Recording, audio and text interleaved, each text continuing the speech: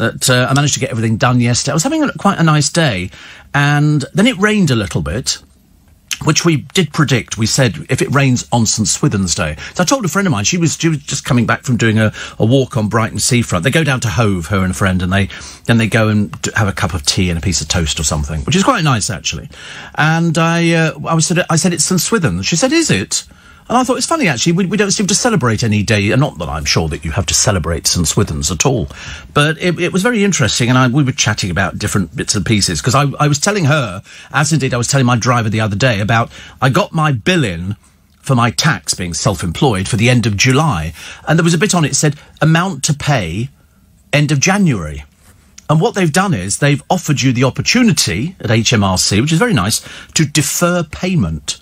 So in other words, if you haven't got your money for your tax because of coronavirus and because of the pandemic and because of people losing their jobs, you can put it off until next January. But remember, in January, you've got 2 lots to pay. You'll have January's to pay. They're hoping that things might have changed by the time you actually get round to that. So, but I said no. I said, no, I'm definitely going to pay mine. I couldn't bear the idea of having 2 lots to pay in January. I know it's like years ago, I was the worst person for paying Visa bills, because you get the bill in from Visa. Now I don't get bills in. It's paperless. It just goes straight to the account and everything else. But what they used to say is, oh, you owe 1,600, whatever it happened to be. I've just made up the sum. But minimum payment, 150 quid. So, of course, you pay the 150 quid, which is false economy, because you're not paying anything. Absolutely nothing at all. And so I learnt that one. I think for years, on my Visa card, I had £3,300. My credit, I think, was about 3,500, but I could never get the 3,300 down. It was really difficult. And what you used to do, and the reason it got up to 3,300, is because in those days, I didn't have very much money. But I did have the credit card, and then I discovered you could get money out on the credit card. The interest rates were astronomical. That's what nowadays, I'm far too mean to let the bank have anything like that. And most of the bank, we told you the other day, Tesco Bank, they're paying 0% interest now. So move it somewhere else. You might get, a percent if you're lucky. We hope. We hope. Somebody says, you think you're working Thomas too hard. Yeah, he tweeted yesterday that he fell asleep on the bus. Did you get that? He fell asleep. I thought it was I was going to tweet him and saying, why you fall asleep on the bus? I know my other producer, Chris, he used to fall asleep on the bus. Sometimes before I'd even got off at Waterloo, I'd look and Chris would be there with his eyes closed on the bus. I've never fallen asleep. I've fallen asleep on the train. That is nice. There's something about getting the train. If there was nobody in the carriage, I don't mind that at all. And then gradually you just sort of nod off to sleep. You get lulled into a false sense of security, and I loved it. And then you sort of wake up and you think, I'm sure I'll pass the stop. And you try and be casual about it, because by this time, everybody's piled onto the train. I felt sorry for a little boy. He was selling stuff so he could buy Peter Rabbit books. And he had an honesty box. I mean, in this day and age, you take your life in your hands. But he was only a little boy, and he had £40 in his honesty box, and somebody nicked it. Isn't that vile? People who do something like that, they probably didn't know it was a little boy's box, but even so, people like that, as far as I'm concerned, 10 years in prison. 10 years in prison. Most people keep ketchup in the fridge, whereas you don't need to. You don't need to keep it in a fridge at all. You can keep it in the cupboard. Most people keep ketchup in the fridge. I don't keep it in the fridge. I just keep it next to the cooker. Next to the cooker. And what did I buy the other day? Oh, I bought a Tefal fry pan with a lid on it, a glass lid. Cooks twice as quickly. I'm becoming quite adept at throwing stuff together. I mean, really, actually, very, very good. Very good. Also, celebs go virtual dating, drags up the usual non-entities. One of them, apparently Pete Wicks. The one who looked like Bam Bam and it's about as boring as a plank of wood. He's on it for the second time. Still can't find anybody. Not at all surprised. Darren Brown's coming back with a brand new show. And what was the other one that I quite like? Oh, the BBC have axed the Andrew Neil show as part of its cuts. I mean, axed Andrew Neil. I mean, it's unthinkable. He used to have a show on LBC years ago, because I used to follow him. He was always quite charming. And I loved listening to him. A very informed, like I can only liken him to Andrew Pearce or to any one of the presenters that we've got who make it all sort of a bit more believable. They make it so you can understand it. They're not using big words that I can't understand. They're using words that bring it down to my level. So the very idea that they're going to axe him is just absolutely ridiculous. Absolutely ridiculous. There must be loads of other... I've got a load of jobs that the BBC have got at the moment where, you know, you ask yourself the question, what in God's name do these people do? Richard Osman has accused stars of relentlessly cheating on pointless celebrities. Big surprise there. I was watching what was it? It was a quiz the other day. It might have been The Chase, where the questions were nigh on impossible. And yet you get the celebrity version, and they're easy peasy, you know. It's a case of, you know, what was the name of the ship that's now residing in Plymouth? You know, was it the Mary Tudor, the Mary Rose, the Mary Carnation, or the Mary Hyacinth? And they were that sort of standard. That sort of standard. Slash university fat cat salaries, say ministers. One of them, I think it's one of the colleges in London. Over £500,000. What a waste of money. Also, Amazon have banned balcony barbecues. You ever seen them? If you've got a balcony, they clip over the railings. I mean, highly dangerous. Highly dangerous. But they've actually banned them because they say that if the thing breaks, it could fall over the floor and you could get burning embers and coals or something. There's a little kiddie playing downstairs, you know, quite rightly. I don't know why they were even selling them. Don't know why they were selling them. And do you remember I told you about Banksy's tube train art? It's got rats. It's worth about £7.5 million. Well, some dingbat scrubbed it off. I mean, seriously, they're employing some pretty thick people. I wouldn't like to sort of, you know, cast the first stone and say whoever scrubbed that off must be the dimmest person going, because all of Banksy's stuff is an artwork. You know, they weren't just sort of little child paintings of rats. They were really good. But somebody scrubbed it off by mistake. Yeah, worth so much money. So much money. Also, what have we got here? Oh, yes, Kate and Jerry McCann would be hugely disappointed, but not totally surprised if the German investigation into Madeleine's disappearance is dropped due to lack of evidence. Do you know, she was described the other day on a TV programme, the most famous girl who they can't find in the entire world. Everybody knows who she is, but it's cost a small fortune. Apparently, the police are now saying, oh, we're just this close to finding out who so-and-so made a phone call to the night before she disappeared. And you think, yeah, believe it when we see it, dear. Believe it when we see it. Just looking at a property. See, just been sold in Ireland for £4,900. It's an island off the west coast, and it's been brought up to 21st century with all modern amenities. Take a look, Steve. I think the price is reasonable compared to some of the houses in Berkshire, says Dion. Yeah, it is an island. It is an island off the west coast. You've got to get to it by boat. You can't get to it by any other thing. So they look lovely. There's no Tesco near you. There's no Waitrose. There's no nothing at all. You probably have to grow your own vegetables, and God knows what you'd be sharing an island with. You know, it's as simple as that. So, I mean, and it's very nice. I've never been to Ireland. I was born on St Patrick's Day, but I've never been to Ireland. Got a poem for you this morning, just after the news at 5. And it's nice, actually. I've sort of read it through a few times just to get to grips with it. Here's this private island. This is one with... It's 5 million. 5 million. 157 horse island. Could you live on an island? No. No, you couldn't. There's no shops. There's no shops. What are you going to do? What are you going to eat? You know? Apart from fish. Or something, you know, but I mean, it's not really the most exciting. Yes, we thought that was Darren's, didn't we? I'm pretty certain that key is Darren's. I don't know why I thought it was that. So the 157-acre horse island, it's populated by seals. Well, I mean, who eats seals? Nobody eats seals, do they? We don't eat seals anymore. See, my fabulous tote bag arrived from across the Atlantic Ocean today. I love it. And can't wait till next year's fundraising. God forbid we could still be wearing masks, so maybe you can design a very cool mask or have Thomas's mother help out. No, it's Corey's mother. I don't think Thomas's mother is good in that particular department. She does other things instead. She does baking, but we can't do a cake, can we?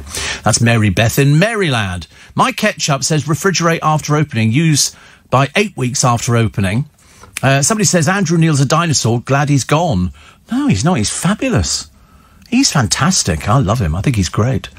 Steve says Marilyn, who's completely doolally. I mean, Marilyn's obviously on some sort of medication. She said it was right to clean off the Banksy painting. It encourages graffiti. Don't be so stupid. Are you terminally stupid, or do you just play stupid? It's a Banksy. You could see what it is. It's very classy. Very classy, unlike any of the rubbish that you do, Marilyn. We've seen your little moniker everywhere. Steve, how can we donate to the boy who had the honesty box? I think he has enough money back again. Thank you very much indeed, which is nice. My bag has also arrived in Bulgaria. I hope it doesn't fade in the sun. So you've got sun in Bulgaria, more than we have. Although today's going to be a good day, isn't it? Yeah. And then people worrying about Thomas falling asleep on the bus yesterday and anything could have happened to him. We wish. And, no. Fancy falling asleep and then telling people you fell asleep on the bus. Morsley, but where's that? Was that near you or not near you? Oh, down past Denmark Hill he woke up. How embarrassing. Did you wake up and people were sitting opposite you going, oh, he's alive? Oh, no. Were you snoring? Oh, how embarrassing. Oh, you drool. Oh, no, dribbling. Dribbling. Oh, that's even worse. Oh, the dribbling and snoring. And then when you wake, because you're normally leaning against the window or something like that. Because you... Oh, no. I've done it on trains before when I've had a couple of sherbets. I have sort of sat there. And in fact, you remember one night I had quite a few sherbets in London, but I took the mayor's advice and took public transport. Ended up and got some godforsaken train station out near Windsor. And I get off the train thinking, oh, God, how do I get home? And there was tumbleweed going down the platforms. I was like in a Wild West town. There were no cars. Yeah. Wah, wah, wah, wah, wah, wah. It's quite nice to see Dominic out there reading the news today. I've not seen Dominic for about a week. Stop it, Corey. We're going to make you sit on the naughty step. OK. Can tell by your eyes. It's been apparently a year since he's been reading. Very bitter. Very, very bitter. There's no need for it either. But no, it's been a long time because he apparently was reading for Last Christmas for me. He was such a big hit, they brought him back again. Love it. He won't be hearing this. He spends most of his time with headphones on. I seriously believe they are super glued to his ears. But he's fit. He's another one. He's very good friends with Bill Overton, and they both run. I mean, I run, but not... No. Simon Conway runs, yes. In fact, Thomas Watts. Yes, I've seen Thomas Watts running. I've seen him in Regent's Park. And Tom Swarbrick runs, doesn't he? Yeah, but he actually runs for a different reason.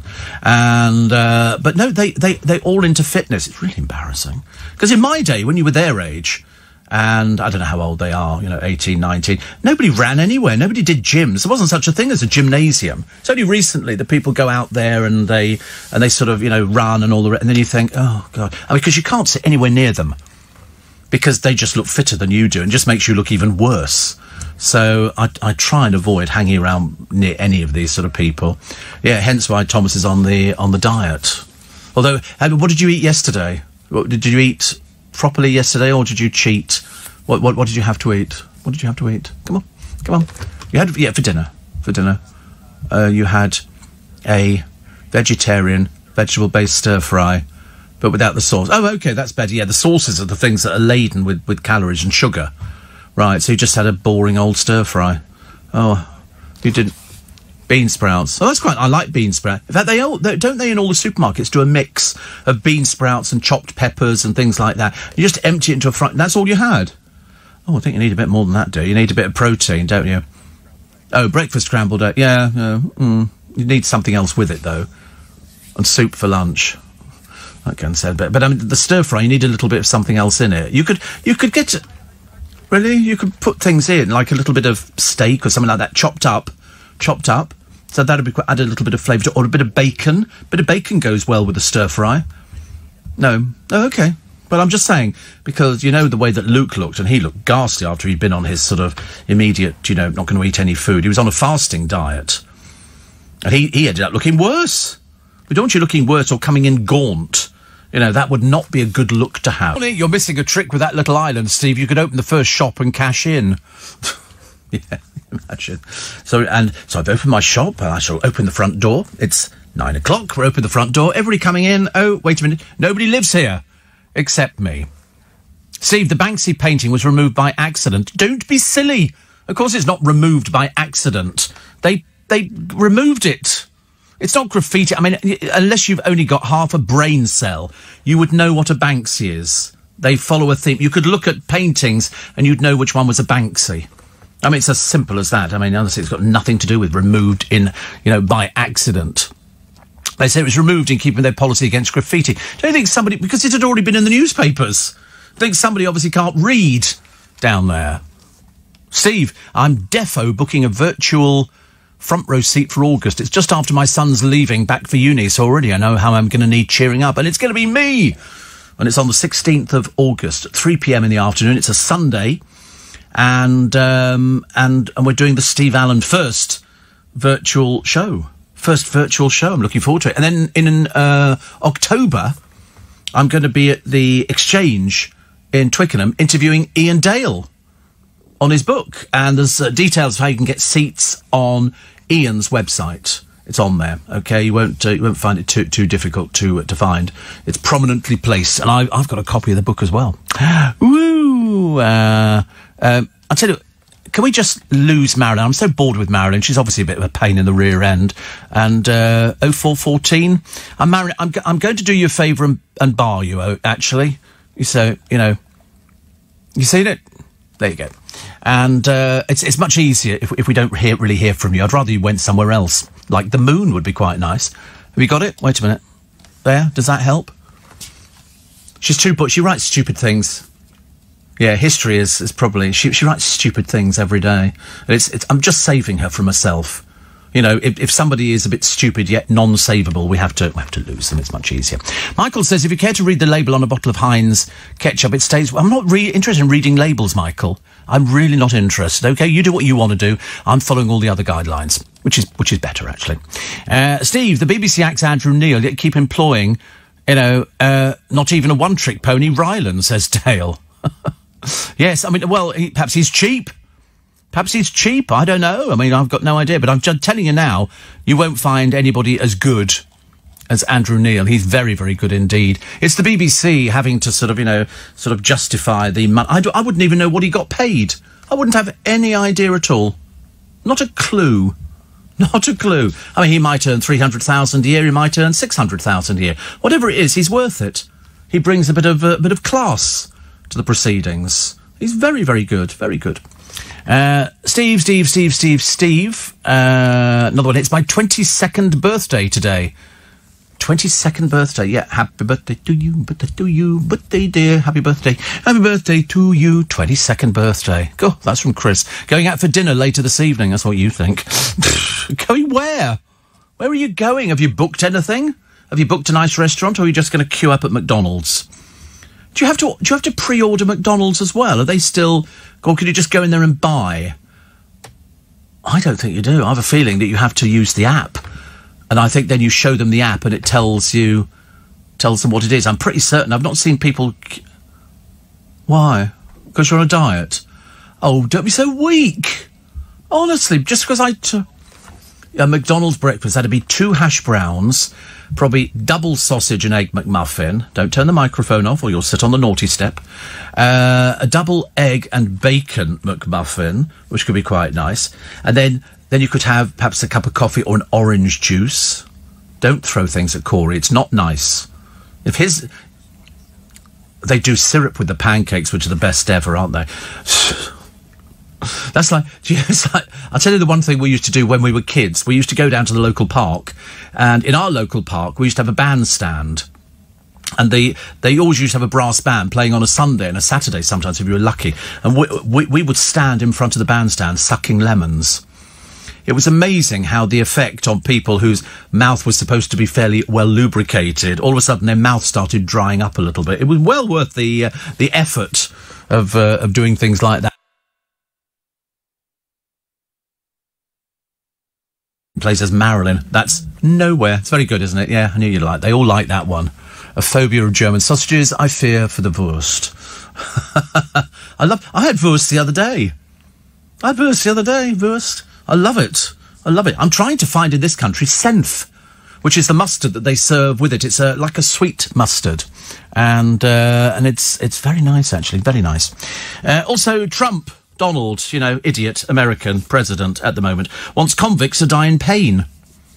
In fact, he's not injured. You know, they've just executed, I think, 3 people the other day. First that they've done in ages. No, there were 2 others later in the day that they were doing. Pretty certain there were 2 others that came up on the list. There was the one who'd waited 16 years, and I'm pretty certain there was then 2 more. Because they have a special, in this particular prison, there's an execution block, which appears to be separate from anything else. And I remember thinking, oh, they're sort of getting back into it again. I'm sure I read it yesterday. So it might or might not be true. You know what fake news is like coming out of America. You found it? I'm pretty certain there were 2 other people who were on the list, but they didn't get the coverage that this first one did because he'd been waiting for such a long time. It's almost hell in itself, I suppose, but to be honest with you, I'm not really bothered. I'm not sure whether we should have a death penalty or whether we shouldn't have a death penalty. That's right, 2 who are still waiting, but I think they're going to be soon. Because if you've been waiting... I mean, the first one had waited, I think, 16 years. Because they leave them on death row as the appeals go through, then they come back, and then eventually it gets to that stage of, you know, we can't go any further with this, so it's going to take place. But, of course, they don't suffer if they're executed. They just give them an injection. There's people behind the scenes. They've got pipes, and only one of the... three people they have behind the scenes, there's only one of them has got the lethal dose in there that goes into the person. So basically all they do is they go to sleep and it stops their heart. It's like putting an animal to sleep. Same sort of thing, just slightly stronger, so they don't suffer. And it is said that Trump wants these people to suffer. When they used to use the, was it Old Faithful, which was the electric chair, I mean, people used to burst into flames. Dreadful. Dan is up this morning. He says, hope you're off to a good start. I am, actually. I bought this lovely patio umbrella. It's in a pale blue. It looks really nice. And the yellow cushions arrived the other day, which I was very pleased with. So they're there as well. And they're waterproof and they're lovely. And I'm very pleased with it. Today, I'm going to hoover the patio. I've got a vacuum cleaner specifically for hoovering the patio. Because sometimes it's a pain. I've got fuchsias in all the hanging baskets and they're blooming falling about all over the place, which isn't the best, actually. 84850 steve@lbc.co.uk. And somebody says, not everybody is interested in popular art. Well, it was worth $7.5 million, so quite clearly they are Douglas, aren't they? Oh, dear. He's a graffiti artist. Yes? We didn't say he wasn't. But his stuff, unlike most graffiti, God blimey, honestly, we've dragged them all out this morning. Oh, sorry, it's not a full moon, is it, or something? Are people sort of wandering down the road going, do-do, do-do-do, dum, like Michael Jackson's Thriller. They all look like that, don't they?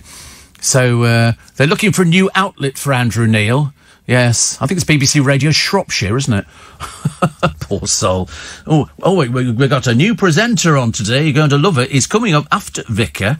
It's Andrew Neil. You've heard of Andrew Neil. He'd be nice, wouldn't he? I think he's brilliant. He was very good on LBC. Steve, every morning I drive from Nottingham to Tottenham. Your show keeps me awake and entertained. Well, I mean, if you're driving, I think the being awake bit is particularly good. I hope so, anyway. I have a phobia of German sausages. I fear for the worst. Very funny, very funny. We won't ban you just yet. And I've just banned another one, actually. There's 2 this morning. I'm so glad that we got rid of Marilyn. She was really, I mean, she needs to sort of wallow in her own sort of bird cage. I bet she's one of these people. I think people who sort of write peculiar things, I think they've got budgies. I think they've got budgies. And I think they sit there going, who's your pretty boy? Who's your pretty boy? Who's your pretty boy? And it comes back, Steve Allen. And so, of course, that makes them angry, which is good. But Marilyn, we've taken away the problems that she has. The rest, unfortunately, is in the hands of God. Steve, I love the idea of buying this island and opening a shop, wondering why nobody turned up. I think that'd be so good. That's like the book A Town Like Alice, Neville Shute's book from years ago, which was turned into a film. In fact, a couple of films, I think. Really nice. Steve, I've seen queues outside the McDonald's in Oldham. Yeah, you can go into a McDonald's and buy, but you can only buy from their menu screens. Because they've just opened the one in Knightsbridge, just down from Harrods. It's been closed for ages. But you buy and then you go in there and show them that... I don't know how it works, to be honest with you. So, but they're always busy. The one at Knightsbridge appears to be open from like 7:30. No, it must be open from 7, I think, because there always seems to be people in there when we go. Paul in Manchester says, I've just looked up Sen's mustard. You get it at Harvey Nicks with white truffle, £5.50. No, it's Senf. S-E-N-F. And it looks like a normal mustard, but it's a sweeter mustard, because I cannot abide Coleman's. It's too strong. My dad used to have it years ago, and we would have it if we had Sunday lunch with roast beef and Yorkshire pudding and all that kind of stuff, and you put English mustard on, it took the roof of your mouth off. It was absolutely unbelievable. And so I decided no. So I bought one a short while ago, and I think it's just called yellow mustard. And it's actually really quite nice. In fact, I had it the other day. It's a mixture between sort of hot and not so hot as well. Steve, instead of vacuuming the patio, could you get one of those really, really annoying leaf blowers? I've got one. I've got a leaf blower. It's not only a leaf blower, it's a leaf sucker. It does both. You just reverse it, and it comes with a bag attached. I bought the thing, and to be honest with you, I've never used it. Never used it. So I gave it to our cleaner, but I think it's appeared back in the building again. I might have to get that, actually, because it's a good idea, isn't it, just to go in and it's so much easier than getting down. Plus, I've ordered a dustpan and brush. I'm nothing if not industrious. I'm very good at I can't bear mess. If I'm looking at hanging baskets, I cannot bear fallen bits underneath them. It drives me to distraction. 84850 steve@lbc.co.uk. So, tomorrow.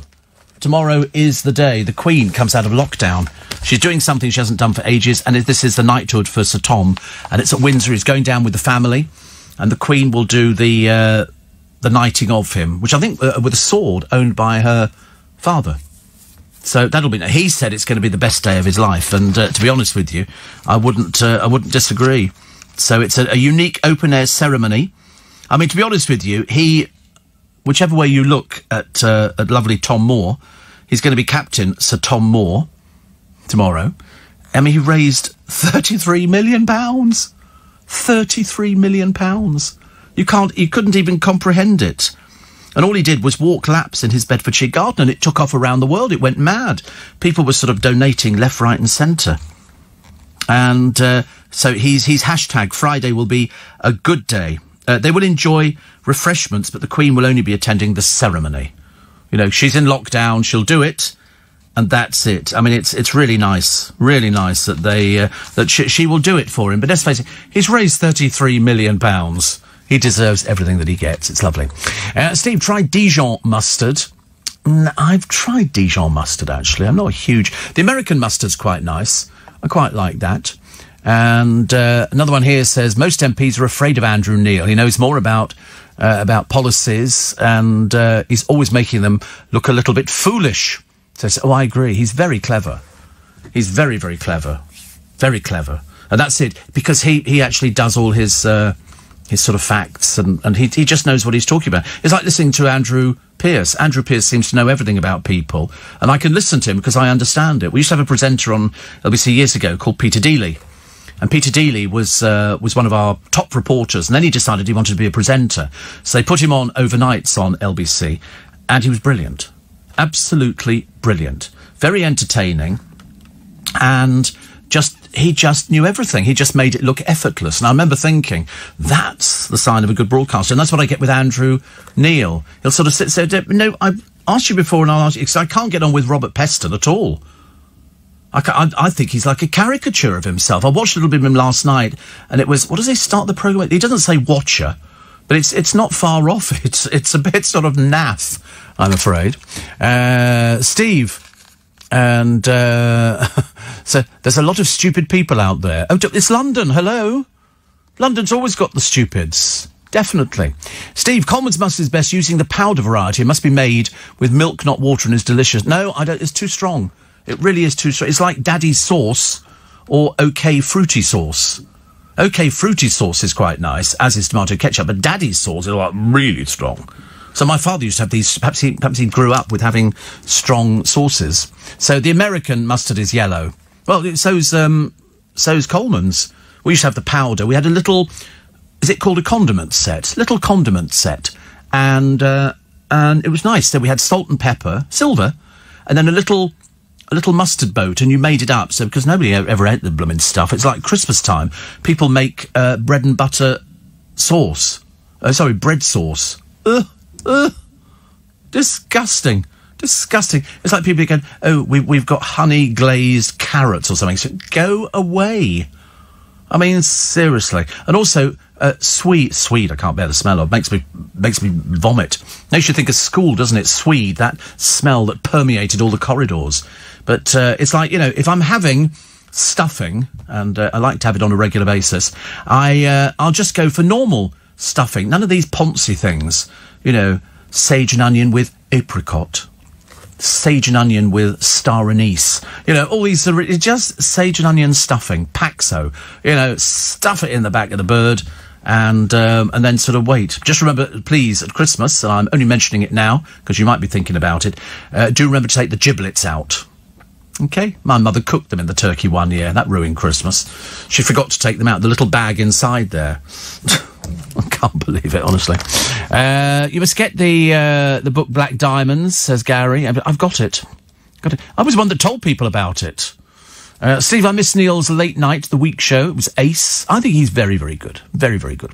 So somebody says, a lot of stupid people out there making me laugh. Lots what people are saying. Slagging off the latest Banksy art piece. I know, it's ridiculous, isn't it? It's pathetic. And, I mean, he even sprayed a Banksy. How can you not recognise a Banksy? I don't know, Ali. Obviously, some very thick people out there. They go, I think you'll find that's graffiti, innit? Yeah. Unfortunately, it's worth 7.5 million. So, name me any one of these other people who's got a Banksy stuck on the wall, and I'll tell you somebody who needs the house knocking down for 7.5 million. Definitely. There's a German shop in Ham across from Teddington Lock that sells the mustard you want. They sell all sorts of German food, sausages and a lot. You can get the ferry, says Gary. There's a German butcher and baker. Don't tell me there's a candlestick maker. I couldn't bear it. I've been on the ferry loads of times. Loads of times. I love it. Love it, love it, love it. Also, what else have we got here? Oh, I'd forgotten about Joan Willett. Joan Willett is the one she's 103, and she's walked 17 miles up and down a steep slope, but she collected 10,000 quid. Now, I'm not decrying 10,000 quid because I think that's absolutely brilliant. But when you compare it to Sir Tom Moore at £33 million, there is no comparison whatsoever. But at least she did it. At least she did it, which is lovely. IKEA mustard is delicious, says Matt in South Wales. You know, I've only ever been to an IKEA once. Never again. Never again. So the government can't... Where have I got it? I wrote it down, actually. It was so peculiar, I had to write it down. So yesterday, the health secretary said masks must be worn to buy a coffee. Then Number 10 said no, but they must be worn on a bus, but not in an office, and not in schools or the pub either. And now you don't have to wear one at all if you feel distressed. So are you any the wiser about where you can wear a mask, where you can't wear a mask? I mean, I think it's a case of, you know, I think you should wear it all the time because it protects you, and it's a case of, you know, surely, you know, you want to make sure that you're here for Christmas. I don't think we can have a Christmas this year. I think it's going to be absolute rubbish. I think next Christmas will be much, much better. Much, much better. David said Mary Rose in Portsmouth, not Plymouth. I've moved it. The electric chair is Old Sparky, not Old Faithful, which is a geezer. Are you a geezer, Dave? I bet you're a geezer, aren't you? Got named Dave. Dave's a geezer name, isn't it? You know, Rupert is not a geezer name. Rupert lives in Chelsea. Rupert will be driving a big 4x4. Dave drives a white van. That's how it works. It's very easy. You know, Tom, really, Thomas, you know, it's kind of like Tom the Piper's son. You know, that's it. And Corey, well, you can make up your own on that one, can't you? I should imagine everybody's had a bit of a laugh, you know, at the name. And everybody's got middle names. Mine is William. William. So, which is great. Mind you, my brother is also William, and my father was William. Which is great. And another one, COVID-19's not gone away, says Grace. I'm afraid my bag was delivered to the wrong address and returned to you. Well, not to me. It won't come to me. It'll go back to where it came from. I don't know why the post office can't follow a thing. They've got a tracking device. So you should contact them and say, well, you better pull your fingers out. Gordon? No, he doesn't. No, he doesn't. Absolutely not. No. I think you're getting confused. Getting very confused. And another one which says, I always listen to your show. Well, that's always very handy. That's from my boss. And, Always isn't a Steve Allen show. Steve, in America, prisoners executed by injection do die in pain and agony because human rights campaigners successfully put pressure on the chemical companies that supplied the right drug so they could cobble together a mixture of what they can get and the person dies in agony, says Jane. I hate Banksy. Well, it's your problem, isn't it? I mean, perhaps you don't appreciate art. Not your fault. And you live in Bristol, so you're starting with a handicap at all. But it's good that they die in agony. But they don't. They just go to sleep. It slows the heart rate down. They were not supplying it a short while ago. They didn't want to be associated with things like that. But they've got 2 more, which will be coming up very shortly. Because you cannot... I mean, the one who was executed the other day was somebody who'd killed a mother and daughter, I believe. Also, sickening assaults on police saw by a third. A violent thug. This one's called Jamie Dewing, will be sentenced next month. He pleaded guilty to assaulting a female police officer. He travelled from North Yorkshire to join demonstrators, and then he's obviously just one of those thick people. You know, and he pushed this female officer, forcing her to fall backwards down the steps and onto her back. She sustained injuries to back and neck, which will require physiotherapy. What a plank. What a plank, you sad little person. Prince Andrew's smiling. You know why? He's not going to talk to the FBI. He said he's already, tried 3 times and he's not doing it anymore. So he thinks the whole thing's a big joke, actually. Big joke. That's why we don't like you. Steve, what's that? Oh, you broken your Alice band. Oh, why did you do it? Because you kept playing with it, taking it on and off all the time. Hasn't Thomas got a spare one? You got a spare Alice band puppet? He'll have one somewhere. He's got loads. He's serious, like Mary Poppins' bag under his desk. There you go. Use the umbrella. Tie your hair around your umbrella. Fancy breaking the Alice band. Don't you keep a spare? You see, now you laughed at me when I said the other day I buy everything in 2s and 3s, because if you break it, then you've got another one there. I went to buy something the other day from a favourite shop of mine. Oh, you look even more ridiculous now. You can't have your hair like that. You look like joined the circus. You can't have your hair like that. You absolutely can't. You look like one of those ghastly Beckham children. Look at this picture. Oh, it's so dreadful. Honestly, I will not have people on my programme looking ridiculous.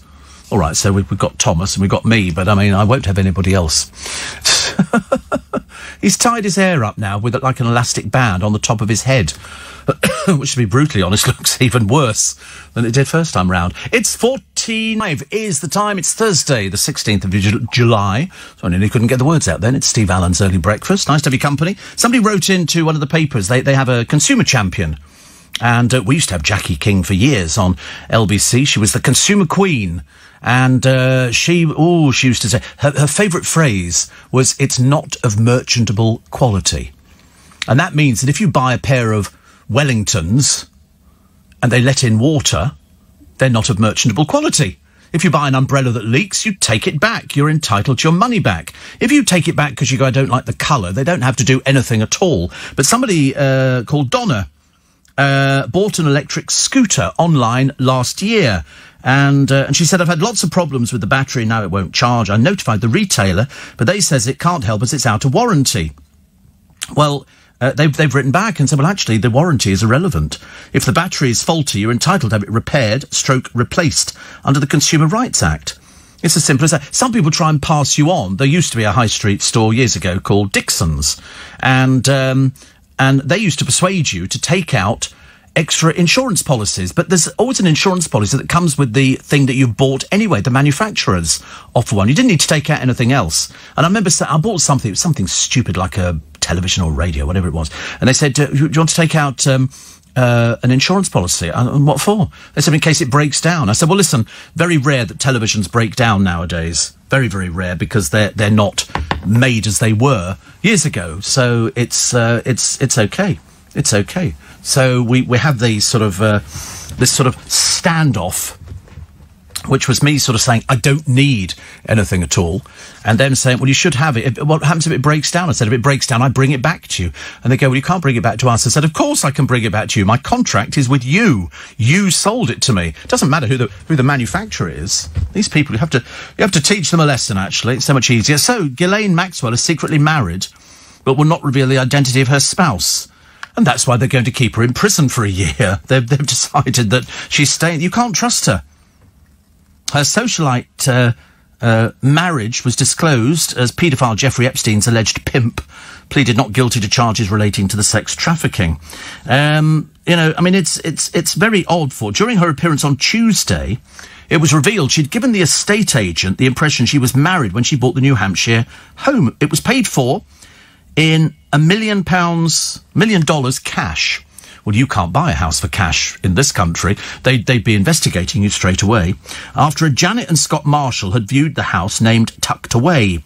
They told the estate agent Mr. Marshall was an ex-British military who was writing a book, while Mrs. Marshall was a journalist who wanted some privacy. It was only when the FBI showed the seller a picture of Maxwell that she identified her as Mrs. Marshall. The house was owned by a newly formed company called Granite Reality. I mean, it's a woven thing here, isn't it? Absolutely terrible. So that is why she's going to be staying there until and it could be next year, I think, that this trial hits the courts. I think July they're looking at, but they don't want to give her bail because they're worried she'll skip. And she has had 69 different locations in a year. She just kept moving to different places. And it took them ages to find her, so they're not going to risk it. So they've decided that she will stay where she's supposed to be. Steve. Another one here. Drowning takes over 20 minutes to die. Lethal injection, best and quickest. It's absolutely. It takes 20 minutes to drown, does it really? I would have thought the moment your lungs fill with water, you're going to be pretty much dead. I would think that'd be a lot quicker than 20 minutes. Only guessing. Somebody says they need to think twice about getting rid of Andrew Neil. Well, they've not really sort of got rid of him. They want to use him about a new interview series. But it's just that there's 70 posts are going to be lost from BBC News, adding to 450 announced earlier. It takes that many. Every time they do the news on the BBC, they sort of cut to this room of people basically doing nothing. How many people does it take? We've got computers now. You don't need to sort of send it out by homing pigeon. You just need to sort of sit. You don't need that room that they've got. You can walk past the back of it, actually, if you really want to annoy them. And you can look into their newsroom. Tell me if you manage to, and especially at night time, there's hardly anybody in it. Hardly anybody there at all. Total waste of money. And as I pay for it, we have to change all these things. But Fran Unsworth, Director of News and Current Affairs, said COVID-19 has changed all our lives. We're still covering the most challenging story of our lifetime, but if we don't make changes, we won't be sustainable. Well, I mean, most of their redundancies were voluntary. I think they were asking for voluntary redundancies at the BBC. But it's always been woefully overmanned. Seriously, radio programmes, an absolute disgrace. Absolute disgrace. Far too many people working on them. You don't need that many people to do radio programmes. You just need a presenter and a couple of decent producers. And what the other ones do, I've got no idea at the BBC. Oh, please take your hair down. It looks ridiculous. You're not keeping it like that, are you? You're like Anne Boleyn preparing for an execution. Not that I was there for Anne Boleyn preparing for an... Do you know what you look like? You look like that, the bloke who's in... what's that? It's a musical. And it's a musical. And, I can't remember what it's... He does look a bit like Tinky Winky as well. But is it Miss Trenchcart or something? Trenchcart? Miss Trunchbull. Looks exactly like that. Exactly like that. What's the show called? It's... I know, but I've forgotten. I've had a... Matilda. Fabulous. Fabulous show. If you've never seen it, it's one of those must-see shows, actually. That's what you look like. Yeah, but you look like the school teacher. Very Wagner. Super part. Super part. Dame Jane Goodall says that we can save the planet. Well, I thought Prince Harry was doing that, but it turns out not. It turns out they are, in fact, the worst people to tell you about anything because they've completely gone off kilter now. They're driving gas-guzzling cars. They have no sense of it, but they think they can lecture you. But they can't. Steve, on this day in 1546 at Smithfield, Anne Askew was burnt at the stake. Really? Anne Askew? I should get the boys to check on that one. Anne Askew, burnt at the stake in 1546. What did she do? Mind you, in those days, they used to hang children.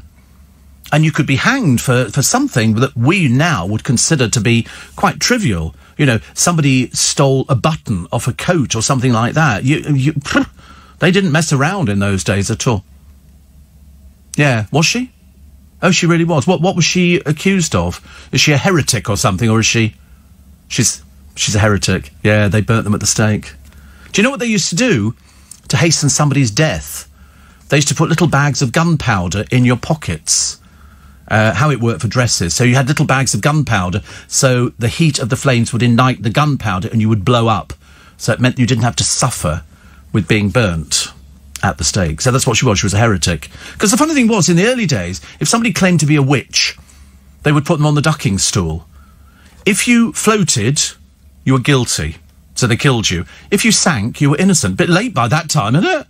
That's how it worked. If you sank, you were innocent. So they'd have to quickly whiz you out and try and resuscitate you. But if you floated, I thought it would have been the other one. Yeah, somebody says 20 to 40 seconds to drown. That's what I would have thought. The moment you intake the water into your lungs, then it's game over. As soon as you aspirate, yeah, you're in trouble. Yeah. Yes, to be honest with you, I think the lethal injection, I don't know how long it takes to actually do that. They always say so-and-so died at a certain time. But it's the one that they don't suffer from, unlike their victims who suffered quite badly. Still to come, the story of the con man who sold a couple's home to pay for his hair transplant. Anyway, the judge has said, I think not. I think not. He also bought a business class flight. He sold their house for £200,000. And this snidey little con man called Syed Bukhari has now got to repay £300,000 back. That's good, isn't it? That's very good. Plus, we've also lost... we lost that lovely actress from Emmerdale, which I'll tell you about a little bit later on. And also, Maurice Reeves has died, aged 83. He was in Last of the Mohicans. Born in Sunderland, the EastEnders actor was brought up in Glasgow and built a reputation for playing villains and hard men. You often wonder, don't you, when you look at some of these hard men in these films, you think, oh, you really like that? Or are you going to come off stage and go, that was absolutely fantastic. I'm so glad I did that. Also, the grave robbers or historians, Titanic's battle over the wreck of the tragic liner. And they've got pictures of the wreck on the seabed. It's falling apart. It's being eaten by sort of insects. And the families, I didn't think you were allowed to take stuff from it. I thought it was classed as like a war grave. You can't go there. It's like Egyptian tombs being raided. You see, I'm a bit funny about Egyptian tombs. Because I always think that's somebody's last resting place. And at the moment, poor Tutankhamun, who died at the age of 18, is exposed. His body is exposed, apart from a little towel over the middle bit. I mean, that's not right, is it? They should have dressed him up in his finery. He's a blooming king, for goodness sake. Ridiculous.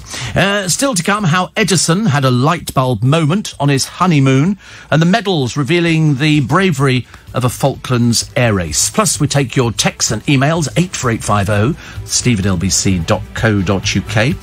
And we've got so many stories in the papers today, including the 15th of July, and it's Steve Allen's Early Breakfast till 7. Steve, the person who said it took 20 minutes to drown must have been using a straw. Probably right, actually. Probably right. What have we got? Oh, we've got a poem coming up in a moment. Brace yourself for this one. Brace yourself, it's a good one. And how Edison had a light bulb moment on his honeymoon. The rare sketch of a light bulb design from Thomas Edison, he was on his honeymoon, are now come up for sale. They're expected to go for around £90,000. It's an online auction. The 7 pages of notes, measuring 7 by 5, are all done while he was supposed to be relaxing in Florida with his new bride called Mina Miller in 1886. And it's interesting, isn't it? I mean, this is historical. He died in 1931. He still found time to marry twice and father 6 children. But these drawings show his continuing tinkering with the light bulb in the years after its invention and patenting. Clever man, clever man. Right, who did the telephone? Who did the telephone? I can't remember. But that was another one. Although it can't be much use, could it? Because you had to find somebody who actually had another one so that you could actually talk to somebody. By the way, I found my mustard. Somebody very kindly put it through and said you can find it on Amazon. So I bought my Senf on Amazon and it'll be delivered tomorrow, which is I like. More computer problems for Warren. More computer problems. He says 7 hours. 7 hours of computer. You really need to change this computer. It's not good enough. Even Thomas would have changed it by now, and he's always the last person. So it would no. Tom is very angry about things like that. So this morning's poem, are you going to brace yourself for this one? This is, I'm told, frequently said to be the shortest poem in the English language. Written by Strickland Gillen, who lived between 1869 and 1954. And the poem is called Fleas. Adam. That's it. Okay, that's it. The shortest poem. Adam. Okay, Fleas. And that's it. Shortest poem. Oh, Thomas has only just got this one. It's the best one ever, isn't it? I thought you'd like that. Yeah. Tomorrow we might go back to humour. Who knows? But yes, so Fleas by Strickland Gillen, Adam. That's it. I don't think we've had... You'll be sitting at home now going, is he serious? Is he quite serious that that's the poem for today? Yep, I'm quite serious. It's not the best, but it is certainly the funniest. And Sandra says, getting back to Marilyn's birds, mine prefer to say, good boy, pretty boy. No, sorry, good boy, pretty boy never. Birds will only say it if they like it. It's clever, though, isn't it? It must frighten them the first time they actually form a word, which I like. Steve Edison. No, it's Edison. Edison. Edison. Okay. Have to correct people. Steve, you didn't mention Anne Askew, one of the earliest known female poets to compose in the English language, and the first English woman to demand a divorce. She was way ahead of her time. Yeah, well, she died at the stake. She was burnt. One of those popular sort of burnings in London. We used to have them all over the place, everywhere. Everywhere you went, there was sort of different sort of executions. It's like picking up the local paper and they go, oh, there's a good one today at Tower Hill. You know, they've got a good one there. Over at Tyburn, by Marble Arch, which is all coming under a bit of redevelopment, the Tyburn tree was the thing that hanged people, and people would go through London, I think down Oxford Street and loads of places, on the carts, which had brought them from the prisons, and on the way down, they would stop at pubs. People in the pubs would be jeering and waving, and they became celebrities. They were going on their way to the gallows. And they go, yeah, good on you, you stole. I think there was one of them, a highwayman. He cheated death on about 3 occasions. It didn't work. They were trying desperately to hang him, and it didn't work. And in the end, he did escape from prison. I think they did find him, and I think they sort of made it, you know, so that he didn't try it again. But it was good stuff. All good stuff. And then they'd actually get there, and they'd be on the trucks, and what they'd do is they'd have to climb up a ladder. You had to go to your own execution by climbing up a ladder. Then they'd pull the ladder away. And then you'd be sort of left hanging there, and then they'd take the bodies down. But they did, I think, 13 in one day. Up at Tyburn. The tree at Tyburn. Steve, that Adam poem, so funny. It is, isn't it? I mean, you can try that. It is known as the shortest poem. Fleas. Adam. There you go. See, the first time that he heard it, he didn't actually get it, actually. Steve, I scared the postman today by going to the door completely naked. I'm not sure what scared him more, my naked body or the fact that I knew where he lived. It's almost as bad as the Wurst one, isn't it, really? You can buy true Swiss senf called Tommy from the German deli on Park Street, opposite Borough Market. I love Borough Market. Have you ever been to Borough Market? That's a really good market, isn't it? Thank you, Nicola. And I grew up with this mustard as my mum was Swiss-German.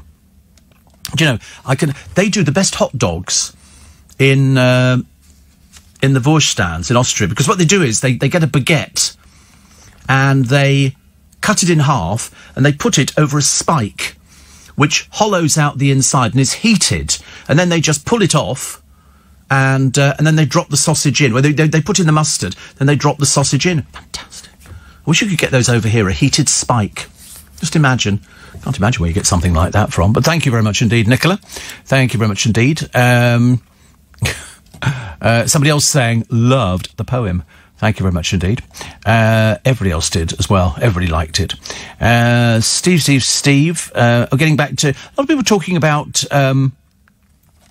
keeping budgerigars. I was always told, keep 2, don't keep 1, because 2 can talk to each other. 1 poor bird sitting in a cage, yeah, it gets depressed. It sits there, it'll pull its feathers out or everything else. 2 of them, they can chat away like, what sort of day have you had? And the other one said, well, I went and sat on the perch at the end. There's a cuttlefish. And had a quick go at that. But if you look at what they're in, they're not in very much. I knew somebody Well, actually, I've got a neighbour, and they have theirs that flies around the room. It's not a budgie, it's like a parakeet.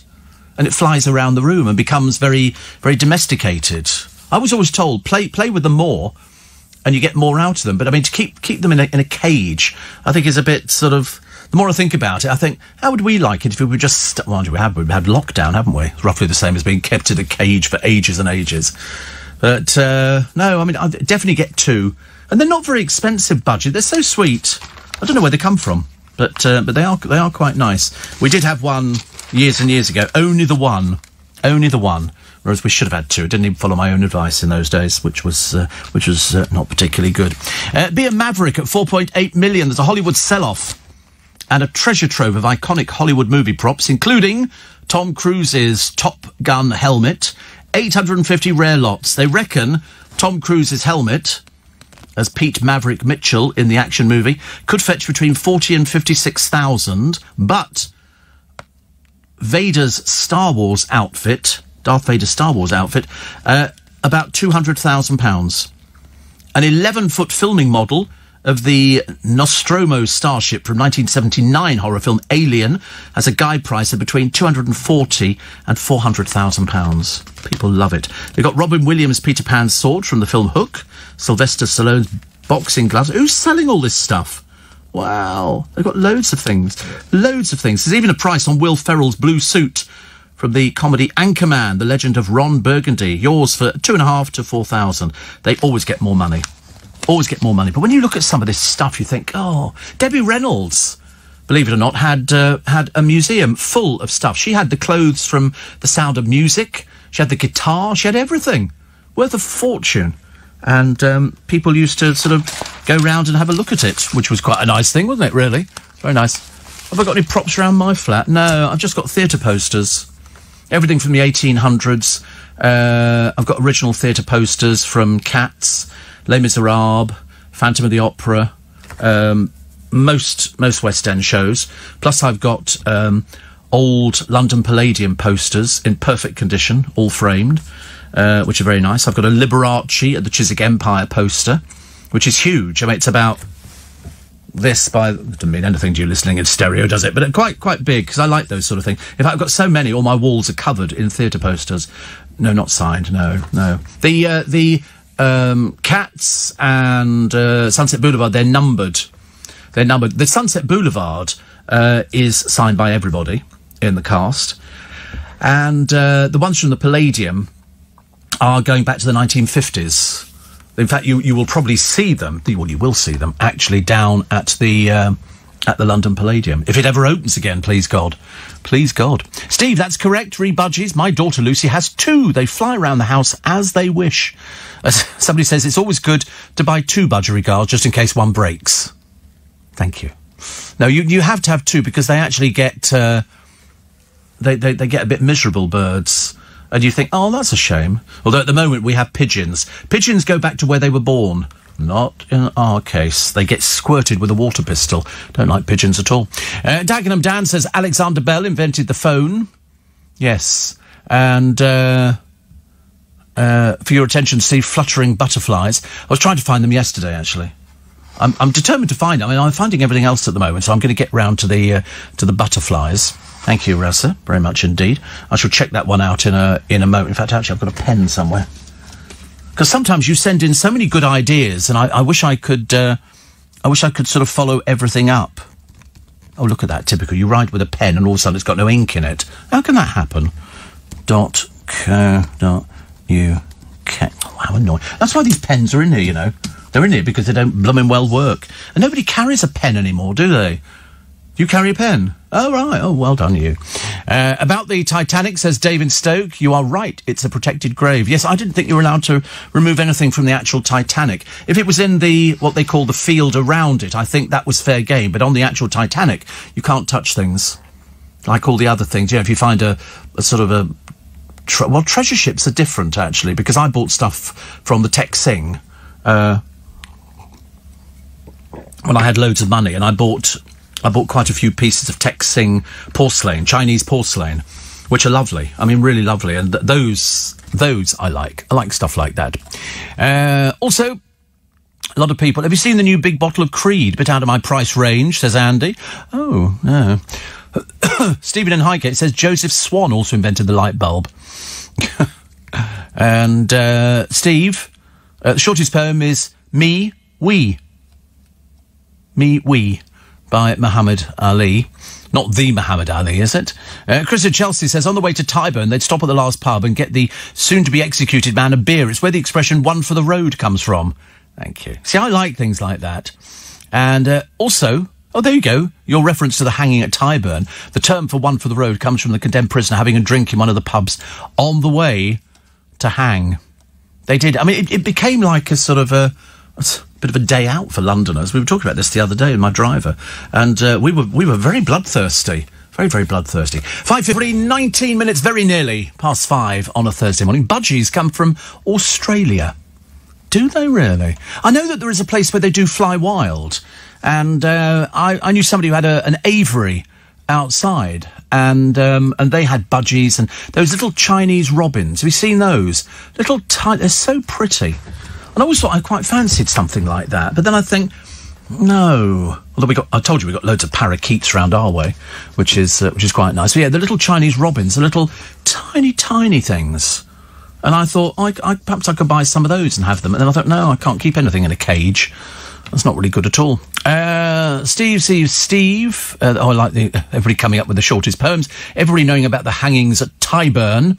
The Tyburn tree. Wouldn't it be funny? Apparently it was in the middle of the road. There's a plaque in the... Don't try and look for it. You get run over. But there is a plaque in the middle of the road that said, this is where the Tyburn tree stood. It's over from the nunnery up there, or whatever they call it, which is the Little Sisters of Tyburn or something like that. So tomorrow, big day for Captain Tom Moore, knighted by the Queen tomorrow, doing it outside. But one of the best days for him. Oh, wait for this one. This is how desperate we are at the moment. Gemma Collins runs 6 mobile phones and has no idea why. I mean, how stupid. The 39-year-old confessed when she realised how much she was spending on phone bills, she was shocked. Speaking on her podcast, I mean, they're desperate to come up with any old rubbish on this thing. She said, I actually looked at my bank statement the other day. Well, that'll be useful, wouldn't it, dear? You know, if you're a supposedly intelligent person. I've got 6 phones that I'm paying for that I didn't know I was paying for. That could only... And then she writes, that could only happen to the GC. What, being thick? Yep, you're quite right. Nobody would ever be as thick as you, dear. So, you know, phone company's not going to tell you. You're supposed to check these things. Mind you, perhaps you can't read a bill or a statement or something like that. We've dug up info on the Queen of the Nile because there is a programme that's coming up on Channel 5 tonight at 9 p.m. called The Hunt for Cleopatra's Tomb, which is very interesting. So what they've done, I mean, she is the most famous queen. Oh, I don't know. Danny LaRue was fairly popular in that department. But anyway, they have never found Cleopatra's burial. But there's a new documentary, and they think that archaeologists could finally be close to solving the mystery and discovering her whereabouts.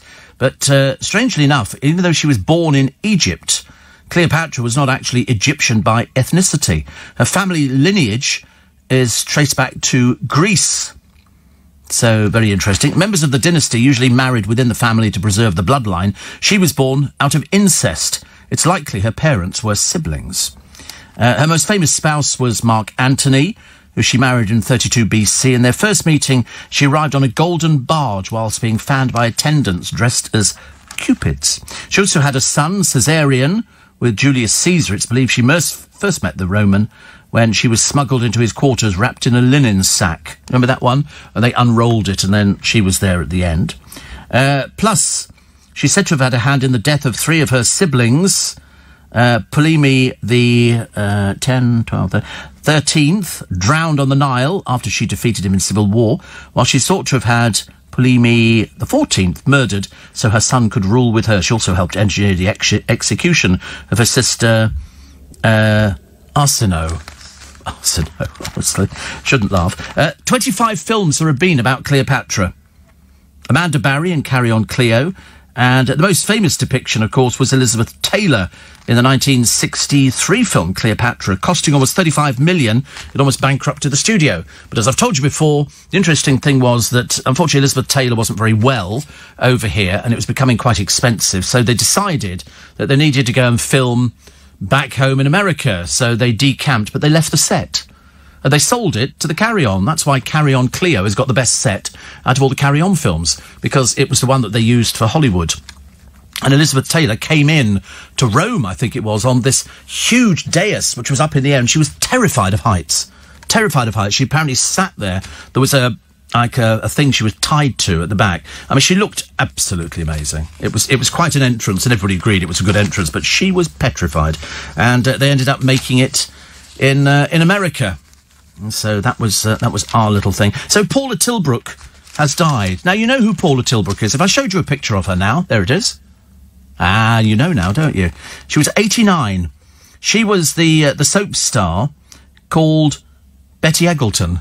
Do you remember her from... she was very good friends with Stan Richards as well. She began in 94, left in 2015, but returned for a short cameo in that year's Christmas episode. Her character finally departed Emmerdale after finding love in Australia. She starred alongside Seth Armstrong, and a spokesman for Emmerdale says the family of Paula Tilbrook are sad to confirm she passed. She died of natural causes.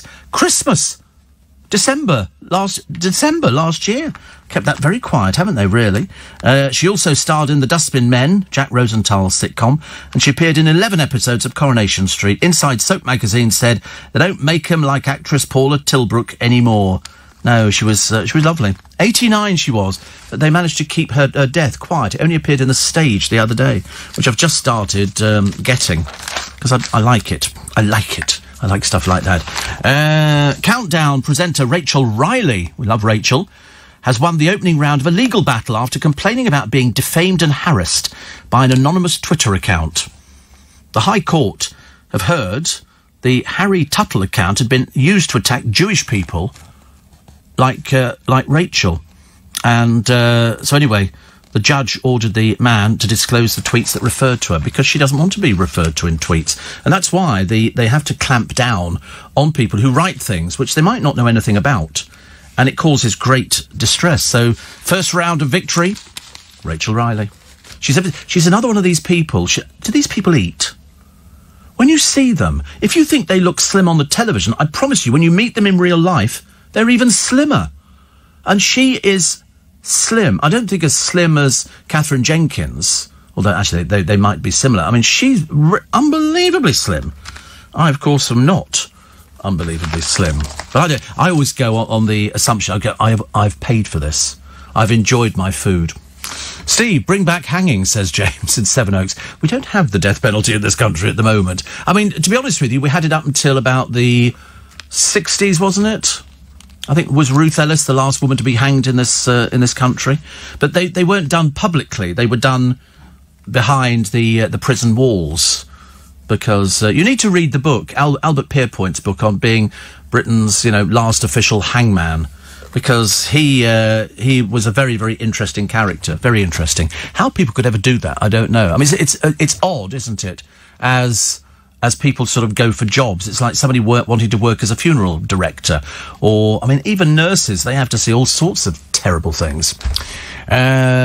Steve, it's amazing, isn't it? They can find all these long-lost queens and kings and treasures, but they can't find Madeleine McCann.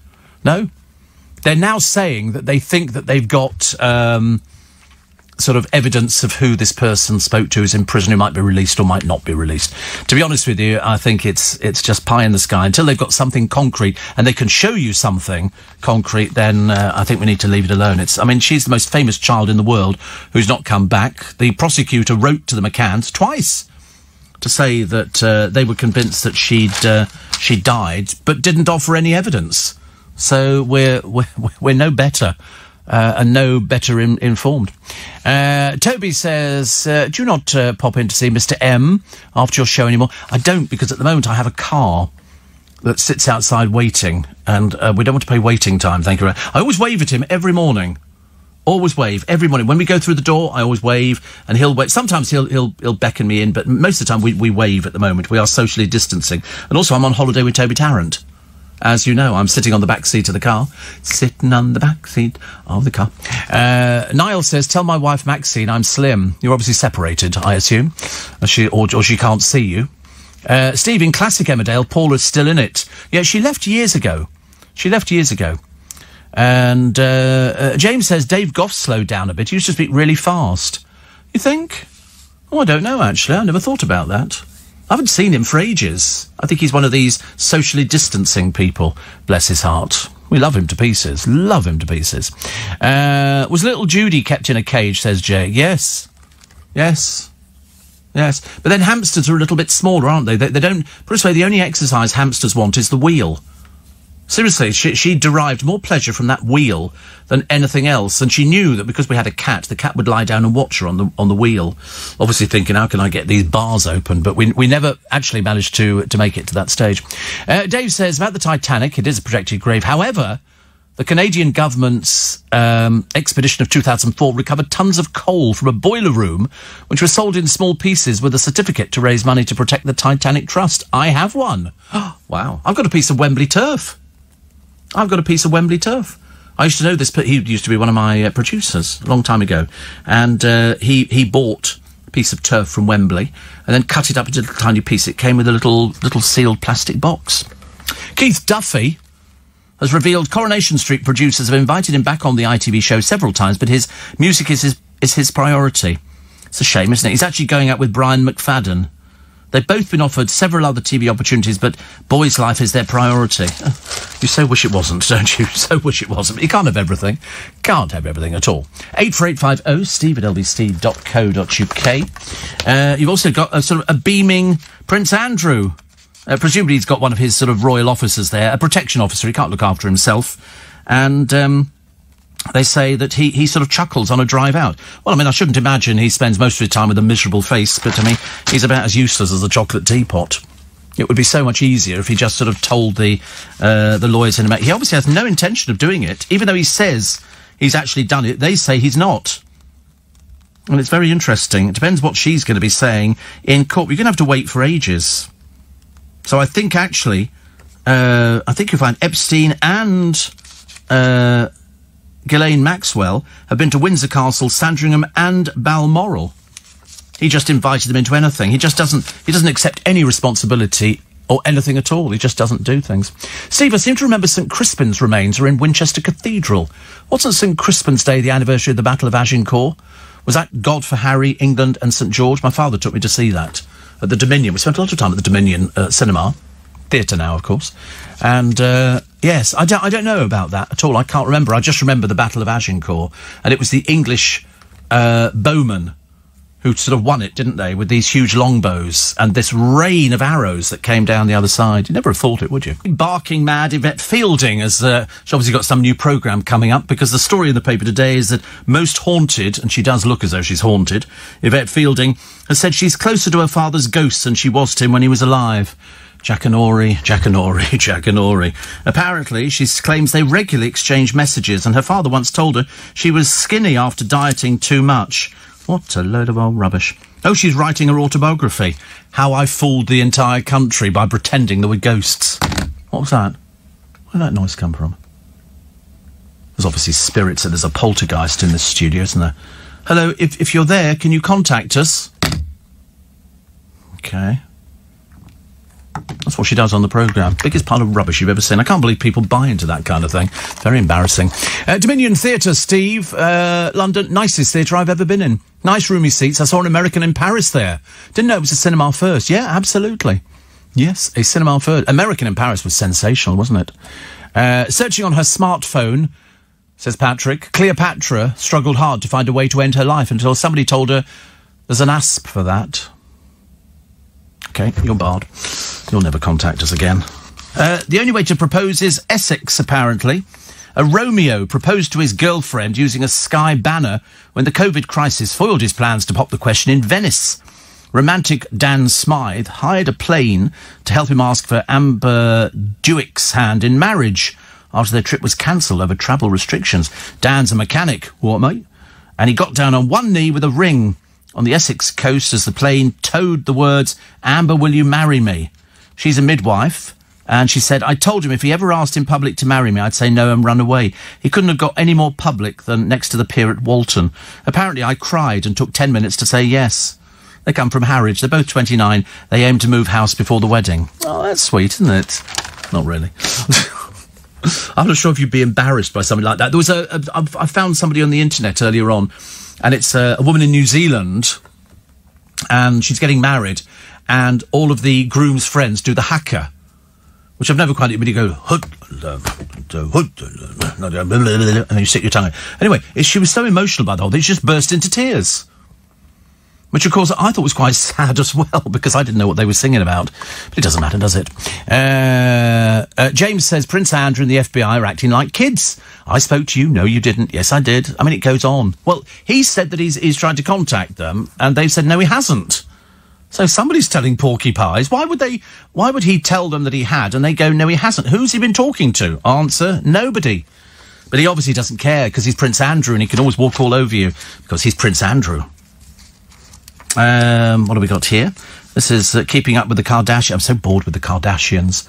We don't know anything about them, do we? Although I do love a programme when celebrities go and surprise people who are fans. So you'll have people there posing with something, and then the celebrity would come in at the back and stand there. And they did it with Daniel Radcliffe a few times. Taylor Swift did quite a number. And the people there going... And then there's a little boy, wearing full makeup on, and I can't remember what his name is, but he advertises women's makeup. He's only young, he's like 12 or 13.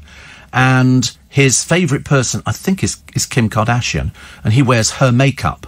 He said, I don't know anything about him apart from he's been on the television. I think his name might be Christian, but somebody will have to tell me because you've seen him before. And he features on this thing, and he turns to me and goes, "Oh, Kim, I think I might faint." It's very like that, very like that. But he's got full makeup on, including eyelashes. But he's only a little lad. So here's the talented actress. Honestly, we have to wait until till Paula, as Betty, dies. And they've kept it since December. She died. I mean, good Lord above, we're into sort of July, heading toward... But I thought she was great. She was one of those sort of characters, and she popped up in all sorts of things. But mainly, I think she'd be famous for Emmerdale. 89, and it was a nice peaceful ending, so good for her, actually. Steve, I love your riveting stories. I like the one when you had a hamster exercising on the wheel, and the cat lay there looking at it, wondering if I could get the cage open. Well, they do, don't they? Because it's a case of, wait a minute, I can see a little bit of tasty food, but I can't quite get to it. And the cat used to sort of get its head right up there and sort of roll over on its back, like that was going to impress the hamster. Never going to happen, is it? Never going to happen. This boy, age 5, has got cash and messages after people nicked from him. His name's Harry Clark. He began selling eggs, as well as goat's milk and soap made by his family outside the home so he could buy Peter Rabbit magazines. That's how simple his life is. He's only 5. He made sure the mini shop was regularly stocked and even created a colourful sign.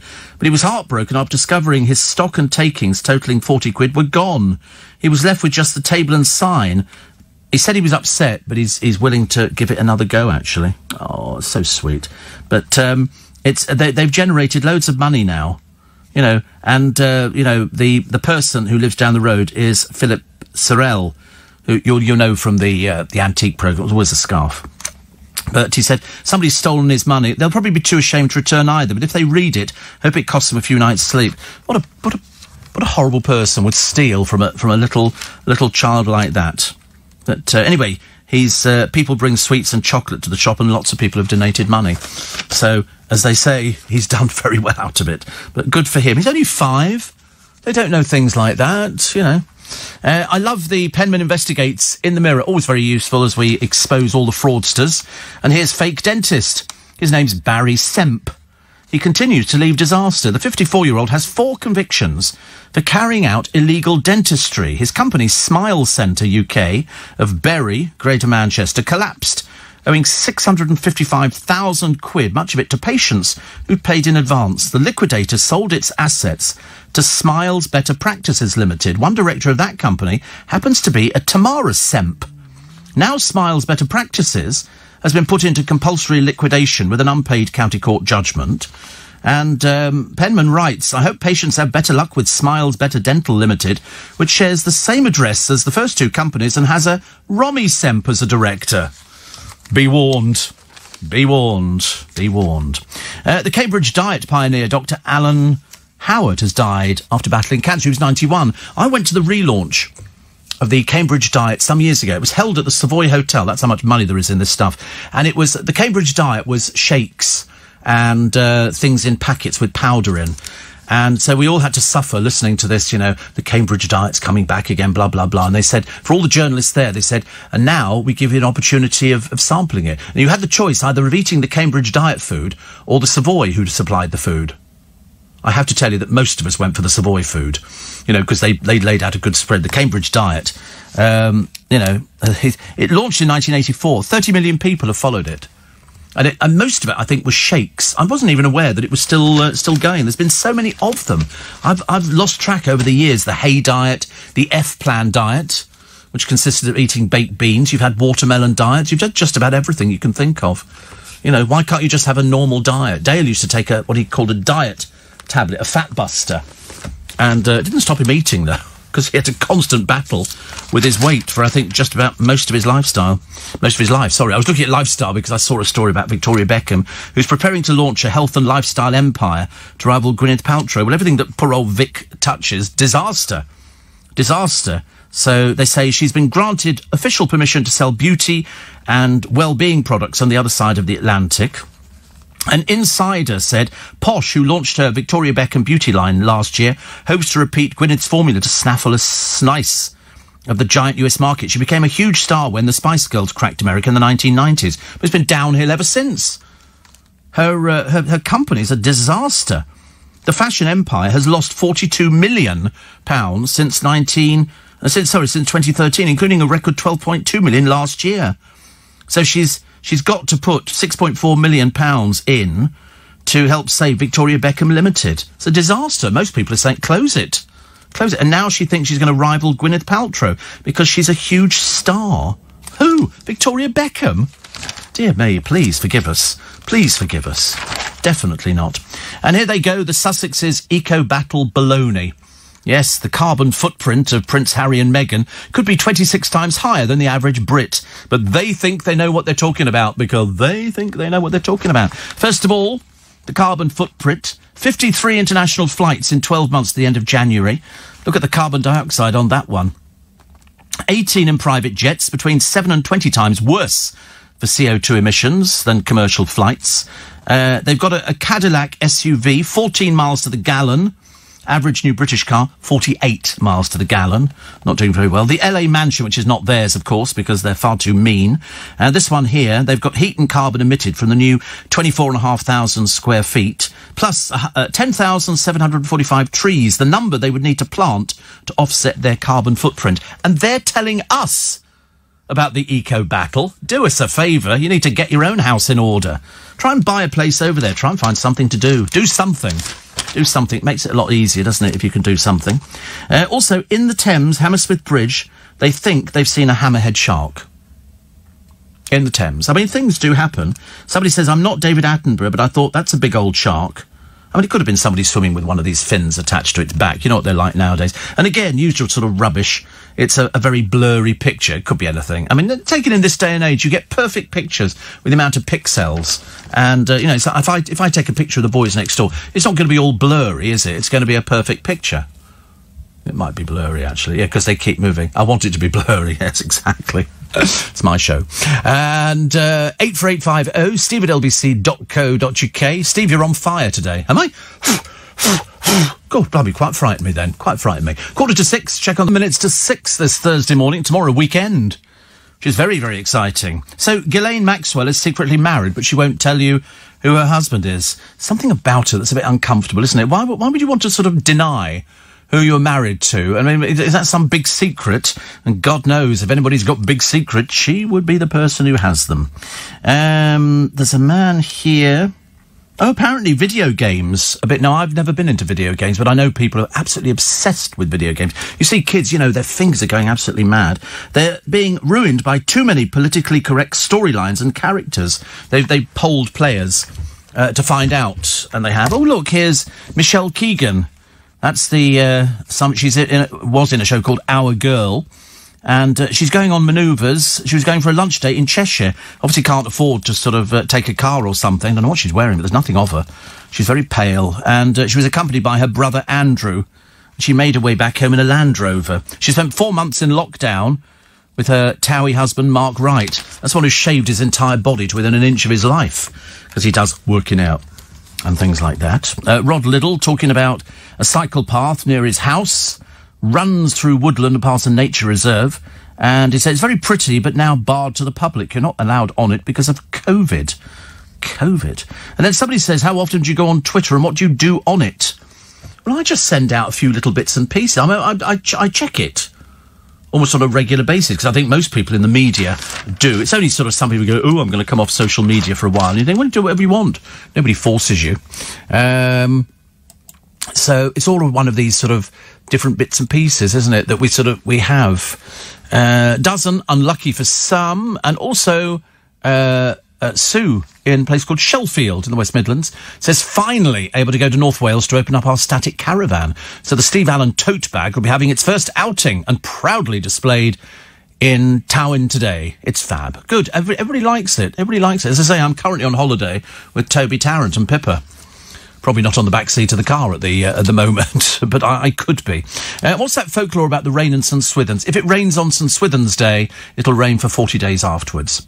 But what we had yesterday was not really rain. It was just what I call sort of light rain, which is good. My family, Steve, lived in Dagenham, Heathway. I'm 59, had a family of 5 brothers, 5 sisters of 13 with mum and dad.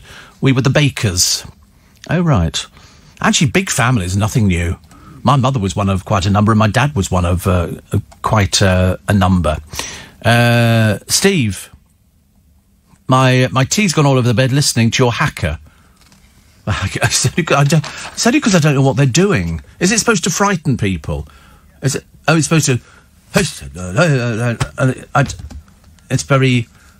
It's Maori, isn't it? It's Maori.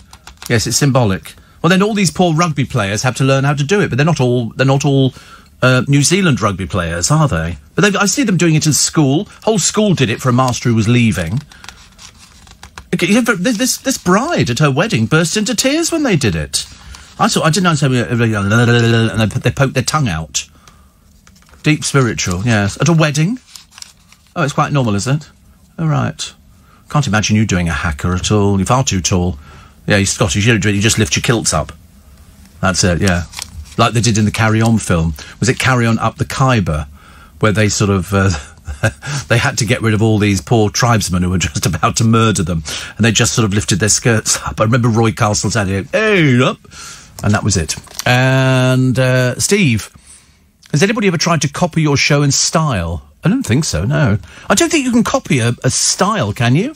Can you copy something? I mean, because obviously it only works because of the way that I do it or my voice. So anybody else copying it, it's not like sort of copying, a song or something like that. It's... I had various celebs sitting in... Oh, years ago, I had lots of people. No, they just did what they... Nobody can sit in and do something. It's like if I was sitting in for somebody else on LBC, I wouldn't copy their... I'd have to do my show. I'd have to do what I do on the radio. So, I don't think you can ever copy. It's not like copying an act. Like we had Piff, the Magic Dragon... And then over in Russia, I think it was Russia, somebody had copied John Vanderput's act, word for literally everything. Exactly the same. He'd copied the costume, he'd copied everything. It was unreal. Everybody was talking about it and saying how terrible it was. And, Steve, is Michelle Keegan anything to do with Kevin Keegan? No, I don't think she's to do with anything at all. She was in a dreadfully... thing called Our Girl or something like that. I can't remember what it was called. Nobody. I didn't watch it, so it doesn't make any difference. Tough few months for Jacqueline Josser, and she's got her smile back again. Yeah, well, it's a posed picture, and she's well away from her husband Dan Osborne. So she's in Ibiza with Charlotte Crosby and Billy Fears. What these clothing companies do.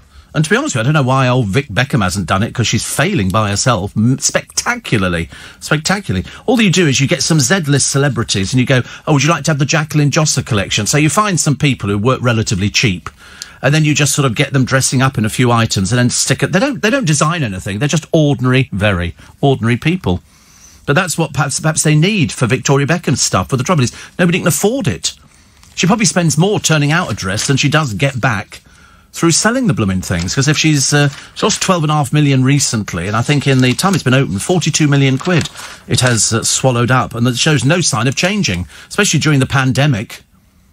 And then if you remember, she was going to get the staff furloughed until somebody went, don't do it. You've got, enough money in the bank to do this yourself.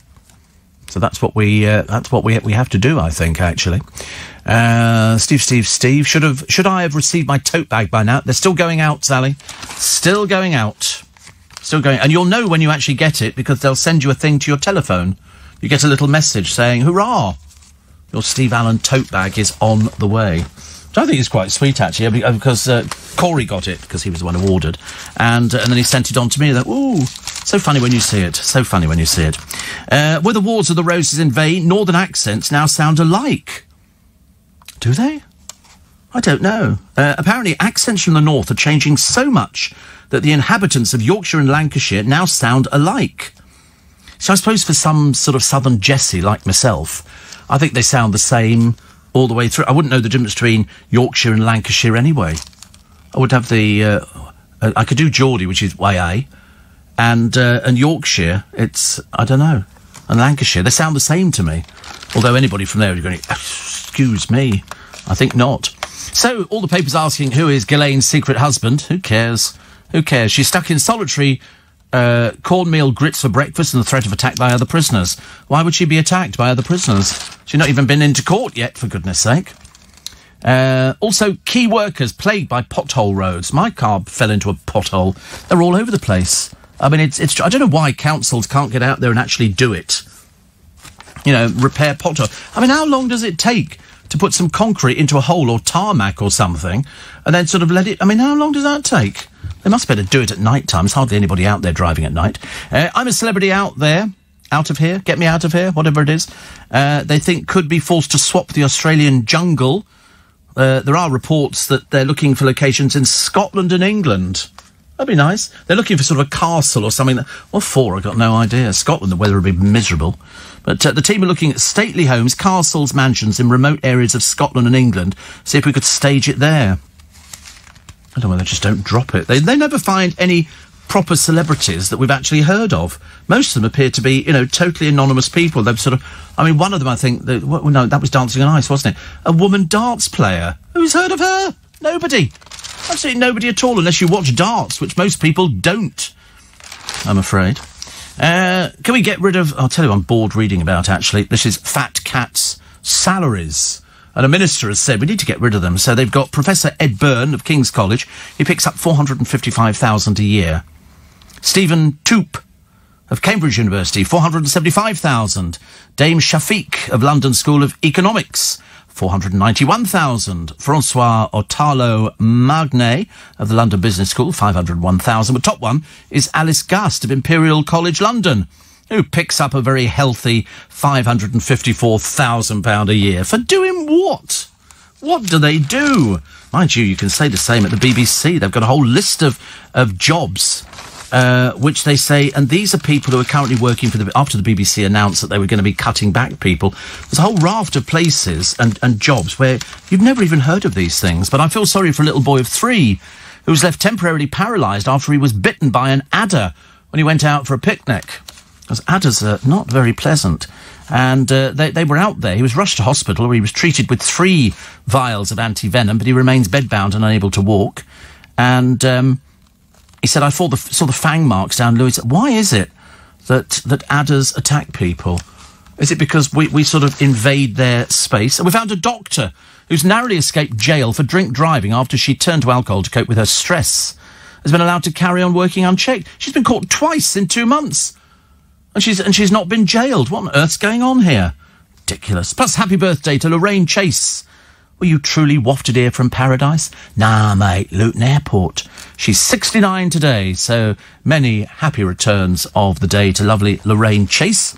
Also, the illustrator of children's books from Merseyside, Shirley Hughes. She's 93 today. Many BC. Although I must be the only person in the building who does an early breakfast show but hasn't eaten. I mean, I seriously believe that there should be somebody cooking in the corner here, and doing sausages and eggs and toast and stuff like that. I don't know how I'm getting through. I'm wasting away here, actually. Wasting away. Nice to have your company. I hope you are well. Tomorrow is Friday, start of the weekend. Today is not the weather supposed to be particularly good. We were threatening it the other week for you. Hey, Siri, what's the weather like today? It's currently cloudy and 16 degrees. Expect partly cloudy skies starting tonight. Today's high will be 23 degrees and the low will be 16. Chance of rain 0, so 23, double it, add 30, approximately. You know, we're not bothered about 1 degree, nobody can tell the difference. So 46, 76. Is that good for us? I don't know. 76. I mean, as long as we get a bit of sunshine, but I don't mind the overcast bits. I can cope with the overcast bits.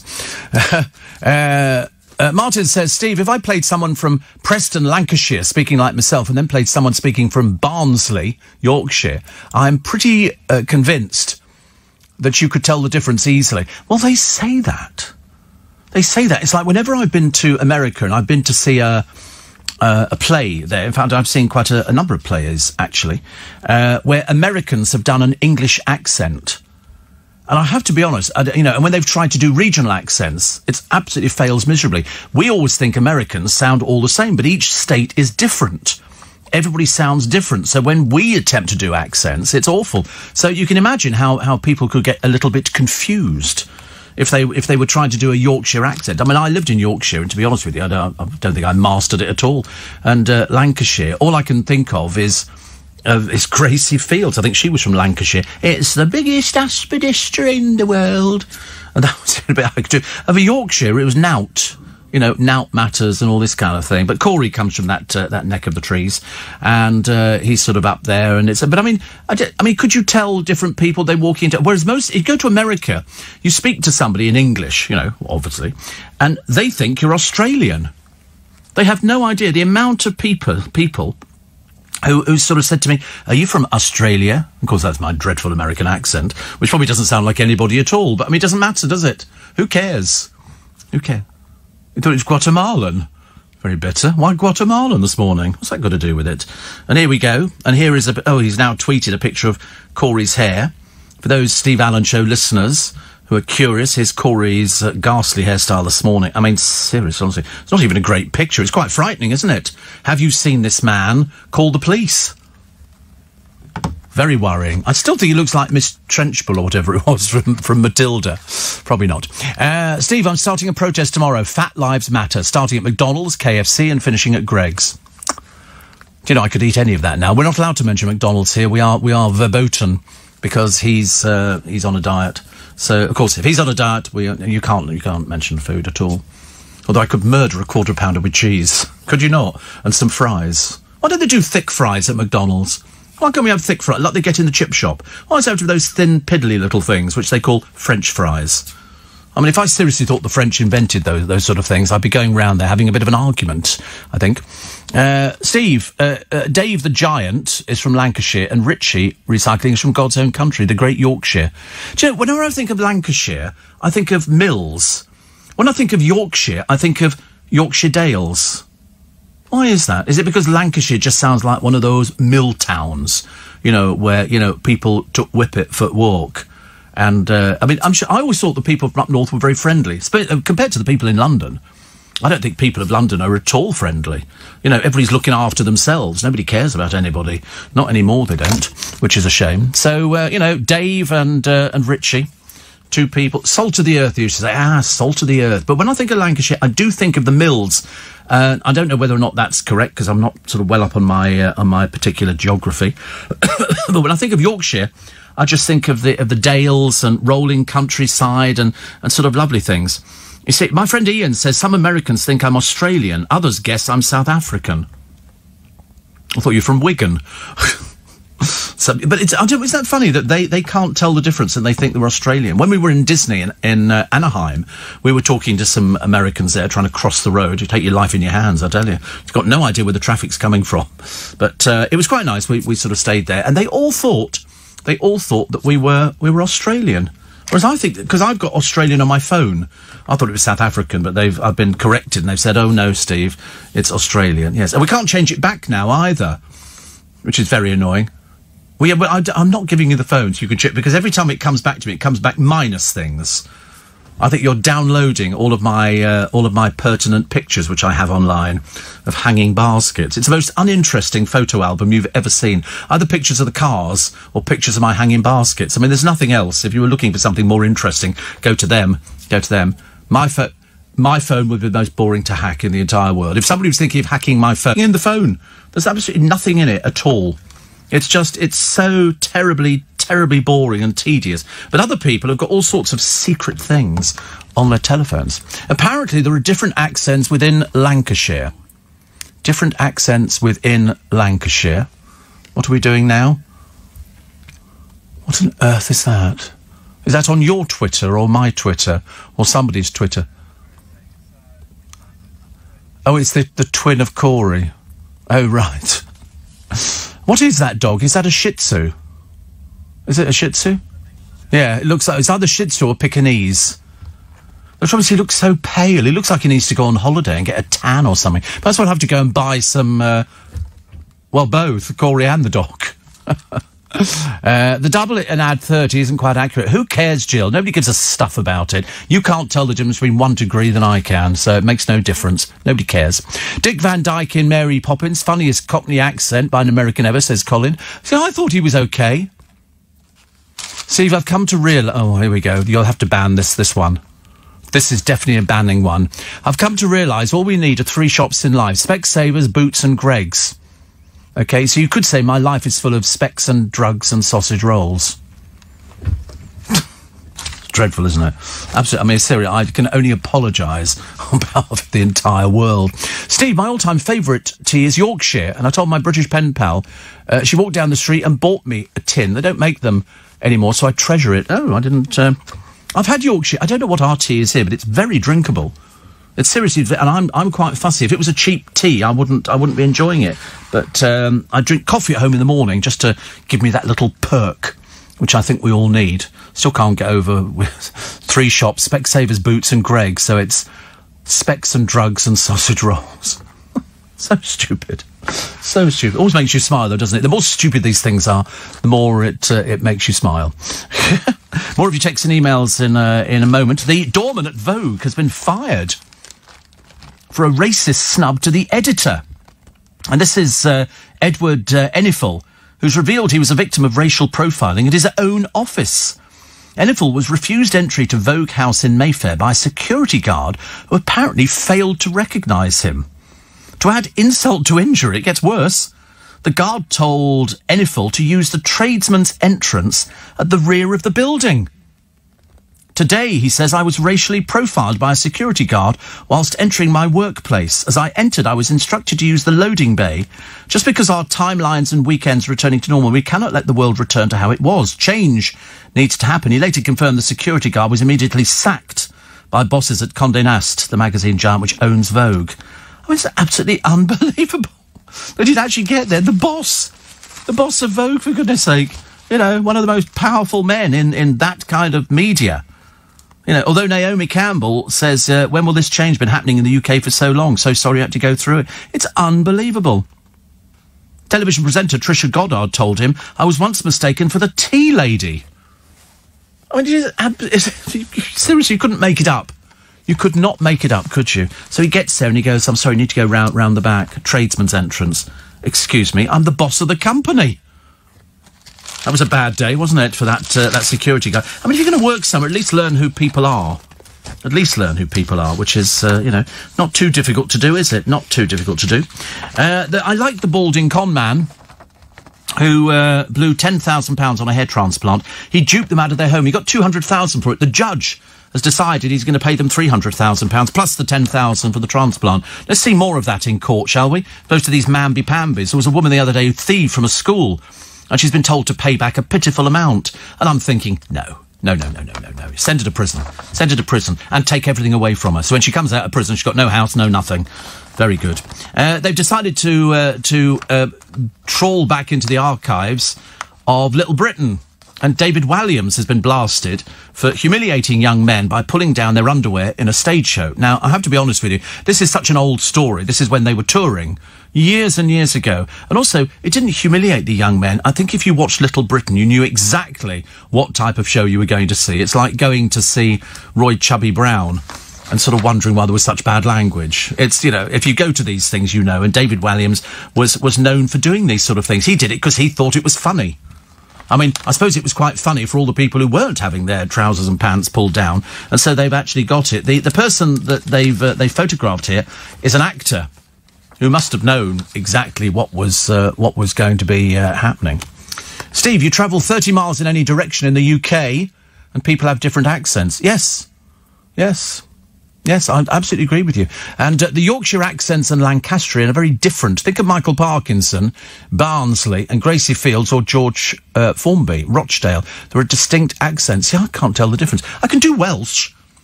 Welsh is, look, Sue Bark is very lyrical and it's lovely. And Scottish, I can do a little bit of Scottish.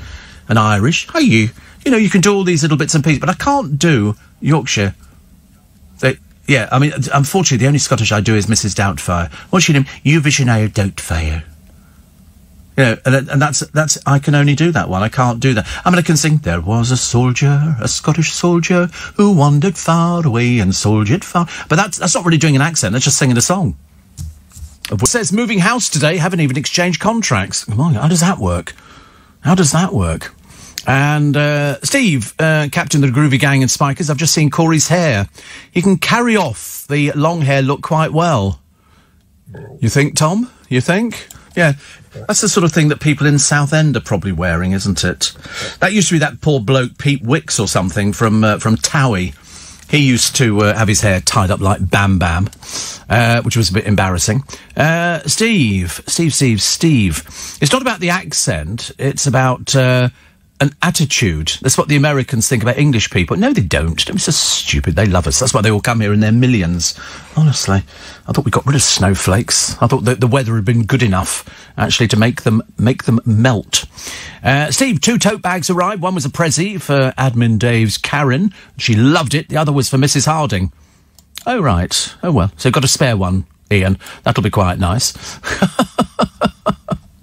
And, Steve, you know you're English stroke British if you speak in an English-received pronunciation or upper-class accent. What's an upper-class? There was a bloke on the television the other day, I don't know what his name is, Marc Francois or something, and he really speaks as if he's from another planet. In fact, he was on Celebrity Juice. They even asked him, he said, do you speak like that all the time? Because he's got one of those sort of pretentious voices, a little bit like Brian Sewell. Have you heard Brian Sewell being interviewed on YouTube? Brian Sewell used to sort of talk, and he obviously couldn't open his mouth properly to actually to repeat anything properly, which was a bit of a shame. A lot of people talking about accents, which is so I still can't tell them apart. I don't think it matters though, really, does it? We just know. We just know about these things. Right, let's have a quick look. What else we got in the papers today? This is War Heroes General Sun in probe for breaking lockdown to see lover. You get a lot of that, don't you? A lot of that. I'm totally convinced. I've seen hairdressers in Twickenham. They're letting people come in to have their haircuts and they've not booked, which of course is illegal, as you know. Speed camera sites. Surprise! This will come as no surprise to any of you listening. The police watchdog has confirmed what the motorists have always known. They're used to fleece drivers. They're not used for anything else. They're nothing to do with traffic calming or anything else. The police watchdog says some locations are chosen because they're good hunting grounds for fines. Motorists have long suspected they're cash cows. 2.3 million speeding fines handed out in 2018, potentially raking in £230 million. That's what they're there for. They know. If you put, I think the first time they used speed cameras on the M4 coming in onto the Chiswick flyover, in the end, the cameras, because they're all they're digital now, in the early days they weren't. It was actually a roll of film that went inside there. They used it up inside half an hour. There were so many people who speed, so many people who do it down the motorways. They've tried to hide the cameras. They put them on bridges, but they put a sign there on the road. So I think that's a bit of a red herring. But I do know that they do have that. I mean, some people, where was it? There was one of these places, I think it was in London actually, where it's a bus lane and people don't know it's a bus lane. So they drive in it, you get automatically whizzed by the camera. The next thing is it arrives in the post. And the nice thing is it shows you a picture of the back of your head. So, you know, they know it's you. But I do remember there was a couple, a very famous couple some years ago. They actually got a parking ticket, but, not a parking ticket, a speeding ticket. But it was dropped because they couldn't remember who was driving the car. They both denied they were driving the car. I thought, well, somebody's telling lies. Because that's how it works, isn't it? But they make a fortune, an absolute fortune on speed cameras. It's like traffic wardens. For some reason, you get loads in Trafalgar Square. Loads in Trafalgar Square and loads in Leicester Square. It's like, there's nobody parking up in Leicester Square at all, but you can look out there, and there'll be sometimes half a dozen. I think they wander in here for a bit of a rest. Certainly in the early hours of the morning, but I haven't seen anybody parking in Leicester Square getting a parking ticket, and yet everywhere you go, traffic wardens. And they've got all this equipment with them nowadays. It's a bit like sort of, I don't know how you describe it, really. Very odd. Very, very odd. Pet passports are ending.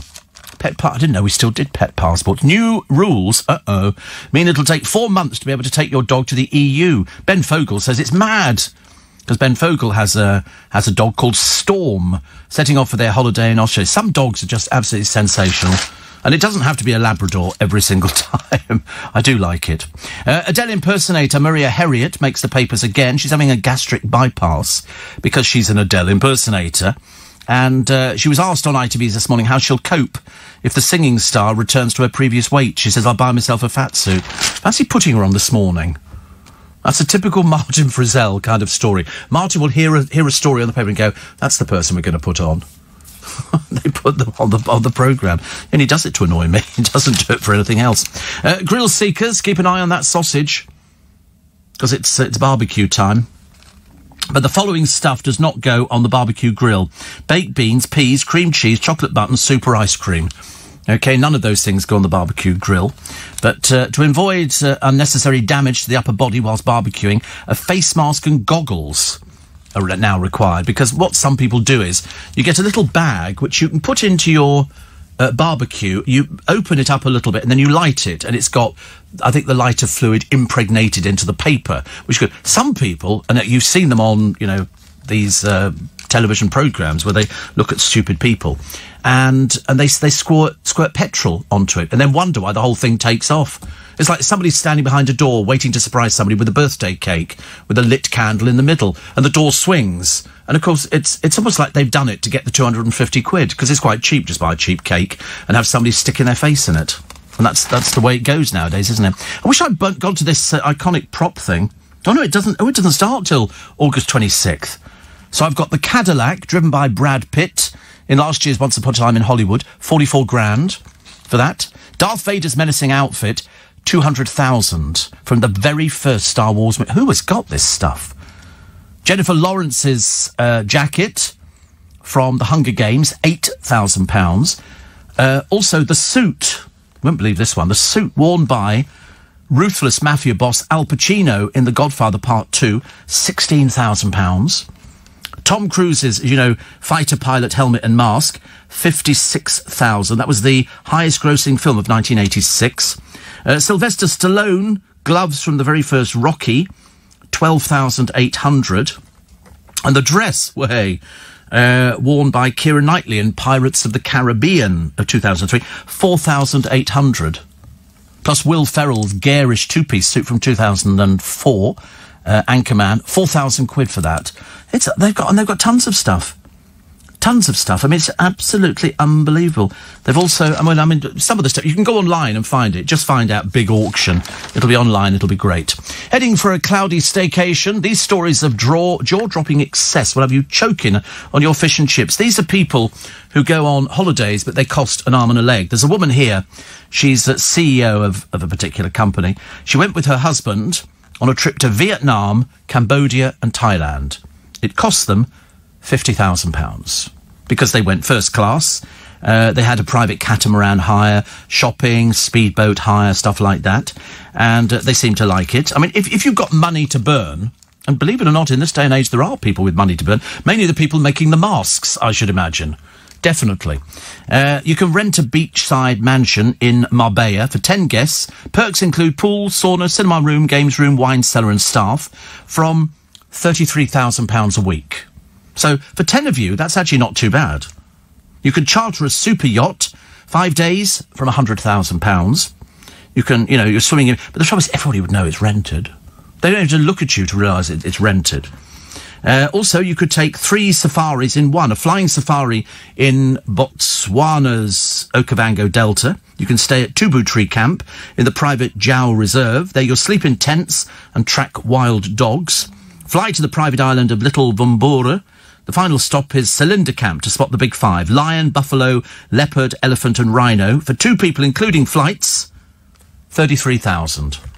You see, if you've got 33,000, it probably seems quite good. I've got a better one for you. The ultimate foodie road trip, sampling New Zealand's vintages of Hawke's Bay. Learn to cook in a Maori village. Gourmet food tours with expert guides. You can even go skiing or whale watching. 17 nights from £30,000. See, if you've got money like that, it's, you know, and you want to sort of do it. This woman, Cindy, says, I know 50 grand is a huge amount of money, but we often work 7 days a week, so holidays are vital to our well-being. They're hoping to escape to the south of France, southern Spain or Sardinia. They spend as much as 600 a day on meals in top restaurants. Look, my driver this morning could not believe that the Caprice is closed. I said, yep. Dreadful. Absolutely dreadful. You never know these things, do you, really? In 1951, a show appeared on I think it was on the television. It was called What's My Line? It was hosted originally by a guy called Gilbert Harding, who was then replaced by Eamon Andrews. That was in 1951. And it was a great programme because if I remember, they would bring somebody on and you had to guess what they did for a living. And it, you know, could have been, you know, I was the youngest person to, you know, climb the Kilimanjaro or something like that. I mean, one of them was a woman. She survived the Titanic as a baby. She was a baby, as you know. She became very famous. Not with us anymore, sadly. Ginger Rogers, as I say, the Oscar-winning US actress, formed a duo called Ginger and Pepper with Jack Culpepper, her first of 5 husbands. She was best known, I think, as Fred Astaire's love interest and dancing partner in 10 Hollywood musicals. Katharine Hepburn said of the pair, he gives her class, she gives him sex.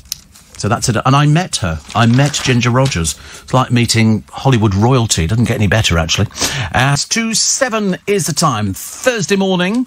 And a lot of people telling me about accents, which is interesting. Steve, I decided to order a sample of Creed Aventus for my husband because you mentioned it. It's divine. I'm going to buy a bottle for his birthday and occasionally wear it myself, says Jenna at Leamington Spa. There really is a spa in Leamington, isn't there? That's what it's famous for. It's you take the waters. I think I've never been there. It sounds like sort of an old-fashioned kind of, I was going to say seaside town, but of course, knowing my luck, it's probably nothing to do with the seaside. So front page in the Sun this morning, the stars washing their dirty linen in public. I mean, it just drags on, doesn't it? But I mean, the papers are able to fill pages and pages with it.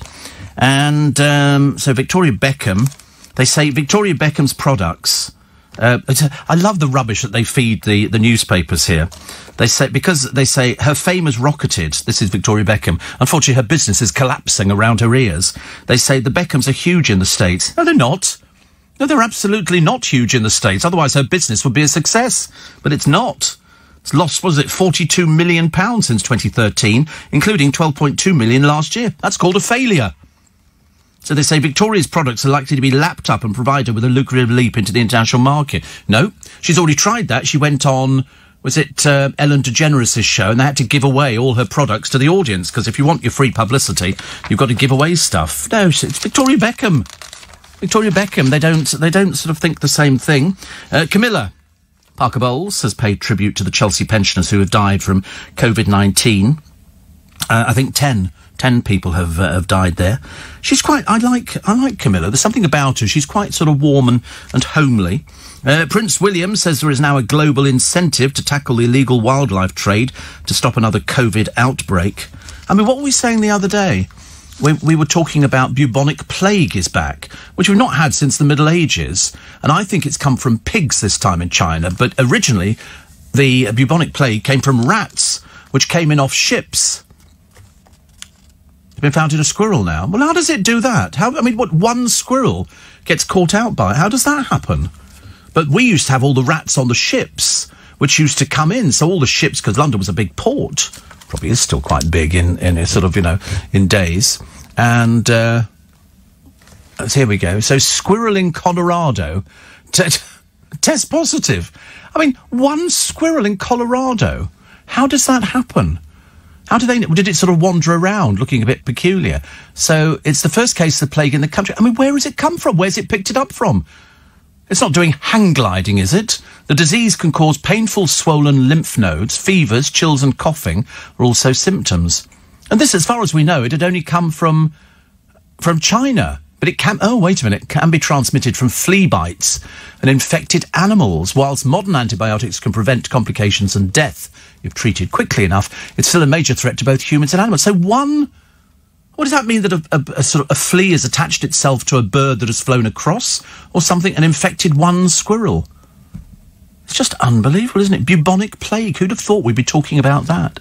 If left untreated, it can turn into the pneumonic plague, which can cause pneumonia after bacteria spreads to the lungs. 2 people died of this in 2015. So it's something else. I was talking to the driver about it this morning. I said, it's amazing how many people think that we're not in a pandemic now. You still see people walking down the street and standing by the bus stops. I mean, luckily people are getting better at putting masks on, but you're still getting people who are getting on buses without the masks on, and you think, are you mad? As somebody said, it's like going out. What did James O'Brien equate it to the other day? Like going out without your pants on or something.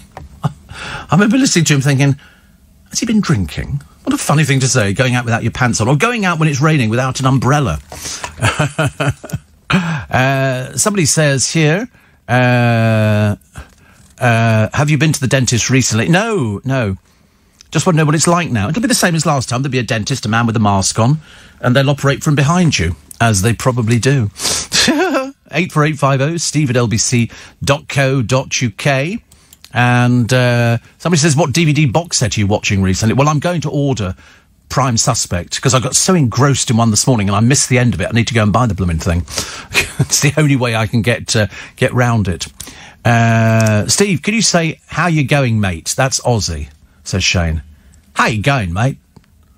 But I think everybody does that, you know, like, yeah, I mean, everybody, how you going? G'day, mate. Well, they don't say, they say the Savers, which is this afternoon. I know that because we were owned by Australians at some particular point in our life, which is fantastic. Love it. But I wonder if I could get away with sort of pretending to be Australian if I went over there. I was watching people the other day. It's called Gold something, and they go out into the middle of the outback. You need a GP satellite with you because you might get lost, and if you get lost out in the outback, you could die because there's no water. And what they do is they take metal detectors with them, but these are like $3,000 to $20,000 metal detectors. Woo! It goes if it detects any metal. And this gold is lying on the surface. They literally take a handful, shake it like that, they rub it over the metal detector, and there's little bits of gold. I mean, seriously, it was fantastic to watch, but then after you'd watch somebody going, woo, like that with this machine, you got a bit bored with it. Bubonic plague transmitted by flea bites.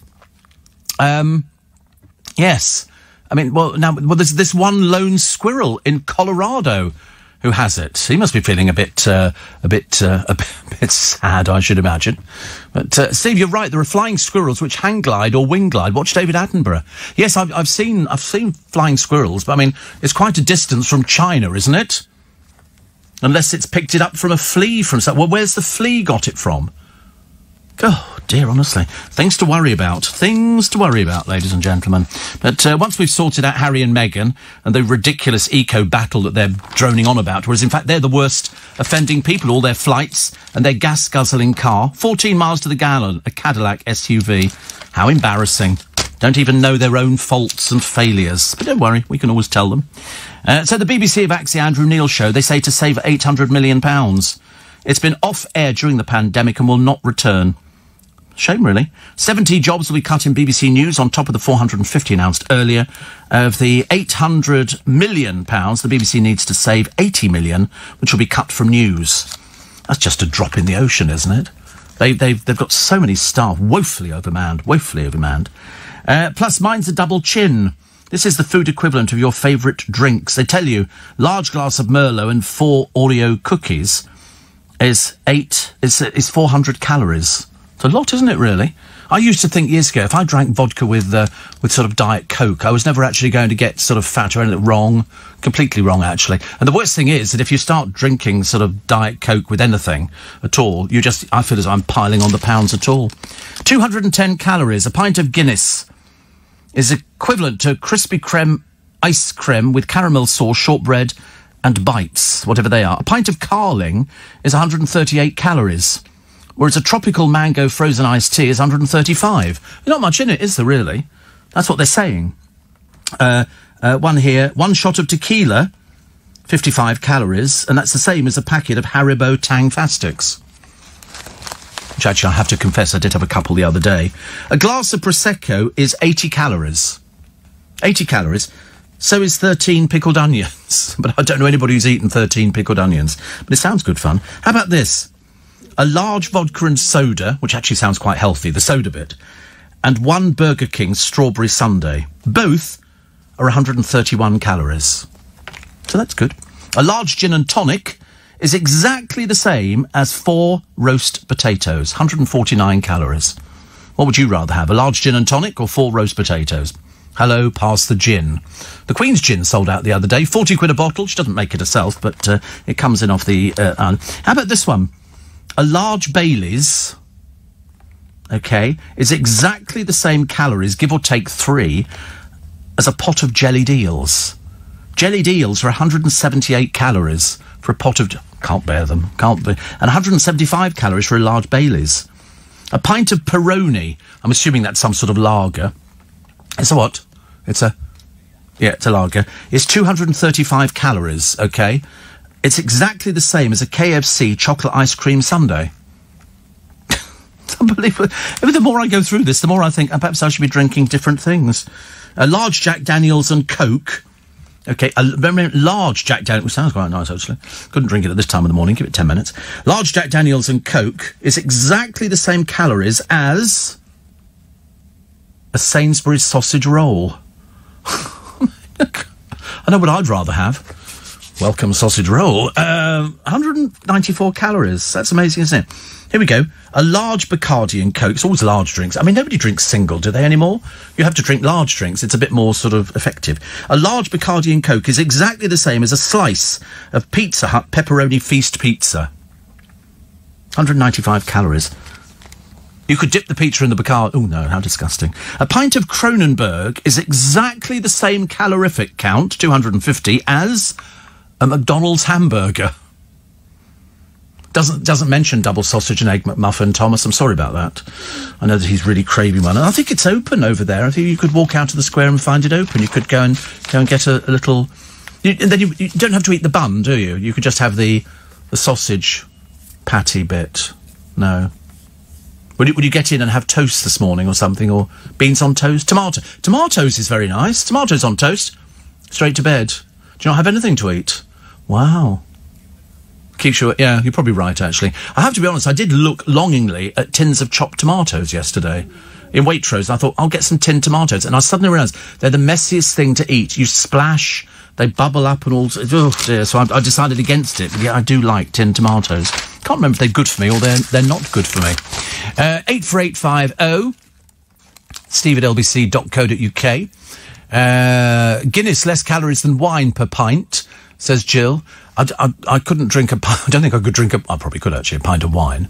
But you'd have to drink it over a period of time. But Guinness, I've never drunk Guinness in my entire life.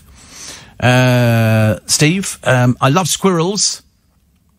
And I have a swearing one in a summer house, an art studio I built with my granddad. They can ruin your fireplaces, squirrels. I've seen them in local parks. They build their nests in chimneys.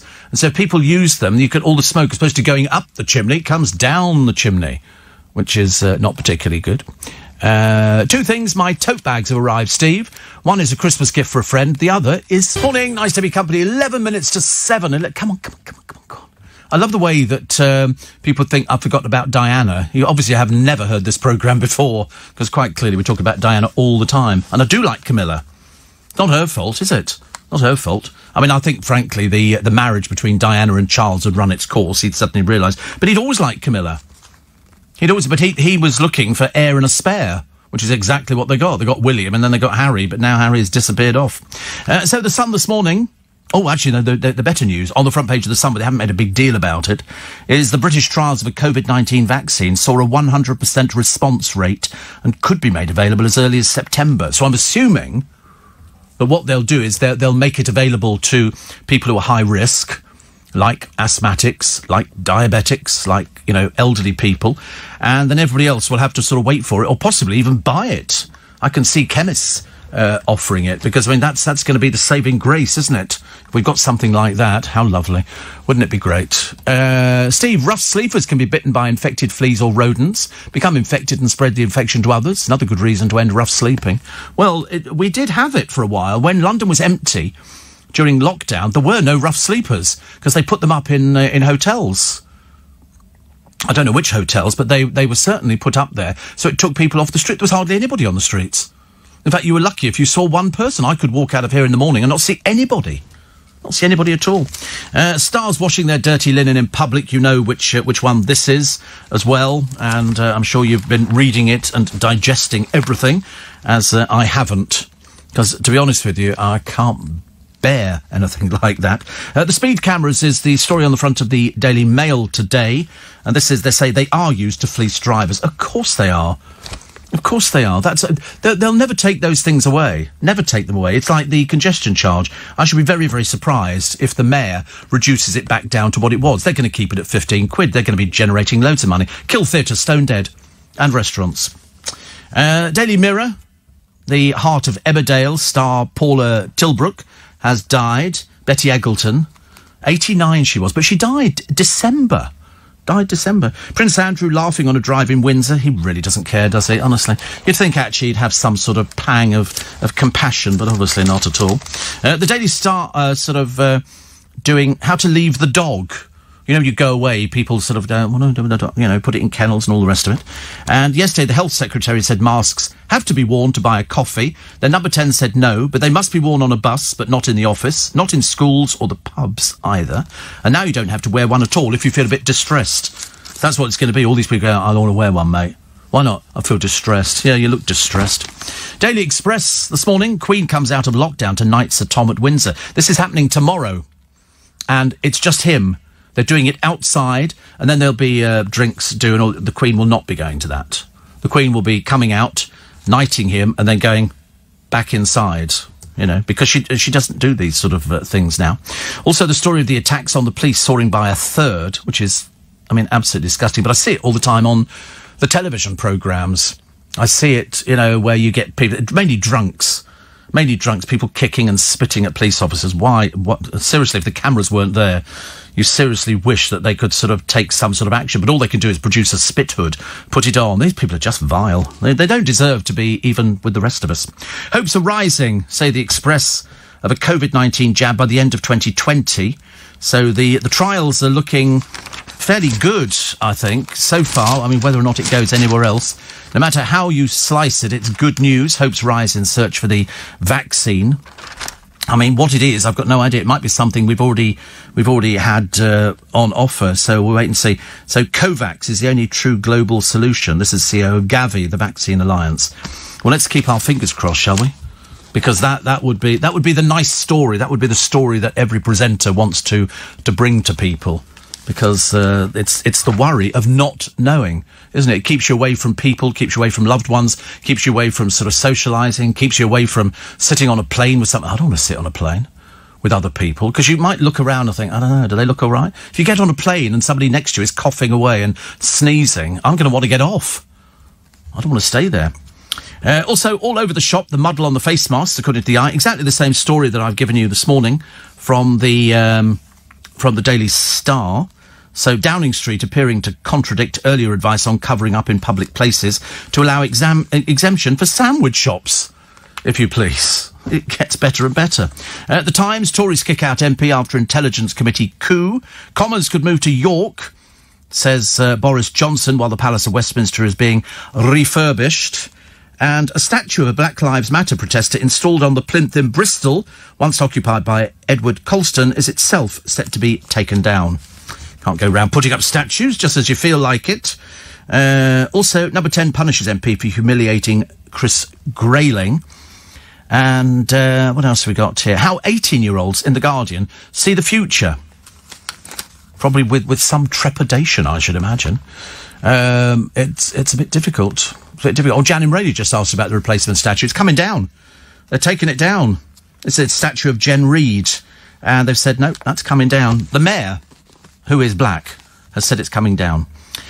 Also, the Daily Telegraph have got the vaccines hope rise after strong trial results. I mean, that can be good news. And also, the World Cup final will be the week before Christmas. Plus, the Queen will bestow the honour on Captain Tom in person. It's a special exception to carry out there. It's the only one being done. He'll drive down there with the family, and the Queen will come out. She will do the ceremony. She'll probably have a few little words with him, like, you know, you're fantastic, and you raised 33 million, and we think that's just nothing short of million. Could you raise some money for the royal family? Could you help out maybe with the security of Harry? You know, over in America. No, I don't think so. And that's the way it'll go. And then she'll disappear back inside, and they will go and have, tea and sandwiches, I should imagine, at one of the nice rooms in Windsor Castle. So, good for him. Good for him. I mean, what a nice thing. We were all saying at the time, weren't we? What can you bestow on him that will make him feel as though he was valued? And also all those millions of people who donated money. Millions of people who donated money because they actually thought that he did something that was really, really wonderful. Mind you, if you're looking for a holiday venue, I've got one for you. How do you fancy North Korea? OK, North Korea, get your clubs here because Kim Jong-un wants to turn North Korea into a golfer's paradise. That'll be nice, won't it? The tyrant, who's pals with President Donald Trump, has sunk a fortune into upgrading the site. And they've only got one golf course. And so they're going to upgrade it, and then they're going to be expecting people to go there and stay in North Korea. Well, you know that your room's going to be bugged. There's going to be cameras all over the place. Very worrying. The site is where Kim's dad, Kim Jong-il, claimed he shot a world record round of just 38, including 11 holes in one. I mean, to be honest with you, it sounds like a load of old hooey, doesn't it, really? But this ski resort, which they had, is estimated to have cost up to 30 million. But fans are not allowed to see the league table and can't access the internet to find out more about the teams. All we can tell you is that Loch Ness FC have got a new T-shirt out, which everybody's getting hold of, and you probably saw the other day. Thomas bought his Loch Ness FC. What are you doing? What's the matter? You're falling apart again. Sorbet. Get a spray. Get a Ralgex spray. That's always very good for relieving pain. Or ibuprofen. You can get, yeah, well, the good night's sleep is going to be ow, ow, ow, isn't it? Because your shoulder's hurting. Honestly, take it from me. I know sports injuries. I know these things. I've had Ivuleve, Propen, anyway, that one. I've used that, and you sort of rub it on. And that's quite nice. Takes away. It's sort of, or deep heat was fairly popular in my day. You should like a bit of deep heat. Watford supporters. I was going to bring this story earlier, actually. And it was, who are the biggest potty mouths in the Premier League? And it turns out to be Watford. The profanity rate is 8.5%. I'm not sure if that's actually the fans or if it's the players. Way down the list is Man United, 0.9%, but they're all in here. Chelsea is down the list at 17%. Leicester City, 5.5%. Tottenham Hotspur, 7.1%. Crystal Palace, 8.2%. But Watford, 8.5%. Even Bournemouth is at 5.1%. No mention, you'll notice, of Loch Ness FC. And so there shouldn't be. They don't use profanities up there. It's just, Jimmy, would you like to pass me the ball? Thank you. And I'll kick the ball and we'll see if we can score a goal. And that's the only thing you're going to get this morning. Have a lovely day. Today on my free little bit extra podcast, Lily Allen gets criticised for the state of her hair. I'll tell you what, they should take a look at my lot. Colleen Rooney takes a trip to the shop so her photographer can get a few more snaps. I mean, you know, is she disturbed? I think so. I would think you'd have to be very careful of somebody like that. The press are going to be on her back immediately, aren't they? But I think it's not going to happen overnight. I'm totally of the opinion, as somebody said the other day, this could take years tied up in the courts. Definitely. Let's wait and see, shall we? Wait and see. But, as usual, the British public, have made their vocalisations very well known. Gemma Collins is heartbroken. Thank God for that. I had such a worry that she might be having a nice weekend, but no, pitifully sad, pitifully lonely, pitifully still no boyfriend. Arj has been on-off for years, and then she wouldn't give him money, and then he wanted her to pay for a girlfriend's meal, then he wanted an open relationship, and then Bobby Carl Norris decided to stick his sixpenneth in, but you can't believe a word he says. And then Arj turned up with Diags. I mean, seriously, where they get these stupid names from, I've got no idea. Diags is also in Towie as well, and he's somebody who kind of abuses the privilege of sort of trying to be a bloke, and they're on celebrity coach trip. But Brendan, the man who runs the coach, is the easiest going person in the entire world, but he won't suffer idiots. And Arj, he said, I've never been spoken to in my life like that. Well, as we could have told you, Brendan, he's an ignorant, talentless nobody. He's rude, he's offensive, he's got hardly any friends. He thinks he's very clever. Unfortunately, in and out of rehab so many times for the old Colombian, seriously, the balance of his brain must be disturbed. He was so rude to Brendan on the coach trip. I'm surprised they didn't just pick him up and kick him off. Waste of space. How can you not get along with Brendan? The easiest going person in the world. It's like getting along with me. Easiest person to get along with. Corey's slightly different thing. But he's getting his hair cut over the weekend. Corey's getting his hair cut. 16 quid. So he's coming to Covent Garden. I said, what are you doing that for? He must have hairdressers where he is. I mean, he's not in outer Mongolia, where, you know, the local sort of people could probably cut your hair. But it's got loads of hairdressers. You'd probably get it cut for a £5, I should imagine. But he wants to spend 16 quid. But he said it's good value. It's come down from 30. So if this doesn't look like a 30 quid haircut when he comes in on Tuesday morning, I shall be round to this hairdressing salon. Zora's been there. Yeah, but she's a woman. You're not a woman.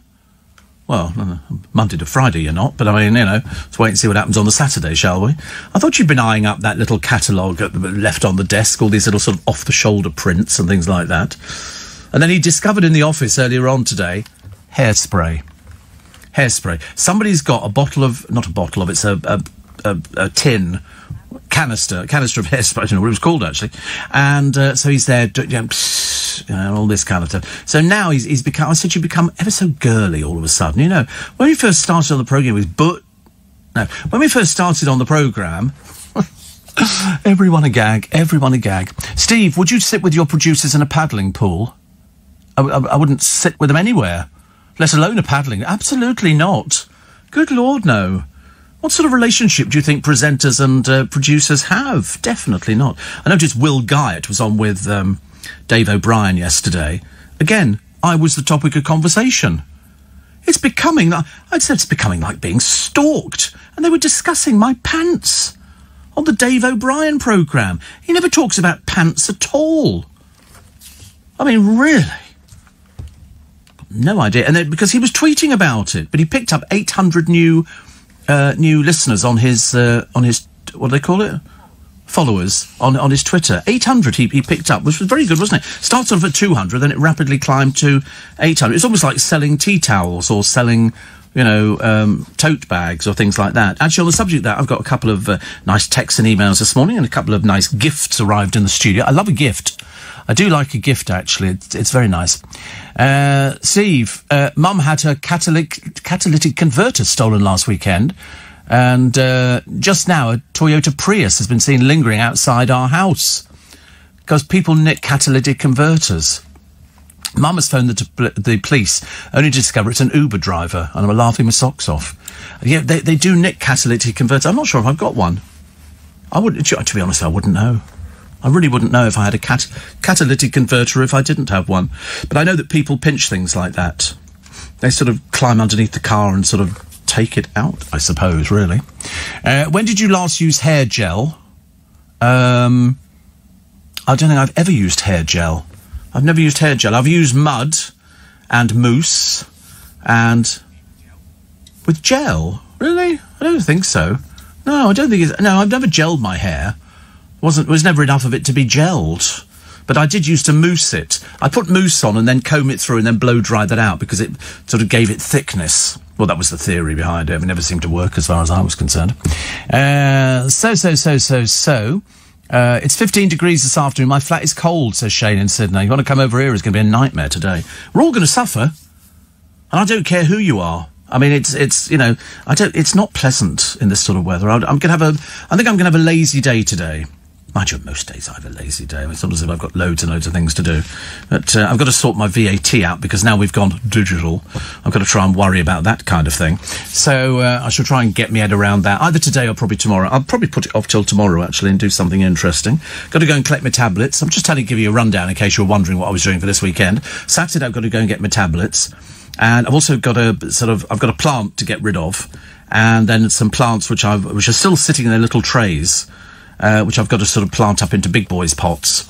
And I should have got one, actually, when I went down to see my brother a couple of weeks ago, because there's a nursery which I went to, and they had some lovely pots. They weren't expecting about 22 quid, which is only marginally more than Laughing Boy's paying for his haircut next door. That's coming all the way to Covent Garden just to get your hair cut. That's like me saying, I think I'd go to Glasgow because it's cheaper. £30. So, can you imagine £30 for a bloke's haircut? That is absolutely outrageous. 30 quid. I wouldn't mind if they're adding hair, but taking it away from you and making you weak and ineffectual, that's not good, is it?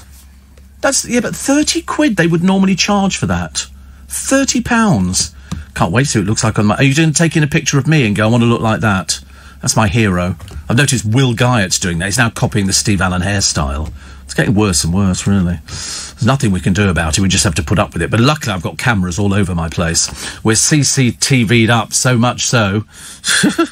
Oh, guess who's set to roll out home delivery? Come on. Who's going to roll out home delivery? Come on, Joe. Don't tell him. Don't tell him. Who is it? Rolling out home delivery? Come on, home delivery, like Waitrose, like, Tesco. Morrison's, no. Poundland. Poundland are rolling out. I mean, God, they'll be visiting council estates for the rest of their born days. I mean, put a home delivery from Poundland. It's £1. How can you have I mean, how much stuff would you be buying to have a home delivery? Oh, I bought sort of 1,600 coat hangers. Oh, lovely. That'll be nice. Or some Jiffy bags. Who can't carry stuff home from Poundland? Goodness sake. I'll be going for the ice cream. I'll have some ice lollies. I'll have 10 of those. Home delivery. Home delivery. Oh, dear. Never mind. All cars are fitted with catalytic converters. They have palladium, rhodium and platinum in them, so they're very expensive. Oh, right. You can watch videos on YouTube. Ask Bentley if yours is fitted with a lock. I wouldn't even know if I had one of these things, actually. It's, I mean, how embarrassing, isn't it? Fancy not knowing what goes on under the bonnet of my engine. Is it in the engine, or is it under the car? I mean, how do they get these things out? I mean, you'd have to dismantle because my engine's got a cover over it. Well, it's apart from that, it's in the metal, but it's under and it's bolted and all the rest of it, so you have to undo all those to take the cover off to get to the engine. It's like I've also got, tracker in my car, but so in other words, if somebody nicks it, you can watch it going away. It's quite nice, actually. It's very exciting. Then eventually you can find it up on bricks in Birmingham or such illustrious places. But I've got no idea where the tracker is. They don't tell you, unless somebody holds me to ransom and pins my arms behind my back and go on, tell us, where's the tracker? Where's the tracker? And I'm going, I don't know. Listen, I really don't know. You'll have to cut my arms off before I can actually get round to telling you. I wouldn't know anyway. And they never tell me. I mean, I'm stupid. Steve, can you wish my soulmate a happiest birthday? He lives in Dubai. Well, that's narrowed it down a little bit, hasn't it? So, soulmate, happy birthday, lives in Dubai. Does anybody live in Dubai? I mean, isn't it? The heat must be astronomical. Oh, dear. My friend Chris Allen, I think he lives in Dubai. I'm pretty certain. 45 degrees. No. Steve, beautiful morning, says Mark in Woodford, here in Deltuva in Lithuania. Walking the Akitas. Oh, that's a dog, isn't it? I've heard, aren't those Japanese fighting dogs with funny curly tails? It makes them look a little bit gay. Not exactly the butchest dog I've ever seen. Catalytic converters under the car. Thank you. Steve, I've been laughing since Wednesday. Well, you must get it seen too. It's not your problem. Over how you pronounce Doha. It's pronounced Doha, isn't it? Isn't it? Yeah, that's what I thought it was pronounced Doha. I've always pronounced it Doha, and that's how they pronounce it over there in Doha. Steve, happy to say I've just received delivery of my Creed Aventus 50ml bottle. I'm so excited to start wearing. It's not the female version. I didn't know there was a female version. Told me something new. It's too nice to be kept just for men, so I shall wear it with pride. I wore the tester a few weeks ago and had so many compliments on my new perfume. I chuckled. Oh, everybody comments on it. It's not cheap. It really is not cheap. You can pay nearly £300 for a bottle, but it's not the most expensive. You can smell it in the lift. Can you? Oh. Who was wearing it in the lift? Oh, me. Does it linger? Oh, right. How exciting. Well, there you go. Class, as they say. You can't buy class, can you? Luckily, I'm riddled with the stuff. And so I had a little squirt before the programme, just to watch the producer sort of cough himself to pieces. Like putting on Brute, only this is it smells nicer. So, 84850 steve@lbc.co.uk. Did you know that we're still conducting tests on live animals, mainly on mice, fish and rats? I don't, to be honest with you, think that fish have much of a say in it, and rats don't either. And those beagles, I mean, now the trouble is they're smoking 40 a day. You know, they can't afford it. I used to have a friend, well, I've still got a friend, actually, but he used to work in an animal laboratory testing animals in a hospital. It was inside a hospital, and they had monkeys and rats and things like that, and mice with bits sewn onto all sorts of different things. And they would do it for cosmetic reasons, but I think all the cosmetic houses have signed a thing now saying we do not test on animals, but they did. They would rather test it on an animal to save somebody suing the what's-it out of them. Also, there's a mum in the paper today. I mean, I don't think she realises the irony of it. She's mum, working mum, got 3 kids, and she ordered a sexual item. Now, to be honest with you, I think probably what she bought was a vibrator. But anyway, she thought she was, I mean, I'm only guessing, you know, because they couldn't get it through the letterbox. You know, which tells you something, doesn't it, really? And anyway, so she ordered it online, and it arrived. On the outside of the box, it said what it was. So she was mortified that the man who was delivering it to her would now know that she had one of these vibrator. And then, to add insult to injury, the poor woman, who's obviously too daft to realise, she goes into the Daily Star to complain about having a vibrator delivered, wearing a basque with her boobies hanging out. I mean, what in God's name's going on in that woman's life? I'm so embarrassed because the man might think I use one. Oh, well, now we all know, darling, don't we? Because you've gone into a national newspaper. Oh, it's like saying I use quilted toilet paper, which I do, but that's my business. You know, sometimes I use wet wipes. Depends what's on best value. I like an Andrex wet wipe. Everybody uses them. Everybody uses them now, don't they? You never use wet wipes? Oh, fantastic, honestly. Use them for taking your makeup off, you know, doing all sorts of things like that. No. Well, yes. Corey uses a spray on his face. It's a pressurised water thing. And so he can mist himself. Although, to be honest with you, the size he is, you wouldn't be missing him anytime soon. And so he gives himself a little spray, don't you? You got it now? You're doing it now? How much did you pay for that? Because Darren had one, and I bought one, which is much, much smaller. It's supposed to be quite nice. Luke thought it evaporated, but I said, no, it doesn't. If you're in the jungles of Borneo, then, you know, you get this misting effect. Well, I mean, you just look like you're perspiring permanently. A lot of drippies everywhere. But I'm lucky. I don't sweat. I'm like Prince Andrew. Well, I'm nothing like Prince Andrew. I've never met Jeffrey Epstein, and I certainly wouldn't have married Sarah Ferguson. But, yeah, I never sweat. Never sweat. I'm so lucky. I don't sweat. Only on my face. Nowhere else. Bone dry everywhere. People think it's a bit odd, and I go, no, I'm just very lucky. Because I used to work with somebody on television years ago, and they used to sweat so much under their arms that they had special pads made. You can buy these pads for television people, and you put it under your arm and it soaks up the sweat. And so you don't see anybody sweaty. If they're wearing a shirt, there's no sort of revealing damp patch. Gee, may I shout it? Well, yeah, you do that. Ooh, blimey, that's another side of him I hadn't seen before. That's another side.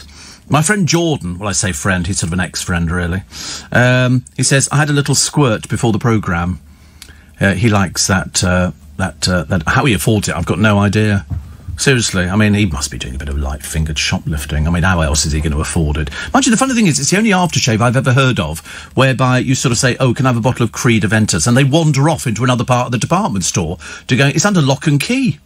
Because if it was on display, people would nick it. You know what people are like nowadays. But say, how on earth Jordan affords it? I've got no idea. That sounds like it'll be something to be investigated by Watchdog in the future. And he makes a comment about Corey that I can't repeat. Sorry, I can't repeat it. It's too personal. Is it bad? Difficult to tell. Difficult to tell with Jordan. I mean, I don't know. I inadvertently phoned him the other night. I didn't mean to phone him on FaceTime, and all I got from him was, what are you doing up at this time? And I went, I'm watering the plants. Which I wasn't, but I was going to go and water them a little bit later on, actually. All the way from Telford. Telford sounds nice, doesn't it? I like it. And I had a lovely little card, very sweet, from Irene and Mike, both in their 70s, but she has been looking after her husband, 24/7. Often wakes in the middle of the night, so will his painkillers are taking effect. So I make a cuppa and we listen to your show. We don't always make it at 4 o'clock, though. She laugh out loud, she writes. She's in the 70s, LOL. She said, thank you so much for making life easier. Well, listen, I mean, if you think I make life easier, well, then that's nice. People are too full of compliments in this day and age. And I'm delighted to hear from you, Irene and Mike. It's like my friend Annie over in France, 88. 88. And June in West Hampstead, thank you very much indeed. People have sent me in some lovely things, really. I got licorice, soft licorice and Pontefract cakes. We were talking about Pontefract cakes the other day. And from Joanne and Paul, that's Paul the Postie from Stoke-on-Trent, and says, I love listening to you and I'm loving my new tote bag. And they sent me some wax melts, beautifully packaged, really lovely, really lovely. And it's a small little business. And she says they do other lovely smellies. Thank you ever so much. That's very sweet. You don't have to do these things. You know, money's always better. And, no, imagine. I'm just waiting, actually. One of these days, I'm going to there's going to be a huge multi-billionaire. And they're going to go, I enjoyed listening to the Steve Allen programme so much, I've left him everything in my will, and I inherit a mansion and a gold mine and a diamond mine and loads of other things like that. And I go, I don't want it. I'm here for the little people. But we're all little people, aren't we, as we head into the weekend. Steve, Will Guy also just gave you a mention on Darren's show. It was a joke about seeing what you ate for lunch. What I ate for lunch.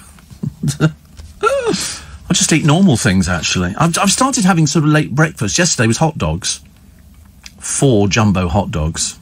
4 jumbo hot dogs. Because, well, when I say jumbo, they're sort of thick. They're sort of that sort of thick, Herta.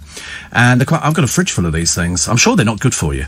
But it's so easy. You just drop them in some hot water, leave them there for 10 minutes, and then take them out, and I put them in a metal tray with a bit of sort of mustard, and then just dip and eat. You know, I'm very good at dipping and eating. And that's why I'm the size I am. Although, actually, I'm not as big as Joe. So, you know, I think... Oh, don't look like that. Honestly, like, oh, who can he mean? Goodness sake, honestly, if the cap fits... And it certainly wouldn't in your case. Steve, talking about toiletries, in the shop the other day, I saw a Lynx deodorant. Lynx Africa and Marmite, says... I've got it. It's a shower gel. It's a shower gel. I've got it. Laura Suleiman saw it. She's got me two bottles. Very generous people. But people buy me things. I think they think I'm poor or something. They go, you have this, Steve. You know, you look after that. So I get sent all sorts of things. You know. Sometimes I can drive the car, sometimes I can't. Steve, since the invention of battery-powered angle grinders, the amount of catalytic converter thefts have shot through the roof because they're made of this expensive metal. All right. I'm not sure if I've got one. I'll have to check with the boys in the garage. They'll probably better tell me. Oh, yes, Steve, but it's only small. I say, listen, you're telling me something I know. And so what else am I going to do? Oh, yes, Prince Andrew's website has been taken down. So obviously, you know, because he doesn't do anything. But he was having a good laugh in the car the other day, probably with his security officer. I mean, really. God blimey. And Roman Kemp, from our sister station Capital, has signed up to a dating app. I can't remember which one it is now, but he's signed up to a dating app, and I shouldn't imagine he's got any trouble finding people to go out with. He's sickeningly good-looking. I don't hang around with him, quite clearly, as you can imagine. No point in hanging around with good-looking people. I hang around with the ugly ones. They're more generous. And also grateful at the same time. I don't think he'd be grateful to be hanging around with me. But anyway, so he's finished with his girlfriend after about 3 years. You know, I mean, that's quite something. But apparently it all came to a head during lockdown, which a lot of people have said is very difficult, whereas I've had no trouble with lockdown. You know, didn't start out with anybody before it and didn't finish up with anybody. So there you go. That's me for you. Pisces, and I don't like fish.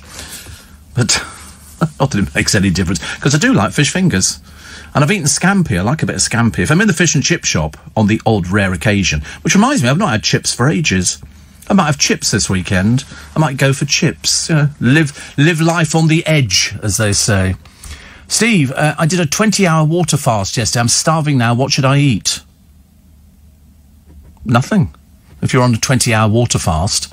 What's the point of doing can you explain to me what you're doing a water fast for? Because Luke did it, and it didn't make any difference at all to him. I kept saying, what are you doing? He said, I'm fasting. And he was just drinking water.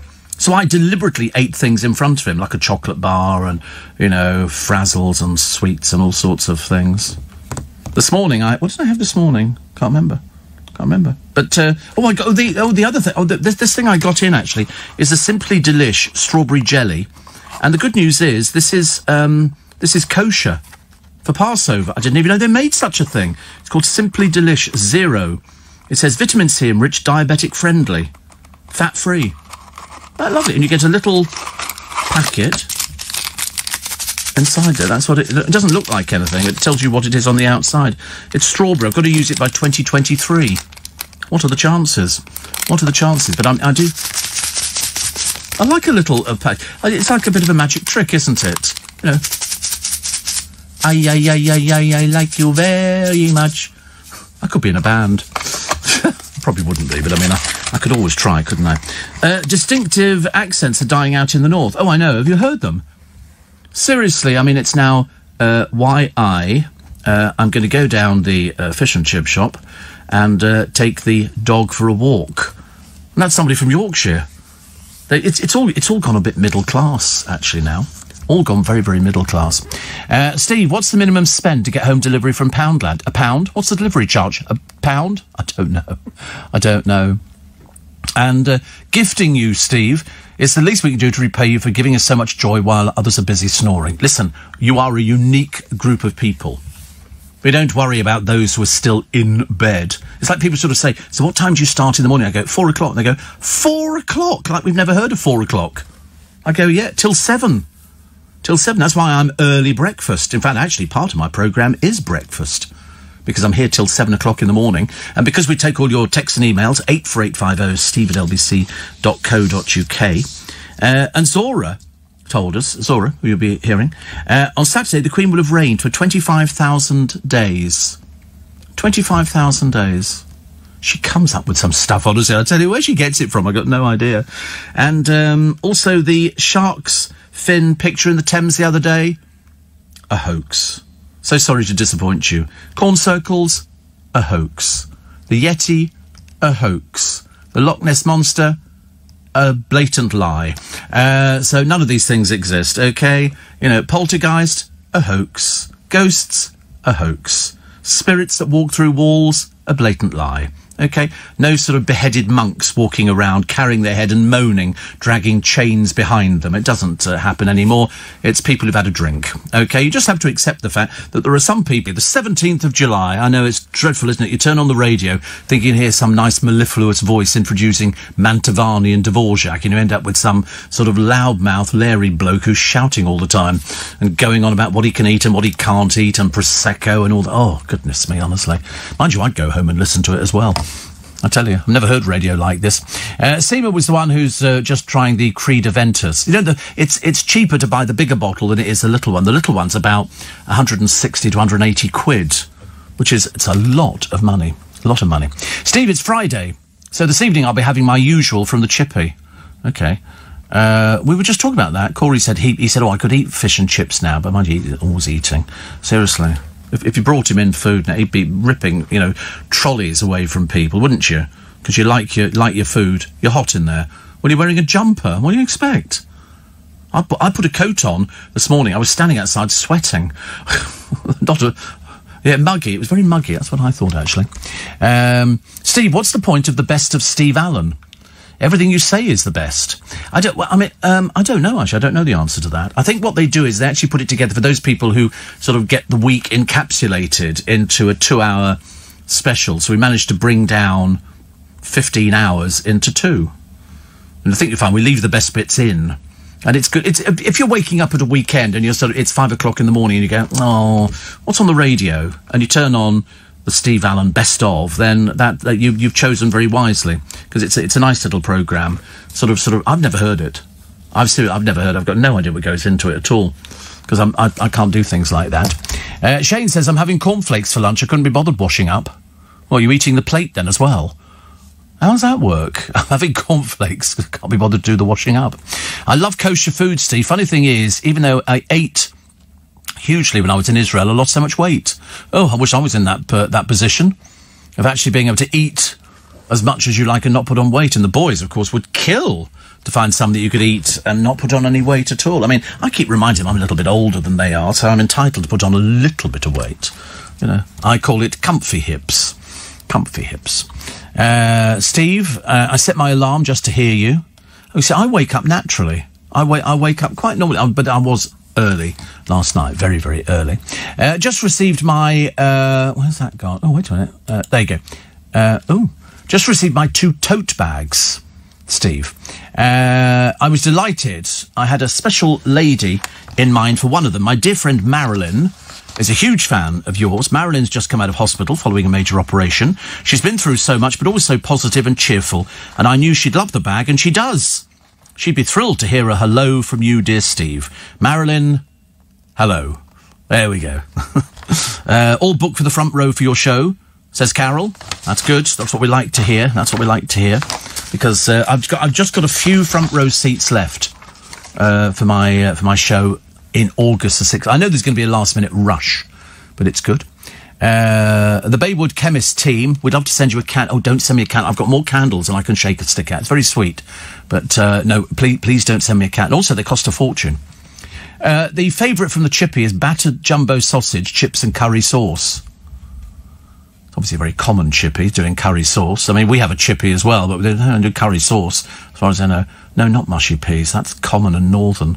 We don't do things like that. With southern Jessies, we don't do peas. The only pea you might do would probably be a pea fritter or something like that. You never had a... Oh, here we go. Looked vacant. You never heard of a pea fritter? Am I living on another planet or something from the rest of the world? I don't think I am. Pea fritters are very, very normal. There you go. Pea fritters. Of course, in a chippy. Where else than a chippy? I mean, yeah, you can have a pea fritter. There's pea, feta and mint fritters. It's, in fact, very popular, they are. But chip shop style pea fritters. And you just sort of mash it all together, dip it in the thing, and then just drop it. I mean, you know, it's quite normal. I love the way you look at it, like I've just invented some sort of new food. Pea fritter. Steve was talking about pea fritters this morning. Watch, somebody will send me one. Or a photograph of them eating a pea fritter. That's what I generally get. But no, if you can have anything in the fish and chip shop, you just have either fish and chips, which is why it's called a fish and chip shop, or you have a jumbo battered sausage with a portion of chips, which is always quite nice, isn't it? So you can go down the road and eat it. And they always say open or wrapped, and I always go wrapped. And then you spend the next 10 minutes trying to find how to get into this blasted packet of chips. Very difficult, very difficult. But no, you can't beat a battered sausage. I've been a big advocate of those since I was very young, since I discovered them. But my favourite, and I've not discovered them since, a battered beef burger. I mean, that was just sensational. A battered beef burger. So it's a cooked beef burger, then battered. Oh, it's delicious. Delicious. I can't remember the last time I had it. It must be when I was about 15 or something like that, because I certainly haven't had anything, soon. Have you got a picture of a battered beef burger? You must have.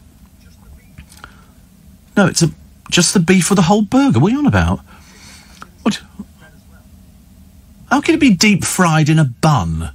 What are you on? It's a battered beef burger. There you go. Look, beef burger, battered. Look at it. I mean, some of them have got sort of, different bits and pieces on there, but, it's just a beef burger that's battered.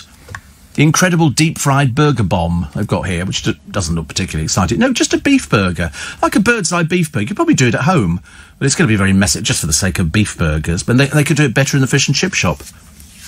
You've never had that before either. Are you sure you're northern? Letting the side down a little bit. I mean, you don't seem to know anything about things like that. It's a fair cop, Gov. I hold my hands up to it. Well, of course you have. You're northern. That's what you have to do. That's the first thing you do, isn't it, when your doorbell goes? You hold your hand up and go, it wasn't me. Wasn't me. Next door neighbours. Here you are. Another one here says, oh, my God, I love mushy peas. It's not to do with being northern. It's certainly not southern. Hello? How many people have you seen on Made in Chelsea going, we must get some mushy peas with this? They don't. It's a northern thing. Go down Chippy, in Manchester. Stand outside, and you got your mushy... How you eat mushy peas, I've got no idea. They put them in a separate container for you. They do. Oh, right. And do they come with a bit of vinegar on them or something? Are they cooked or they're just cold? They're cooked. They're warm. And do they have them sort of sitting in a pot or something in the fish and chip shop? A polystyrene cup. Where do they get them from before they serve them up? A ladle. Where do they keep them? They're not kept in the fryer, though, are they? No. And you can't put a polystyrene cup in the hot cabinet because it would just melt. Then you'd be eating polystyrene. No, you don't have baked beans in a fish and chip shop. To be so ridiculous, honestly. I mean, put it this way, curry sauce is stretching it. I've had curry sauce before. It's actually quite nice, very common, and not really for me. Not really for me. But I have been to a market and seen curry sauce and chips. Gravy? Oh, no, that sounds ridiculous. Gravy on chips. Even if you were at home and you had chips, you wouldn't put gravy on chips, would you? In the north. The sooner we build another Hadrian's Wall, the happier I'll be. Let's keep them out. There we go. Curry sauce is the UK's favourite chip shop thing. Manx here, chips, cheese and gravy. Ugh. Disgusting. Disgusting. They do another thing. In Kentucky Fried Chicken, they do a chicken gravy, I think, that you can have with it. Which also sounds revolting to me. Why can't you just have chips? You know, a little bit of salt. Don't put vinegar on. You don't need vinegar. That's not nice. No, you don't. Oh, dear. I suppose it depends where up north you come from, doesn't it, really? Obviously, it soaks in. I think not. And what? A lemon? Don't be so stupid. You can't put a lemon on chips. That would just be ridiculous. I mean, the only thing I do like a Ginster's pasty. They're quite nice. Or there was a song about the chippy, wasn't it? I think it was Victoria Wood did one about the chippy, going down chippy and all that. So she did a dance that went along with it. I'm pretty certain, because I mean, you know, that was the thing to do on a Friday night, wasn't it? You watched Coronation Street, but before you watched that, you sent the kid down corner to go to three portions of chips, 2 rock salmon and a sausage in batter. And the kid had come back, you know, this thing would be all mangled together, and we'd all divide it up onto our plates. Except Shane, who's in Sydney, who eats the plate as well, so he doesn't have to do the washing up. Do you like chicken katsu curry? I've never had it, but we've got a place in Twickenham that does it. Oh, here we go. There's a bit more to pea fritters. You roll the mushy peas into a ball, then roll it in flour, then you dip it in batter, and then you fry it. I worked in a chip shop for 4 years, says Kirsty, whilst at school and doing my A-levels, and I must have made and served pea fritters twice in my time there. Oh, my goodness me, honestly. Fancy work. I bet you never get rid of the smell, do you? I bet you never get rid of the smell of because oil permeates the body. But I've seen people working fast in chip shops where they've had a queue going out the door and they can sort of, you know, I'd quite enjoy doing that. Get out the bloody way, doing the chips, you know, and then they always throw them through the side of it, don't they? I know how often they change the oil in fish and chip shop. You've got to worry about things like this, you know. But I do like chip where you find a crispy one. It's really gone very crispy, isn't it? They've got to be cooked properly. I'm not going to have a chip shop not doing it. Dennis is in Grantham. He said, would you call Grantham Northern? Yes. He says, we have mushy peas here, but what I love are what we call scraps. Oh, we get those down here. In fact, when we were kids, you go to the fish and chip shop, and I tell you now, you could get chips for 3pence, 6pence, a shilling, 1 and 6, 2 shillings, 2 and 6. And if you bought 2 and 6, which is 12.5 pence, 2 and 6pence worth of chips, it was enough to feed a family of 40. You'd come out, and they would have, they used to, what? What's the matter with you? And they have this scoop thing, which is like a sieve, and they put it in after you've cooked the fish. And sometimes there are bits that fall off the fish, and we call them scraps. And they put them up the top, the scraps, and you'd say, can I have 6pence worth of chips, please, and some scraps? They'd look at you like you were bloody mad. And so we'd go out there and you go, I found a bit of fish. Look, I found a bit of fish in this little bit of batter which had been rescued. Everybody over the age of 40 knows that. That was the biggest thing. And it was served in those days in newspaper. It was actually served in newspaper because it was something so... nowadays it's chip paper, like the sort of stuff you get in the butchers, but in our day it was newspapers. So in other words, you get halfway through a story and suddenly realise that you'd eaten most of it, which was a bit of a shame. But no, fish and chips and a few scraps, please. We couldn't afford the fish. Fish was a bit too expensive for us, but you get the little scraps of batter, and that was, you know, we lived for things like that. People nowadays, they don't know they're born. They really don't. Steve You're northern to me as I live in sunny Southsea. You're right, though, I am common, says Andy. Well, I think common is as common does. I think that's how it works. In Wigan, we have pea wet. The juice from the peas over the chips, says Joe. God, it gets worse. It gets worse. All these places, small wonder, I tell you, the whole country's gone to the dogs. It's awful, isn't it, really? Steve, lying here exhausted on the last day of school. A colleague sent me a picture yesterday of chips and halloumi burger. It looked heavenly. The chip shop's in Chingford and sells the tastiest chips I've ever had. Sam's of Chingford. So I've got to get up at 5 and do some work when I listen to you. A lot to do on the last day. Wow. Interesting. Last day. Gravy. Northern lads love gravy. Oh, it's sad, isn't it? You can see the girls standing there in their little mini skirts, freezing their knickers off, standing there with a portion of chips with gravy on it. I mean, I ask you.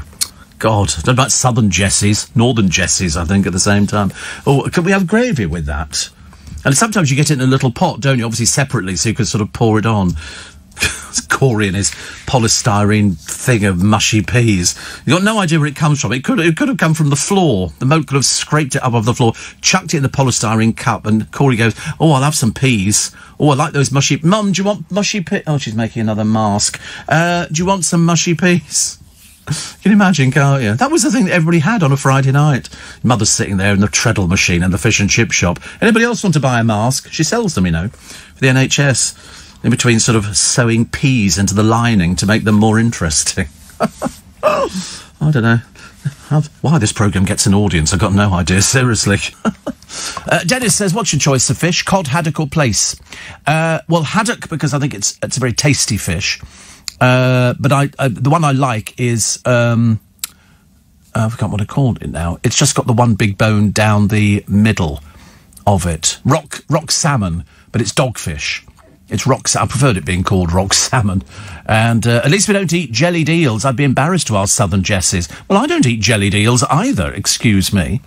I'm quite partial to a Saveloy, says Pat. Thank you for the laughs. I love my tote bag.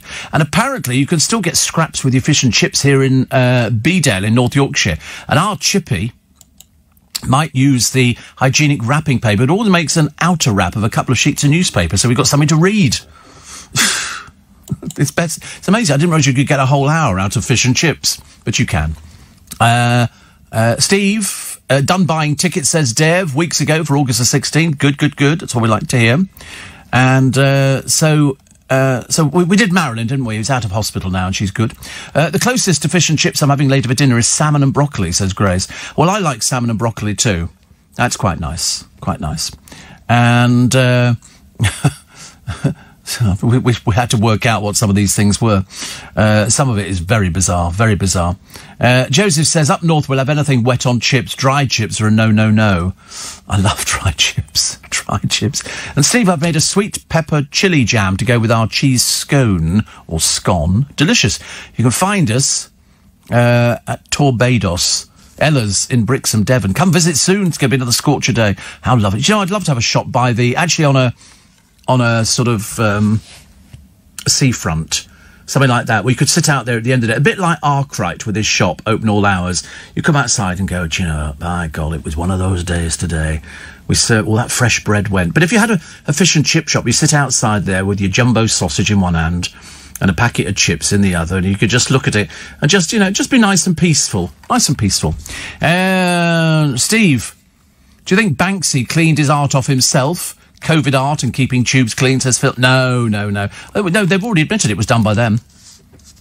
Nick says, I remember scraps very well. Well, I would, being 58, and wrapped in newspaper. My headphone that has a lookalike elephant's ear is now parked away as Alexa, who's now an extended family in my household, just switches on my favourite global player by uttering LBC. Deb says she's so accommodating. Yes, I've managed to upset quite a lot of people, actually, on the programme. We're sort of talking about, hello, Alexa. You watch all of a sudden the blue light comes on, starts moving around the outside, like the Buffalo Girls. Buffalo Girls go out the outside. I think that was Malcolm McLaren, wasn't it? I'm pretty certain. I did it the other day and it made me laugh then. Didn't make me laugh this morning. Don't know, different things. Different things for different folks, I suppose. I know, everybody's laughing. Also, so Miss Swimsuit UK, I didn't know she existed, but she does. And then she went to Texas. She comes from Chester, and she's gone to Texas, and then she made some comment, and they've got, no, she's now been stripped of her title. She's made, you know, they're quite clearly thick as bricks, these people. Meghan Markle, remember her? No, that's showbiz for you. Decided not to take back one of her rescue dogs. OK, she has some rescue dogs. This one she didn't want. Why did she not want it? She's dumped it because it doesn't like Harry. It's obviously a dog of impeccable taste. And so she's dumped a dog because it doesn't like Harry, as opposed to training it. That's what annoys me with people who take dogs. They sort of toss them to one side because they don't like, oh, look, it limps, or it's only got one ear bent over, or, you know, it's sort of, it's got 3 legs missing and we call it lucky. All that kind of stuff, you know, and so because it doesn't like Harry, she's decided to get rid of it. I mean, really, what a disgrace. The more I hear about this ghastly couple, the more I don't like them. Not good at all. Steve, lockdown discovery for me has been chunky oven chips in a green box from Waitrose. Chunky. Lovely. And, you've got to get that one blocked again. Second one down. I thought we'd got rid of her yesterday. She's come back again. 0454, that one there. That one. She's obviously got 2 phones, so we'll block the second one as well for her. Can you do that for me? Thank you. No, it's gone. There we go, lovely. So chunky chips. It's odd, isn't it, really? Chunky chips. Aren't chunky chips better for you because the fat is evenly distributed? There's more fat in thin chips. So if you buy Frites, there is more fat in those than there is in the big fat chips. Because the ones I like are the triple cooked chips. That's where they sort of cook them, then they take them out, and then they leave them. They cook them again, and they take them out and leave. It's very, very time-consuming. And then they put them back in again, and you get triple-cooked chips. They're absolutely delicious. Absolutely delicious. Lovely. So, some of the stories in the papers, it's all the jihadi bride can return to the UK. You didn't appear to like her at all, although what else we do with her, I've got no idea. She's a British citizen, she's got a passport, and, the fact she's an idiot, as far as I'm concerned, fact that she thieved to steal jewellery to go abroad. Why she was never stopped, I've got no idea, at the age of 15. And then she marries some bloke, because she wants to be part of ISIS. Then it all goes a bit pear-shaped, so she wants to come back. And most people are going, well, we don't want you back. You know, can we trust you? Is she trustable? Richard Littlejohn says she's coming back. So why do our judges put the interests of terror suspects ahead of the safety of the rest of us? Yeah. I mean, to be honest with you, I think she's deeply untrustworthy, but it's not my decision. The judges have made a decision. She can come back and fight her corner, but it'll run for years. This is going to be a test case because there's a load of other people that we've got rid of who will also be fighting in the same corner, coming back again. Steve, somebody else asking for chunky chips, which they are about the best, actually. So Gemma Collins, although I'm not believing anything she says. I mean, she has been known to be a compulsive liar. Plus, there's a mum who got hooked on online contests. There is a magazine called Competitors Weekly, and it helps people with slogans and stuff like that, because, you know, one of them says you don't need to do anything to it. Others, you had to buy tins and take the label off and send it in. She's won £50,000 worth of stuff so far. You know, people have won a car, or they've won holidays, or, you know, cruises and things like that. Mainly because it's cheaper for the companies to put it out as a competition than it is to actually go to an agency, which could charge them a small fortune. You know, if you were selling this programme, it would be, you know, you'd have to sort of, I don't know what you do with it, actually. I don't know what you just, we just call it Steve Allen's early breakfast. Makes perfect sense, doesn't it, really? Adrian says, poor soul, chips and gravy the best. When I went to Canada, I had chips, grated cheese and gravy poured on top. Yuck, yuck, yuck. That's just not normal. I mean, it really isn't. Steve, was that the second phone line belonging to the GC? And because she's discovered actually that she's got 3 phones that she's paying for that she wasn't aware of. She's that dumb. Johnny Smithfield says chip shop chips and M&S coleslaw. Oh, that's quite nice. Have you had the M&S cheese coleslaw? That's nice. Cheese cold. That's very nice. You could have it with chips as well. You could do it in pita bread. You could sort of toast pita bread, cut it off, and then sort of make like a little pouch kind of thing. Put your chips in, and then some coleslaw with cheese in it. That'd be nice, wouldn't it? Or egg mayonnaise you could put in there. Coronation chicken, probably. I mean, at a push. Oh, chips! I could eat chips now. What are you doing yourself? It's past 5. Within a matter of seconds, it'll be 3 minutes past 5. It's still Friday the 17th of July, and it's going to be hot today. And apparently hot tomorrow as well. It's Steve Allen's Early Breakfast. We've got a poem coming up in a moment. Steve's in Newbury, loves the show. Starved of radio in Newbury, aren't you, I should imagine. Camp Hobson's still there on the high street. Bennions was one of my favourite stores in Newbury. The Marketplace, the Plaza, which I think has gone ages ago, and the Corn Exchange, which is now a theatre. In my day, the Corn Exchange was just a huge building. I think most towns had a Corn Exchange, and now I think it's a comedy club and everything else. But I performed there on stage in The Merry Widow, My Fair Lady. I was neither of them, and thoroughly enjoyed it. The Newbury Operatic Society are much revered. Much revered. In fact, I think they had the original costumes from the film My Fair Lady. First amateur operatic society who were allowed to use the original costumes. They came down in big baskets, all the costumes. It was fabulous. I didn't get to wear any of the dresses, obviously, for the Ascot Gavotte, but it was very popular. Very, very popular. Don't you ever eat steak and kidney pie and chips? Beef and onion pie and chips? Don't they both have gravy in? No, I don't eat steak and kidney pie and chips, and I don't eat beef and onion pie and chips. It's common, OK? End of story. How dare you even question things like that? Steve, I've just sent off a Carmen Miranda CD. Have you? What for? A funny thing to send off for. Is that the one that we go, I like you very much? I think so. Johnny in Northwood says, my wife Simona and the kids, Bobby and Emily, arrived back tonight from Prague. They were locked down in the Czech Republic for 6 months. So I'm very excited. Big hugs and kisses all round. It's been quite a long lockdown, so today's going to be a good day. So, love the tote bags, by the way, thank you. Well, there you go, that's what we like to hear. So, Johnny in Northwood, I know Northwood very well. My auntie, Grace, used to live in Northwood. Very posh. Garlic mayo on chips. Coronary on a plate, but so tasty. Garlic mayo. No, I don't like the sound of garlic mayo. I'd rather just have mayonnaise. Or Thousand Island dressing. Garlic subtle, is it? No, even so, I'm not sure about it. I'm ending up with too many of these sort of tubes and jars and squeezy bits and pieces in the kitchen. I need to start clearing some of them out, but then the trouble is they are delicious. You know, you do something and you put Thousand Island dressing over the top of it. That's particularly yummy in the morning. I do some potato rosti. Well, it comes in a blister pack and you just take it off and shove it in the frying pan. We have a poem for you this morning. This is by somebody you might have heard of. It's Robert Louis Stevenson. Yes, that one. And the poem is called My Shadow. I have a little shadow that goes in and out with me, and what can be the use of him is more than I can see. He's very, very like me from the heels up to the head, and I see him jump before me when I jump into my bed. The funniest thing about him is the way he likes to grow, not at all like proper children, which is always very slow, for he sometimes shoots up taller like an India rubber ball, and he sometimes gets so little that there's none of him at all.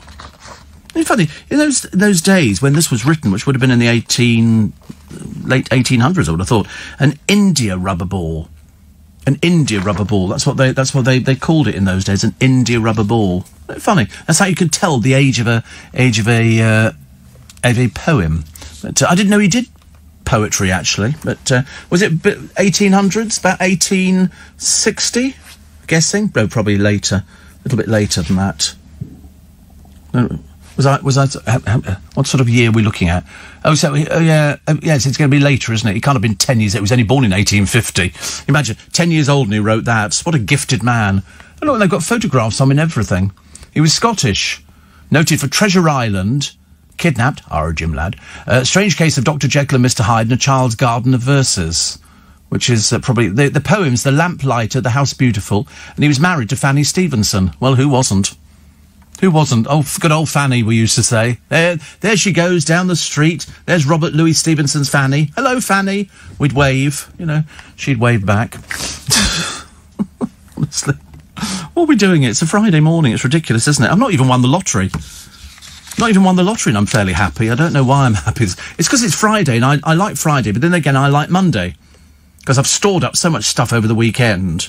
I try not to read a newspaper on a Saturday. It's the only day I try not to read a newspaper unless there's a story on the front page which tempts me. Because then I think I've got to wait all weekend to actually use it on the programme. And that's how it works, actually. Steve, I'm driving my Audi A3 between Midhurst and Heathrow and trying to get 60 miles per gallon, but texting you about the Gemma Collins comment. I saw her off camera, and she's not pleasant. Well, actually, not only is she not pleasant, but Arj is not pleasant. On the coach trip, rude beyond belief. Who in God's name he thinks he is, I've got no idea. And then, did you hear the other one the other day? This was the one I couldn't get my head around at all. As you know, Katie Price's son Harvey is in hospital. He's not got coronavirus, but he's in... They're looking after him. I mean, he's carrying, as we've said before, way too much weight. He's only 18 years old and he's already 27 stone, which is too big, way too big. And there would be the danger with his illnesses of heart failure and heart attacks and stuff like that. So he's in hospital. So her ex-boyfriend, who's called Boyson, is it Chris Boyson? The ex-boyfriend who's going out with the one that... Cause you know that Katie Price hates everybody because she's so bitterly jealous. So, you know, and she'll do the same with this latest boyfriend. She'll get rid of them and then she'll be slagging them off left, right and centre. So Chris Boyson, very kindly, and I don't hold any torch for Chris Boyson, let me tell you, sort of said, you know, sorry to hear about Harvey in hospital, good luck. As opposed to her going, thanks very much indeed, because she can't be gracious. She's a nasty piece of work. What did she do? She turned around and accused him of muscling in on the publicity surrounding Harvey to put the glory onto himself. And I thought, are you paranoid or something? Is something the matter with you? He was being nice. He was being concerned. You know? He was just sort of saying... And anyway, let's face it, you managed to get a programme from the BBC out of Harvey and how he copes at home. I'd like to see what he eats. That's, you know, you'd like to sort of find out what home life is like, because he's not there during the week. He only goes home at the weekend. But, you know, to accuse Chris Boyson, I think it's Chris Boyson, of sort of he's not muscling, he was just being nice. But unfortunately, she never sees things like that at all. Never sees them. If you have roast potatoes with gravy, what's the difference with chips? Both crispy, says Sue. Because one's a chip and one's a roast potato. That's how it works, and I don't necessarily have gravy over my roast potatoes. Hence, I'm not having it over the chips, all right? Oh, blimey, honestly. The argumentative side is coming out, isn't it? But, no, I don't necessarily put roast potatoes. I put gravy on vegetables, and you generally, if you're having a roast, you put the gravy on the meat, because the meat's rested for a while. So that's the way it is. And as I start to see friends and family members for the first time since lockdown, says Neil in Stafford, I'm being told I put on weight. I'm not surprised. The trouble is, loads of people put on weight, and the argument was... What was the argument? Oh, the argument was that, of course, because you're not going out, although people are going out more and more... I mean, I'm going out every day. I've never not gone out every day. I've queued outside supermarkets. I've not queued outside supermarkets. And I like to go out and do something. I don't want to sit indoors staring at four walls all the time. I'm being very careful. I've always got my mask on, except if I'm in the car. That would be a bit silly. There's only me in there. Well, as far as I know, I better check the glove compartment. It could be anybody. And it's a case of, you know, why not? Why not? But everybody's going to say, look, because they haven't seen you for a while. It's not a case of you've been inside for lockdown. It's a case they haven't seen you for 5 months. I've not seen my godchildren for months. Must be getting on for 5 months. I've seen their father, but I've not seen them. I might get round there and they might have changed beyond belief. I don't think so. I know what they look like. But people who haven't seen you for a while... We'll wait and find out when we do the virtual show. Then people will be going, oh, you look so much... Somebody said to me the other day, they said you've lost weight. So I hit them. But, you know, because quite clearly I haven't lost weight. It's just, why do people say that? Is it because they sort of... You know, somebody said to me the other day, said, you look really well. I said, shut your face. Put them up. Put them up. That's what it tends to be when you put... But people are too polite, not me. I always say to them, God, you've increased, haven't you? You know, and if I don't manage to say it to them, I pop it on a postcard, put it through the door. You know, just to let them know. You have to tell people. It's no good to sort of be, you know, it's a bit like Gok Wan. He says, you know, how to look good naked. Believe you me, there is no way I'm ever going to look good naked. I saw him on the television the other day. I still can't work out with Gok if his glasses are real or if they're worn for an effect. I don't know. It's difficult to tell, actually. Very difficult, because they're very big, and I quite like big framed glasses. But I'd love to find out. Steve, Harry Styles likes chips, peas and gravy. He would. He's northern. But how often do people up north eat chips? I mean, do they eat them every day? Is that every meal? Is that the staple diet? Wow. Every day, chips. Egg and chips for breakfast. Fish and chips for lunch. Steak and chips for dinner. Isn't it funny? Because we used to consider chips, when we went out years ago, you'd go to a Burney Inn, because they did steaks, and we didn't have steak at home. We couldn't afford steak at home. So it would be that one treat. You'd be going out, and you'd have steak and chips. So you'd have, to start with, a prawn cocktail, which was always very nice. Then you'd have steak and chips, and it would come with sort of melted butter on the top of it, which used to look quite good, and with half a tomato, which was grilled, which I always used to hate. I never had a liking for tomatoes at all. And then for pudding, they'd wheel the trolley round, and they would have fresh fruit salad, they would have strawberries, profiteroles, Black Forest gatto, or trifle. Oh, here we go. Fruit juice. Now, is this a Burney Inn? The 70s. 1984. Now, you listen to these prices, ladies and gentlemen. This will depress you. For starters, OK, you can have a fruit juice, 33 pence. Soup, warm up with the appetising soup of the day, 55 pence. Farmer's Choice is our own specially prepared soup, a wholesome and satisfying combination of tomato and chunky vegetables, served in an earthenware bowl with your own selection of tasty toppings, croutons, cream and parmesan. 85 pence. Prawn cocktail was £1.15. £1.15. Your main courses, a 10-ounce prime rump steak, was £6.25. When you consider that the fruit juice was 33 pence, steak was really expensive. And you could have a mixed grill. That was a fine selection of sirloin steak, grilled gammon, kidney, lamb, cutlet and pork sausage. £5.85. Fillet of plaice, deep fried in a light batter to a golden brown, as opposed to some sickly-looking colour, £2.99. Deep fried scampi, deep fried to perfection in golden breadcrumbs, absolutely delicious and not too filling. And for that, it was £4.90. Mushrooms, they say here, spoil yourself. It's worth a little extra, 50p. For some extra. Can I have a portion of mushrooms? 50p extra. Yeah, and the puddings. OK, the most popular one, lemon and sultana cheesecake, 75p. Old English apple pie, just old, 75p. Sorbet sensation, which was a luscious raspberry sorbet overflowing with tangy blackcurrants, topped with real dairy cream and a crisp golden wafer. And didn't we like the crisp golden wafers? An ice cream sundae, an irresistible combination of vanilla and strawberry dairy ice cream, real strawberry fruit juice, dairy cream and coconut. Delicious. 90p. 90 pence. Under £1. My favourite, though, is ice cream. It comes in a choice of 4 delicious flavours: strawberry and vanilla, chocolate vanilla or chocolate mint. 50p. 50p. But when you look at the price of the steaks, they were quite expensive, weren't they? I mean, £6 odd when you forked out. I mean, in theory, if you didn't have anything posh for middle, you just had a starter and a pudding, you could get away with under £1 if you played it right, a little fruit juice. And the glasses were small for I remember that, because I used to have, I'll have a fruit juice. What fruit juices do you have? Orange. OK, I'll have orange fruit juice, thank you. They used to come with a little bottle, Britvic. Really interesting. So, when people say you look well, they mean you got fat. Yeah, what? Oh, I'm doing it. I'm taking the break. I bet you anything. Dave Goff will not say a word to me because I've gone a little bit late. I promise you. So let's have a... Sorry, Dave. The way people are questioning me this morning, which is quite funny. One from Frank who says, when you're in a restaurant, have you never had roast chicken and gravy with chips? Do I sound like I've ever had roast chicken and gravy and chips? They're trying to catch me out. No, I haven't. I've never had that. I wouldn't go into a restaurant and have roast chicken. I really wouldn't.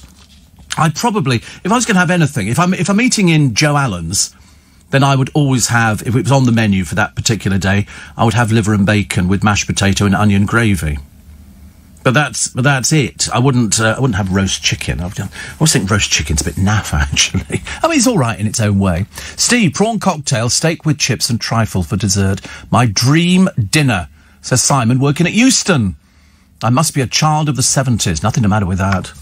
Listen, I mean, but when you think about it, if you were going out for a meal when you were young, it was a big deal. Nowadays, we don't think anything, do we, of just going out for a meal. I mean, how many times do you stand outside a restaurant and look at the menu and go, oh, they've got cheese and ham toast. It's all pretty sort of mainstream. Steve, all this talk of food's making me so hungry. Says Angelica in Manchester. The answer is no. We've already established I don't do chips and gravy. I'm not northern. I'm southern. And we don't do gravy. You know, unless it's, you know... Steve, I lived in Newbury, Greenham.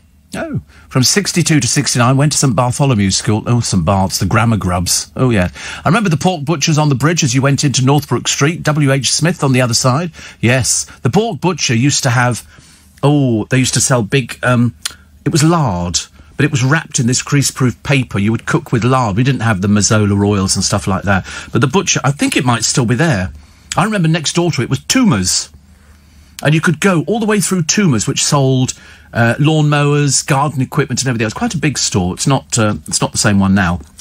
And at the very back, you went down some stone stairs into the record side of it. And you would go into the record store and they would have all the latest records and they'd say, and you say, oh, can I hear it? And they go, yeah, booth 3. And so you go into a booth and stand there and they would play your record to you in there. God, I'm old. We went to school on horse and cart. It was the lawnmowers. They sold lawnmowers, garden equipment, and at the very end they put in this record store, which was about one of the only places. There were a couple of others where you could get records, but Toomer's was the one that seemed to have all the latest up-to-date things. You'd go, and we'd stand in there for ages. So, what are all the latest records? And they go, oh, these are the ones that came in today. And you'd go through them, and I was looking for anything that came out on Tamil Motown. I'd have to hear it before I bought it, but 9 out of 10 times you would buy it. With your little bit of money, honestly. I think a record was about 7 and 6pence. Cheaper to eat in the Burnley Inn, actually, if you think about it. Another one here. It says, my wife, Fiona, used to work at the Schooner in, can't remember the name, opposite Marble Hill. Yes, there is a pub there. It's changed, actually. Also at Cheeky Pete's. So, say good morning to an avid fan, Fiona. There you go, Fiona, an avid fan. I like that, actually. Steve, if you weren't a radio presenter, I sometimes doubt myself, what would you have liked to have been? I don't know, actually. I really don't know. I kind of fell into radio presenting, like sort of a lot of people. I didn't do a journalism course at uni or college or anything. I'd opted out years before that came in. And I just sort of fell into it. And I fell into it through Dale. It was as simple as that. I was working at a club down in Richmond called Cheeky Pete's. I lived in Newbury. I was working in a shop selling carpets, a department store, Camp Hobson. I was very good. I mean, I was good. I was very good. Mainly because I could sound believable, which actually hasn't changed over the years. So I was good at doing that and selling fabrics and stuff. I was very good at shaking fabric out and ruching it up and making it look really flash. Seriously, I was very good at people who say, oh, that looks lovely. You go, listen, and the pattern repeat's not so great on this one. So it's only 18-inch pattern repeat, which means you don't have to spend so much money. And then I saw a job, and it was advertised. They were looking for DJs in Richmond with a company called Goodhues. And so I came up with a friend of mine called Rick James. Rick James was like the hot DJ in Newbury. He had Orange speakers and Orange the make, where they were like rope on the front of them. You could throw these things off, out of an aircraft and they would still survive. Good DJ name, Rick James. And I was running the Jackson Ross Roadshow.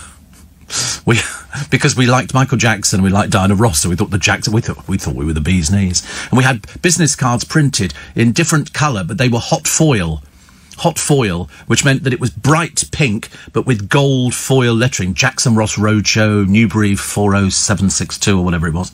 And we packed all this stuff into my poor dad's little minivan, which eventually, because we had so much stuff we were taking with us to go and do gigs, the suspension collapsed, which was always great fun. And it was good fun. We enjoyed it. We didn't drink. Nobody drank in those days. It's only recently I've acquired the taste.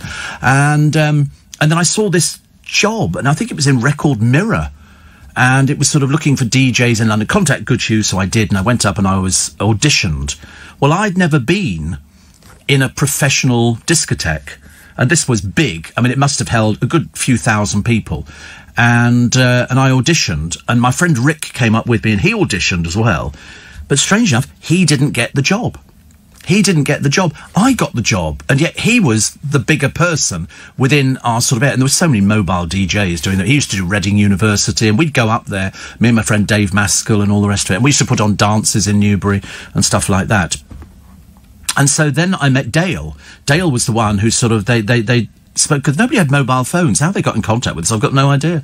Must have phoned at home, Newbury 4562, and used to be a bloke called Keith Hardy. And I think he said to me on one occasion, he said, oh, you've got a relief DJ coming in tonight. He'll give you an hour's break. So he'll just come in, do the hour, and then so it gives you a break to go and do sort of whatever you want to go and do. Go and have a cigarette or something, I don't know.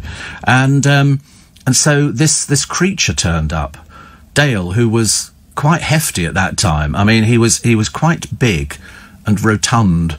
And Steve, and I went, hello. I'm standing there in a satin jacket. I mean, God knows what I must have looked like. A reject from the suite, I should imagine. And I thought I was sort of the bee's knees. But I didn't realise that Dale not only was the bee's knees, but he had the music to go with it, because he was really into his... I just did it because it was something to do. He was doing it because he loved the music. And he could chat away and do the whole thing. And I thought, I don't think he's going to be very good. Well, he goes on the microphone and he wiped the floor with me. It was, I mean, totally, I held my hands up, went, oh, my God. And also, he'd brought along his own crowd, because he used to work at a place in Tottenham. And he brought like 20 or 30 people with him. And so when I said, for the next hour, I'm going to take a short break, this is Dale Winton. And he goes, thank you, Steve. And he sort of launched into this, and people clapped. Never heard of people clapping in a discotheque before. But anyway, we became firm friends same evening. He said, listen, I'm not doing anything. He said, why don't we go out for something to eat? So we used to drive up to Heathrow Airport with our meagre earnings and buy ourselves a club sandwich, which cost about £3, which was most of the money that we'd earned that night. And that was our regular thing. And we just got to be very friendly. So that was it. And then he used to work for United Biscuits Network. And he said, why don't you come up there, meet the boss? They're always looking for people. So I went up and secured another job.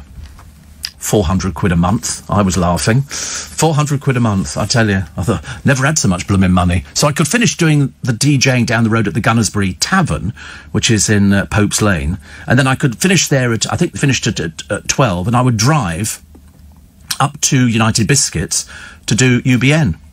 And do it till 5 in the morning, then go home to bed, wake up middle of the afternoon. It was quite, we didn't earn a huge amount of money, but it was great fun, actually. Did you ever have bread and dripping? Sadly not. That was, I think, back to Victorian times, I think. Talking about Fray Bentos the other day, which made me think, in all these years, I'm a young 53 and I've never tried it, says Patrick. Oh, you should try it. I love Fray Bentos pies. Always have done, actually. Talking all that yummy food, I ditched the cornflakes for lunch. I'm at Kentucky Fried Chicken, says Shane, down the road in Riverwood. How lovely. Steve, if you frequented any Bernie Inns in the 70s and Ishu, you're probably said by my mum and had your food cooked by my dad, who was head chef for years. Oh, what a lovely idea. The scampi and Black Forest Gatto were always a favourite, says Maria. How do you solve a problem like Maria? Angelica says they should erect a statue of you somewhere. Yes, yes, there's a joke. There's a joke. And you're responsible for changing my body clock, Steve. Every day I'm awake for 4 a.m. and back in bed by 9 in the evening. This morning I've got LBC on the TV in the living room, and whilst making breakfast, LBC on my phone in the kitchen. As I passed from one room to the other, I noticed that each device has played different ads before rejoining you. What, from the television to... Yes, one actually could be nationwide, one could be London, because I have 2 sets. Do I have 2 sets of adverts? I used to have 3. I'm sure I used to have 3, but now I've got 2, actually, looking at them. So, Ian, you're quite right. But also, you'd be probably noticing a delay in the broadcasting. One might be a few seconds behind the other one. Because that's how it... Don't ask me to explain it. I've got no idea. No idea. I just know it's terribly, terribly clever. 84850 steve@lbc.co.uk. And you never had anything with gravy and chips? No. No. She says, steak pie and chips? No. Beef pie and chips? No. Roast chicken and chips? No. Lamb chop and chips? Definitely not. I'm allergic. Liver and bacon with chips? No. Mashed potato? Mashed potato, this whole thing. You don't have chips with liver and bacon. That's ridiculous. You have it with onion gravy, and it's mashed potato. That's the only way to have it. That's the southern way, which is better. Somebody thinks professional DJ, bit of a laugh. Well, that's what I did. That's what I made my living at. In fact, actually, when I think about it, I've only had a couple of jobs in my life. There was one working in a shop. I then went to work for the John Lewis Partnership for a short spurt, which paid a lot more money, 20 quid a week. 20 quid a week. When you've been earning £5.19 and sixpence, to go to 20 quid was very good.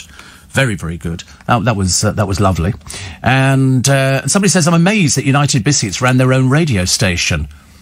Says Alan in Five. Really, it's very famous. Very famous. That's where all of the crop of commercial radio presenters came from. They came from United Biscuits. The only other people who had one were Kimberly Clark, which was a paper place. But no, United Biscuits turned out, God blimey, Roger Scott, Graham Dean, Nicky Horn, Dale Winton, Steve Allen, and loads of people all came from United Biscuits Network. It was a 24-hour professional radio station. We had 4 studios. We did racing results. We had everything. We had a record library. We had a program controller. We had program controller's secretary. It was a fully equipped thing. And the reason that it was set up by United Biscuits was to keep the workers happy. So every worker in the factory, there was one speaker for every 2 people. So they could turn it on and it was there, and they could have requests.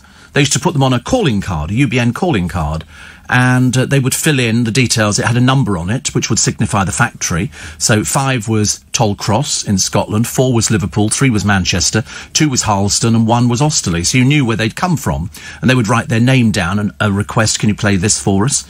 And we would do it. You can find it all over the internet. It's not difficult to find. Probably pictures of the studios, I should imagine, as well. But, yeah, that ran until about 1979 when the lorry driver strike closed it down. But it was, you'd go around the factories and all you would hear was UBN. And the workers stayed longer. It was a proven thing, Alan, that workers, because they felt a loyalty, and it made them feel part of it. Even though we were broadcasting from London, up there, went up on landline, which was very clever. What a commitment. Yes, it was. Well, it was also an outlet for the presenters to move on to commercial radio, which was new. Chips and mushy peas with bread and butter, followed by apple pie and custard. Nothing to beat it, says Huey. Well, yes, I'm not mushy peeing. And bread and butter, see, I would put chips inside the bread and butter. Fold them over to make like a little sandwich. And apple pie and custard, you're right, you can't beat that. In the early 60s, Bernie in Bromley get a rump steak meal for 10 shillings and 6 pence. Well, we were looking at the 70s. It moved up to 6 quid by that time. So I think your prices were a little bit out. Is a Kit Kat Chunky a bad breakfast choice at 5:30? No. You can have I don't believe you have to eat certain things at certain times of the day.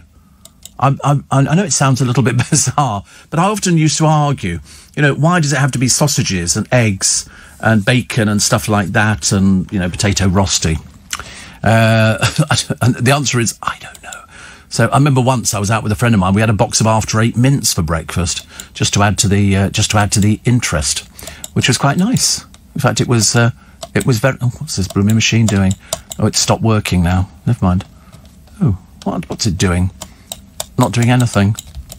Oh, I'm sorry. I've got it. It was having a bit of a mare of a day. Right, front pages of the papers. Spy chiefs, according to the Daily Star, have blasted Russian hackers known as the Dukes for cyber attacks on Brits trying to find a COVID vaccine. Honestly, there's us thinking it was the Chinese all the time. Turns out to be the Russians. Paul McCartney says his first post-Beatles collaboration with Ringo Starr was a sort of magic. I think I've been addicted to watching Paul McCartney touring America years ago and doing all the hits, and the crowd absolutely playing stadiums. Seriously, all by his lonesome, but it was really good. He's 78 now.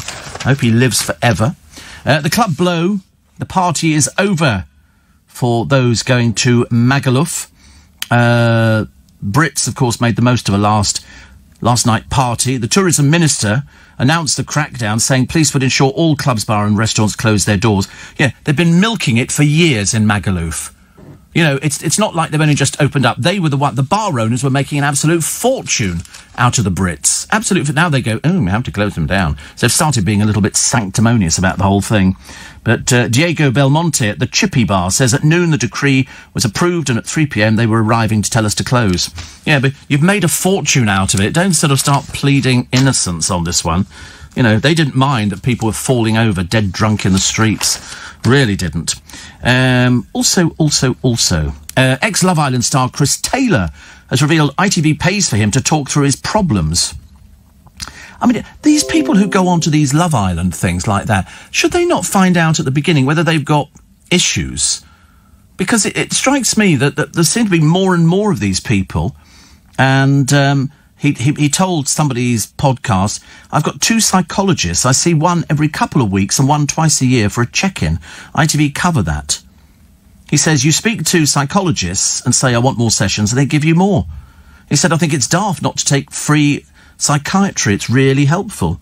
I mean, I can understand that. But at the same time, there seem to be more and more of these people coming off things like Love Island who seem to have emotional issues. And I'm thinking, why is their life so different from anybody else's? It's very odd, isn't it, really? It's like, so, you know, apparently ITV set out these care guidelines after the deaths of former contestants. But they need to do a proper vetting system to make sure that somebody... They do it, I think, for I'm a Celebrity, Get Me Out of Here. Obviously, Love Island doesn't fit into that category for some reason. But they go on there. I mean, look at the one who was the trolley dolly flying for BA, and then she opted out of that. Then she went out with one of the blokes in it. And then... I can't remember what her name is now. It's completely escaped me, thank God. And then she went into rehab because one of the blokes on the programme went out with her and then dumped her. And that apparently was the worst thing. Then she had to spend a fortune getting her teeth done because she said people were trolling her about her teeth. And I remember thinking, good God, what is going on in your life? What is going on? It's all very odd, isn't it? Steve, in my Auntie Megan's fish and chip shop in Wales, they sold peas and chips. Says the Reverend Paul. Peas and chips? Peas and chips? What, just peas? Well, how'd you pick those up? You can't pick them up with your fingers. You'd burn your fingers, wouldn't you? Peas and chips? Well, you'd be there forever with a little wooden fork, picking up a pea. 2 on the spikes. I don't believe that, actually. Billy says, regarding food at different times of the day, I often eat cereal in the evening. Yeah, me too. Me too. And somebody says, Steve, jam, roly-poly and custard. You can't beat it. And somebody says you should write a book. Love hearing about your memories and your stories of Dale.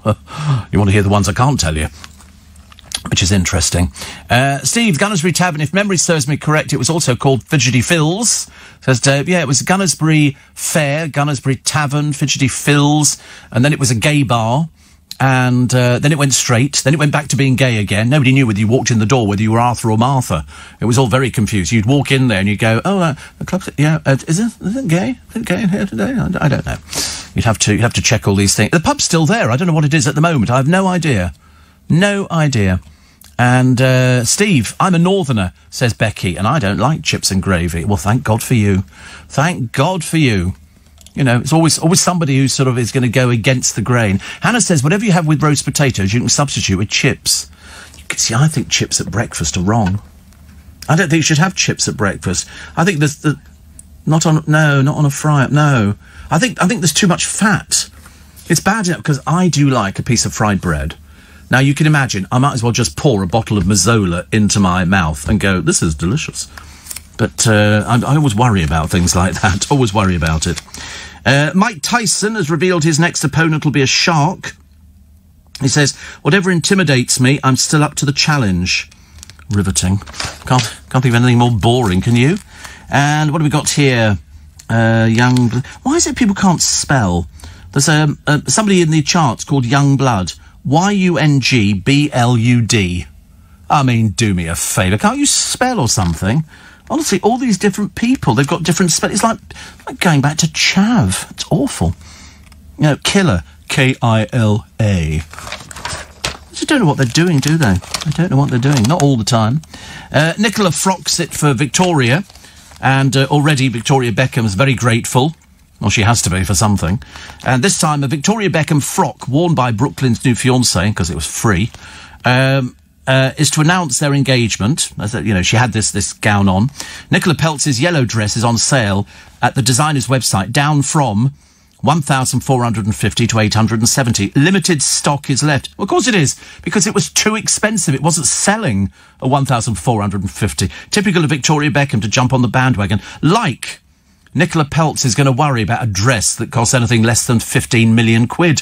Her father's a billionaire. It's only the poor Beckhams. We've got no money. We haven't got any money. We have to buy them a house in London. How much is that going to cost? Don't know. Put it on a mortgage, shall we? Oh, can you imagine? They're so out of their depth. So out of... Oh, that's a nice picture. A stunning picture of the sun taken by the British-built solar orbiter. It looks very hot. Very hot, the sun, isn't it? Flames all over the place. Campfires they've got. They've called them campfires, which is quite sweet, actually. So they're mini solar flares. I mean, luckily, they're far enough away from this thing, 47 million miles. Hardly parking in a lay-by to take a picture, are they, really? OK, let's take the thing up there. Blimey, this is hot. 47 million miles. How long's it going to take us? Well, you're all going to be dead by the time we get a third of the way there. In fact, you'll have died out a long time before that. Heartbroken Gemma Collins, go away, you boring old baggage. Nobody cares. Nobody cares, honestly. These two stupid people, they absolutely deserve themselves. Also, Tony the Trucker, 8 a.m, full English. Three fried eggs, 3 sausages, 2 hash browns, 2 bacon, black pudding, beans, mushrooms, tomatoes, 2 bread, coffee, proper meal. You're not serious. Is that just one meal?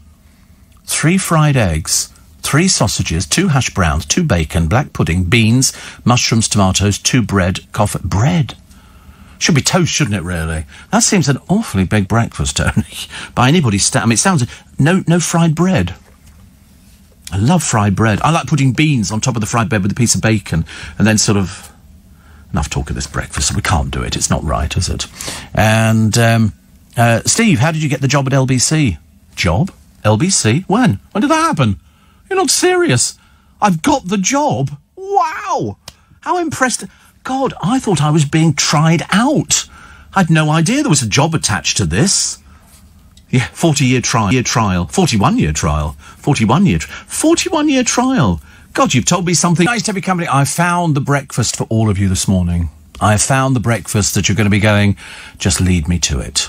This is Shepherd's Place Farm Cafe, which serves up a massive breakfast, including 8 sausages, 8 rashers of bacon, 8 eggs, 8 hash browns, baked beans, tomatoes, and 8 slices of toast, which you can wash down with a mug of tea or coffee, if, of course, your stomach by that time hasn't burst.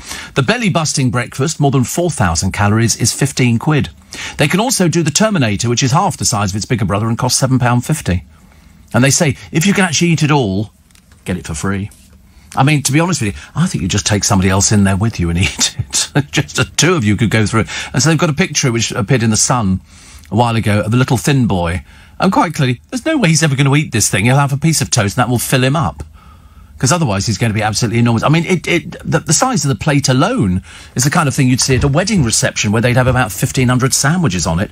And some bloke has made an attempt to... You can't get anywhere near it. Because I think there must be a trick to eating it. Just pour it into your lap. Don't bother eating the blooming thing. Where would I start? I don't think I would, actually. I feel ill even looking at it. I mean, I'd be tempted to say I'd go for the hash browns, but I think you'd fill up on fried food. So, well, I mean, there's 8 rashers of toast, isn't there? 8 slices of toast. So that's 16 pieces of toast because they've sliced them all diagonally. I mean, 8... I couldn't even eat 8 sausages. Well, I don't know. Could I eat 8 sausages? Well, you think you could eat 8 sausages? Oh, dear, I'm not sure about that. I mean, it just looks... I mean, take the whole of this sort of plate looks enormous. And it looks like it's got tomatoes on, but the big tomatoes. So if you can eat that in a certain amount of time, that's what they've done. I think it's 1 hour something. You get it for free. If not, you just explode like a small cannon. It's amazing, isn't it? So, but nobody's managed yet to finish it. The mega breakfast dub, Terminator 2. The return. The sausage is back. It's enormous, isn't it? But some people could probably finish that off. Christmas show, says Sue in Surrey, starting on QVC on the 24th of July. Christmas food, yummy. Thank you very much indeed. My friend Ian says, nothing new. Youngblood may spell his name incorrectly, but remember Slade started this years ago. Lots of their songs were deliberately spelt incorrectly. Well, there you go. You tell me something new. Steve, I love having roll mop for breakfast. You're disgusting. Oh, I hate... Have you ever seen roll mop? You ever seen it?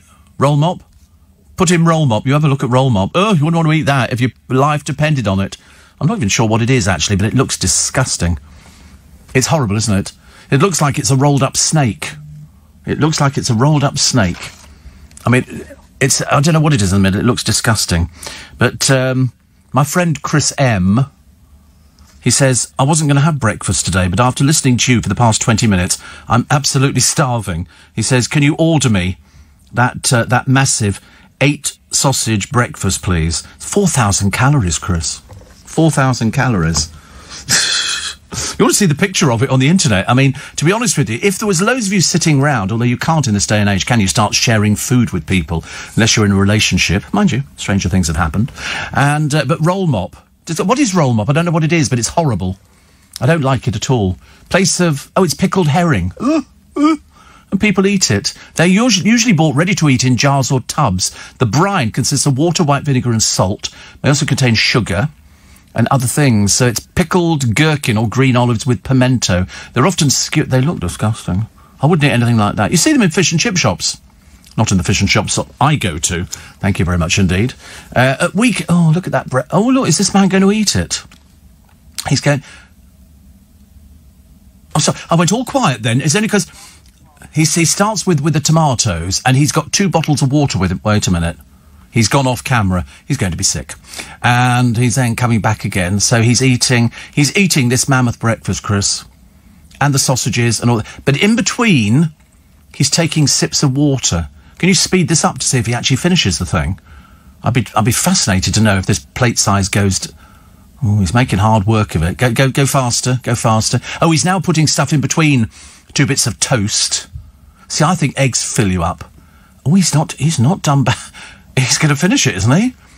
He's going to finish it. This is the Terminator 2, the fulling... He's finished it! He's eaten everything in 12 minutes. He's eaten everything. Look at the landlord, furious. Yeah, that's really good. You've done that and you put it on YouTube. It's on YouTube. He's eaten the full English breakfast. The Terminator 2. And he's not a fat person. He's a thin person. 8 sausages. I mean, just 8 sausages and 8 hash browns would be enough for me. I'd be quite happy with that. Thank you very much indeed. Steve, up listening to you with our 9-month-old Joshua. Great show as usual this morning. Early start as we're completing on our house today in Amersham. Say Lucy, Neil and Joshua. Oh, good luck. How lovely. Do you move today? Do you move to... When you complete, do you move? Don't they do it like something we'll be completing at 11? So you've got to get everything packed up, get it all over there, and then you sit and wait outside for the other people to move out, because guaranteed they're going to be dragging their heels. Steve, I'm Hungarian. Well done.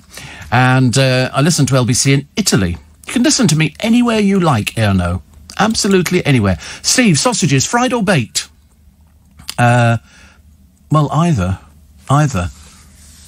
It doesn't make any difference to me, actually. I'm having a senior moment, but I thought you once mentioned enjoying chips, steak pudding and gravy from the Chippy and Burnage around the... No, he's not caught me. No. We never went to anything in Burnage. Never anything at all. We went out into Manchester. Incidentally, says Paul in Manchester, but number 1 Blackpool, which was on 4 in a bed and which you stayed at, is still going strong and is featured regularly on local news up here. It was it's really lovely because you go to Blackpool, it's generally a bit sort of bit naff. But number 1 Blackpool is a posh bed and breakfast, and I think it's a lady called Avril who runs it. Perhaps I might be mistaken on that one, but it's very nice. They've got sort of TVs in the bathroom. And it's got an honesty fridge full of chocolate and things like that. And it's nice. And outside you can get a tram which takes you into Blackpool. And then luckily on the other side of the road is a tram that takes you out of Blackpool, which is one of my favourites. You are now leaving Blackpool. Hurrah! And you sort of go up the road. It was all very nice, actually. So, I don't know. Also, at weekends in the pubs in Lancashire, a man used to sell cockles and mussels. Don't tell me. Alive, oh... as he pushed his wheelbarrow through streets broad and narrow, singing, cockles and mussels and black peas for you. I think that was some woman in Dublin's Fair City, wasn't it, who did the... What's her name? Dublin's Fair City, the girls are so pretty. Molly Malone. She was Molly Malone. I'm sure I've been into a bar called Molly Malone's. Sorry, was she on Love Island? She might as well be. No, she just sold cockles and mussels. Steve, do you remember the Eel Pie Island? I live there. What are you on about? Or do I know the Eel Pie Island? I live in Twickenham. Goodness me, honestly. Somebody says, and here's me thinking you were tired out. Never tired. Never. Listen, as long as this mic has got a red light on it, I'm talking. I never have a senior moment. Well, I don't think so, where I sort of give up. Steve, Christmas shows on QVC with the food as well, and actually on one of those channels in America. Which one is it? My friend Ian was telling me about it, and it's I think it's the Hallmark Channel. They've started putting gay Christmas films on. To appeal. They wouldn't normally have done this to appeal to the lesbian, gay, and transgender community. Because they've said the other's a little bit too... I mean, I don't think it makes any difference at Christmas. I mean, I never watched any of these programmes thinking, I'm sure he's gay. It never crossed my mind, you know. Who is that nice old kindly man with a white beard who's just popped down somebody's chimney, you know? And why do the two guys standing by the fireplace look so excited?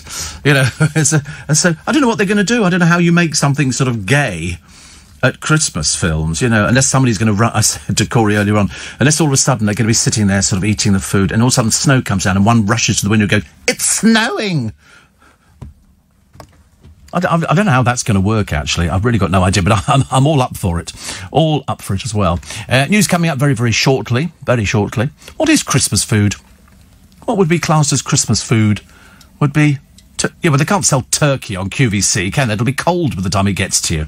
Will they be sort of doing mince pies? Mince pies. Oh, mince pies. We used to have a competition last year at LBC before we had the coronavirus thing, and we tried all the different mince pies out. Because there were so many different ones. There were Heston Blumenthal's, and there were puff pastry mince pies. And this year, I'm going to bring them in, but I'm going to bring in a can of squirty cream. And, yeah, all over the place. Sorry? Who won? Who cares? We just ate them. I don't think any of them were bad. Heston Blumenthal did little ones, and he did bigger ones as well, but they were all delicious. But you could have them with sort of double thick cream drenched over the top of it, or the bit all over the place, which sounds quite nice, doesn't it? I could eat a mince pie now, actually, but I think I'd probably go better with a battered sausage. I think I could be tempted. I mean, was anybody, you know, thinking, Steve, I'm going to do your battered sausage? Now would be a good time to tell me. Now would be a very good time. 84850 steve@lbc.co.uk. And, Steve, one meal from a cafe in Swansea. Sorry, no toast, haven't got enough teeth anymore. £7.50. Could be that one, actually. Could be that one. And, Steve, I had sliced chicken and gravy with chips, says Maya. It was delicious. And why do the media, says Diana, still call Meghan, we sound excited on Friday? Mind you, we sound excited on Monday, Tuesday, Wednesday, Thursday as well. And it's the 17th of July. If you're still lying in bed, it might be a good idea to get up now, because I think today's going to be a hot day. That's what they've said. What did they say the temperature was going to be up to? About sort of 27 degrees. Oh, dear, how ghastly. 24 tomorrow. No, 24 is a bit more bearable. I think I can probably just about cope with things like that. What is the Britain's favourite things about UK holidays? The favourite things. I think they've got 3 things which people like. It's been conducted by a holiday company, so I'm not going to mention them because it's just a way of getting things. Coastal walks, fish and chips, and Mr. Whippy. I think it's an ice cream. I'm hoping so anyway. You can never tell, can you? You know, here comes Mr. Whippy. Run, run. But that's apparently what we like doing. You like what? Like a little bit of a Mr. Whippy. I know. I never quite understood that, actually. I think it was because the ice cream was whipped and it came in. I always wanted to do that. I always wanted to be able to operate an ice cream thing and pull the handle down and then turn the thing. But it's not too late to learn, is it? I know. I wish they did a home version of it, but they never do, actually. Paul in Ealing says, the Gunnersbury is still a gay bar, very busy place. I used to work on the door many times. I helped you and Dale bring the records in from the car. Had some great nights there. We're sure of a fight every night. Oh, I know. Loads of places were like that. Mind you, the Castle in Richmond was exactly the same, owned by the same company. Steve, Des O'Connor, is this still with us? I hope so. I hope so. Yes. And... another one says, Toad in the Hole with gravy and chips, says Grace.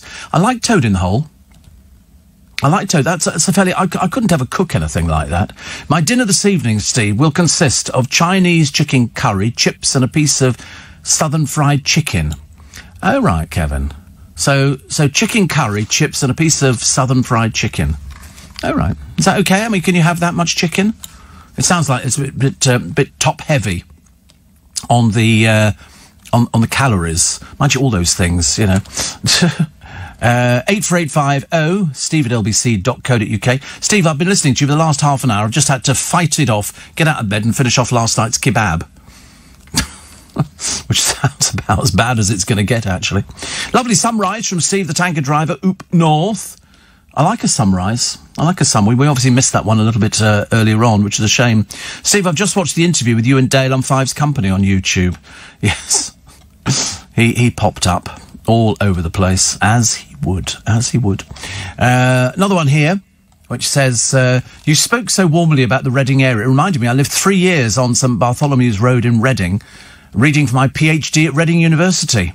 Full of students, wasn't it? Reading was full of students. I think, actually, Leeds is full of students as well. Manchester's full of students. In fact, everywhere's full of students. What do? Do they all just congregate and go, we are students? And you go, they learn. They don't learn, that's the trouble. I wish they did learn. Most of them spend most of their time under the table. Drinking problems and things like that. I mean, how they ever get to the morning lectures, I'll never know. Are you allowed to miss lectures if you're a student? You're allowed, but you shouldn't do it. And that's why they don't pass, isn't it? I mean, some people, like 70 or 80, still going there, still trying to get into a lecture. I watched a programme the other day on people who were 16 going into the army. And there was one little girl. I say little girl because she looked like the smallest. And they had to run, so she had to pass she was going to be a medic, but she had to pass a fitness thing, running with kit on her back. She'd failed 6 times. 6 times she failed, and then eventually she passed. I thought it's only because the cameras are there. And there was another bloke on there, 16, and he'd had issues in his life and all the rest of it, and he goes home and he takes drugs. And he goes back, and they gave him a second chance. They said, you've got a second chance of this, but, if you don't buck your ideas up, we will have to lose you. And then he gets called back in again. I forget how many weeks or months later it was, because they're fairly flexible on the time they're allowed off. They can go out and stay out till 11 o'clock, for they need to be back at camp. And this particular bloke, he got tested, because they can do random drug tests. He tested positive for ketamine. He tested for marijuana and a few things like that. And they said to him, we have to think what we're going to do now. And so he's standing there, and it's a bit like a court-martial, I suppose, but because he was only 16, 17, they said, you haven't learnt your lesson. The lesson was that, can we now trust you? Because if you're in the army, you're working as a team. You're working as a group of people who are cohesively put together, a bit like the spokes on a wheel. It's one of my favourite words, actually. Wheel. And you thought cohesively. No, wrong again. And so they then said, and I thought, I was hoping that this was actually going to be one of those nice court-martials where they were going to say it again, listen, this is your last opportunity, but they didn't. They said, we have to let you go. You're being dismissed from the army. And so he goes back to his room, and the tears just flow, because he said, I have to go back to Civvy Street, and the army can protect you. The army can protect you. You're supposed to, look at... But he didn't make the effort. Unfortunately, drugs took over, and he was a loser in it. I think he got a job in a plastic factory or something. Whereas he could have had a great career in the army, but screwed it up. But that's what makes the programme more interesting, because you sit there thinking to yourself, surely you've got yourself clean. Surely. It's like Arge, isn't it? A bigger buffoon you'd be hard-pushed to find. Steve, I've got a fasting blood test this morning, says Ian the Skip. Oh...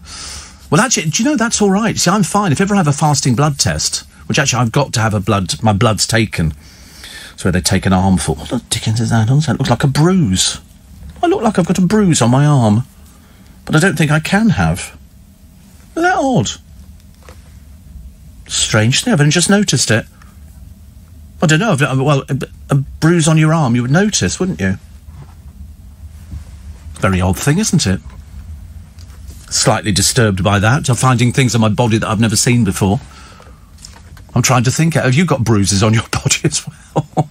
I'm trying to think if I banged into anything. I don't think I did. Anyway, doesn't matter. Steve, Belly Buster Special, £9.50, plus homemade curry, shepherd's pie and chilli con carne at the Pop Inn in Redhill. Easily the best cafe. Waiter service. Good Lord, Matt. But a Belly Buster, so homemade curry, shepherd's pie and chilli con carne. I wanted to buy chili con carne the other day, actually, but I didn't get it. Because they didn't have any, actually. Steve, if Corey was a genie in the bottle and could grant you 3 wishes, what would they be? 3 wishes. Better presenter. No, we don't need that one. More hair? Could be. A full head of hair would be quite nice. But it doesn't make any difference. Slimmer? I don't really have wishes. I don't sort of, I'm not living in that fantasy type world. Sorry? Chef in the corner. Yeah, just working to a little sort of portable kitchen, which they wheel from floor to floor. And they go, what would you like this morning? You say, well, sausages look quite nice. I'll have a couple of sausages, please. And a hash brown. Yes, I couldn't eat a Terminator. Imagine trying to do a programme like this. Steve, you could definitely cook toad in the hole. You just sausages with pancake batter on top and you put it in the oven, says Dallas. No, I couldn't do that. I absolutely couldn't. I'm totally... You've no idea how useless I am. I'm even more useless than I thought I was. I'm terrible. I'm absolutely terrible. Not very good at all. There's a man here who's holding a bottle out for a snake to drink the water. It's a dehydrated snake. It's 14 feet long. And he holds the water up and it drinks the water. Its venom, this particular one, it's a king cobra, can kill a human in 30 minutes. It's slithered onto a construction site, but rather than run away, Builder, a guy called Jaraput from Thailand, took care of the dangerous and desperate reptile. He said people should not interact with wild snakes. He said, but I'm used to them by now and I've done it before. And so he tips the bottle of water up so it can get water. It's 14 feet long. This thing could grab you round the waist and drag you away somewhere. Not very good. Michelle Collins has revealed she doesn't wear pants. She said she goes commando. Too much information. A little bit. Too much information. She's 59 now. She reckons going commando is more comfortable. La, la, la, la. Not sure about that. Why do people tell you things like that? You wouldn't tell people, would you, really? Also, the mum, who's obviously some sort of exhibitionist. This is Chloe Lithgow, who's 21 and she's got 3 children. She's 21 and she's got 3 children. Good Lord above. I wonder what she does for a living. One can only hazard a guess. Obviously something to do with modelling and getting your boobs out, I should imagine. Also, what's this one here? The young offenders. Pixie Lott. Oh, everybody's signing up for Gogglebox, aren't they? Pixie Lott and Oliver Cheshire have signed up for it. And we're hoping, they say, they might spill a few secrets about things. I shouldn't think so in a million years. It's only Gogglebox. They just sit there watching DVDs and then they sort of film them and then they make sort of comment on things. Some of them are very good. Some of them are just not very good at all. And some of them are quite boring. Quite boring. Home Office to fight the ruling on the girl who ran away to join ISIS when she was 15. All the papers are leading with that one. Ministers vow to fight on as Begum wins court battle. Where else is she going to go? I mean, I don't know what's going to happen here, but I suspect anything. There will be a court case, but it'll be ages down the line. Absolutely ages down the line. Perhaps I want her to say she's sorry. That's what I wanted to say, but, and that's what everybody else wants her to say. I was wrong. She was 15. And at 15 they think they know everything. She didn't know anything at all. She stole jewellery. Steve, have you got a birthmark? I don't think so. No. They say that a birthmark is a wound left by the weapon that killed you in a previous life. Oh, my God, I'm a bit scared by that now. I don't know who they are, actually. Perhaps it's definitely... Perhaps I banged my arm against something. They were saying... What were they saying the other day about the coronavirus? They said, look for rashes. That was the late... Yeah, it doesn't look like a rash, actually. It does look like I've sort of banged it against it. Although, actually, I'd remember. I'm quite good at remembering things like that. Perhaps it's lifting everything. Steve, why don't they call the breakfast Heart Attack instead of Terminator? I think it's roughly the same, a heart attack or terminated. Sorry. And, Steve, I'm a new listener, but you're definitely worth getting up for, says Nikki. My birthday tomorrow, so I'll be having goat's cheese on toast. Ooh, yuck. Goat's, no, that's not gone down well. I have had a goat's cheese little tart. And it was actually a lot nicer than I thought it was going to be. I thought it was going to be a little bit odd, but it was very tasty. Now, you could have that with chips, couldn't you? Or broccoli, seems to be my favourite. I was missing sprouts the other day. I went to get some vegetables to stick into a boeuf bourguignon I'd made. I didn't actually make it. I bought it and just peeled the plastic off the top. And but that was particularly delicious, actually. And I wanted some little sprouts to go in, but I didn't have any. So I put in some red onions, which was particularly delicious. I've got this craving for red onions at the moment because they've got more flavour than the other ones. And little mushrooms, little button mushrooms. I'm turning actually into a bit of a chef. You know, having a little go at things. 6:15 says, don't have to get up to listen to Steve. That's the beauty. Just have 2 cup of tea breaks. Yeah, tea break. We used to have tea breaks. You know, David in Beckenham says, to see a skinny bloke stuffing himself with that silly breakfast must be disgusting. I can't believe he finished it. He seriously finished it. This, you can see the bloke who owns the cafe or whatever it is. I mean, just sort of going, oh my goodness me, he's actually finished it. Because when he started, I didn't... And obviously the trick is a bit of water. Steve, I'm on my way, says Monica, my favourite Jewish multitasker, to stock up your favourite drink in small places and later back to Dover to sail from there to London. You sail from there to London? From Dover? How does this work? Jack in London says, please stop talking about food. I'm starving. Which is good. I wanted to... Actually, we're trying to find a restaurant in town because we have the Steve Allen Lunch Club. And we've not been out for food for months. Absolutely months and months and months. And some members of the... There's only about 1, 2, 3, 4... About 6 of us. Something like that. Sometimes 7. And I think some of them are getting withdrawal symptoms. So I was trying to find... Joe Allen's isn't open yet because a lot of their trade comes from theatre, from sort of pre-theatre bookings. But... They haven't opened yet. And I was trying to find out about Little Italy, Tony Pelledri's place. And so I called yesterday, but I got, it was sort of like an answer phone message. And I wasn't sure if it was an old one or if it's a new one, because it said they were open till 4 in the morning. I thought, I don't think they will be. That's an awful long time, but we're all desperate to sort of eat. Not that we haven't eaten. We have eaten, actually. It's just that we haven't had sort of a get-together for months and months now, and you do get withdrawal symptoms. Have you been back to Maplin's yet? Well, seeing as they closed about a year and a half ago, obviously not. Yes, poor old Maplin's. Poor old Maplin's. I always predicted their downfall, actually. I think you'd make an amazing ringmaster, says Lee. I love circus. I don't think I'd want to be a ringmaster. I wouldn't want to be a ringmaster, but I love circus. It's the 2 things I like, actually. Fun fairs and circuses, mainly because they arrive on these beautifully decorated lorries and everything else like that, and magically, overnight, a town is built up. You know, the fair at Hampton Court every year, Irving's, is a combination of Irving's having all the big machine in the middle, you know, the bumper cars, the dodgems, the roundabouts and everything else like that. And then... all the other bits are sold around the outside, and it's fantastic. With all the lights on, you can't beat a fun fair.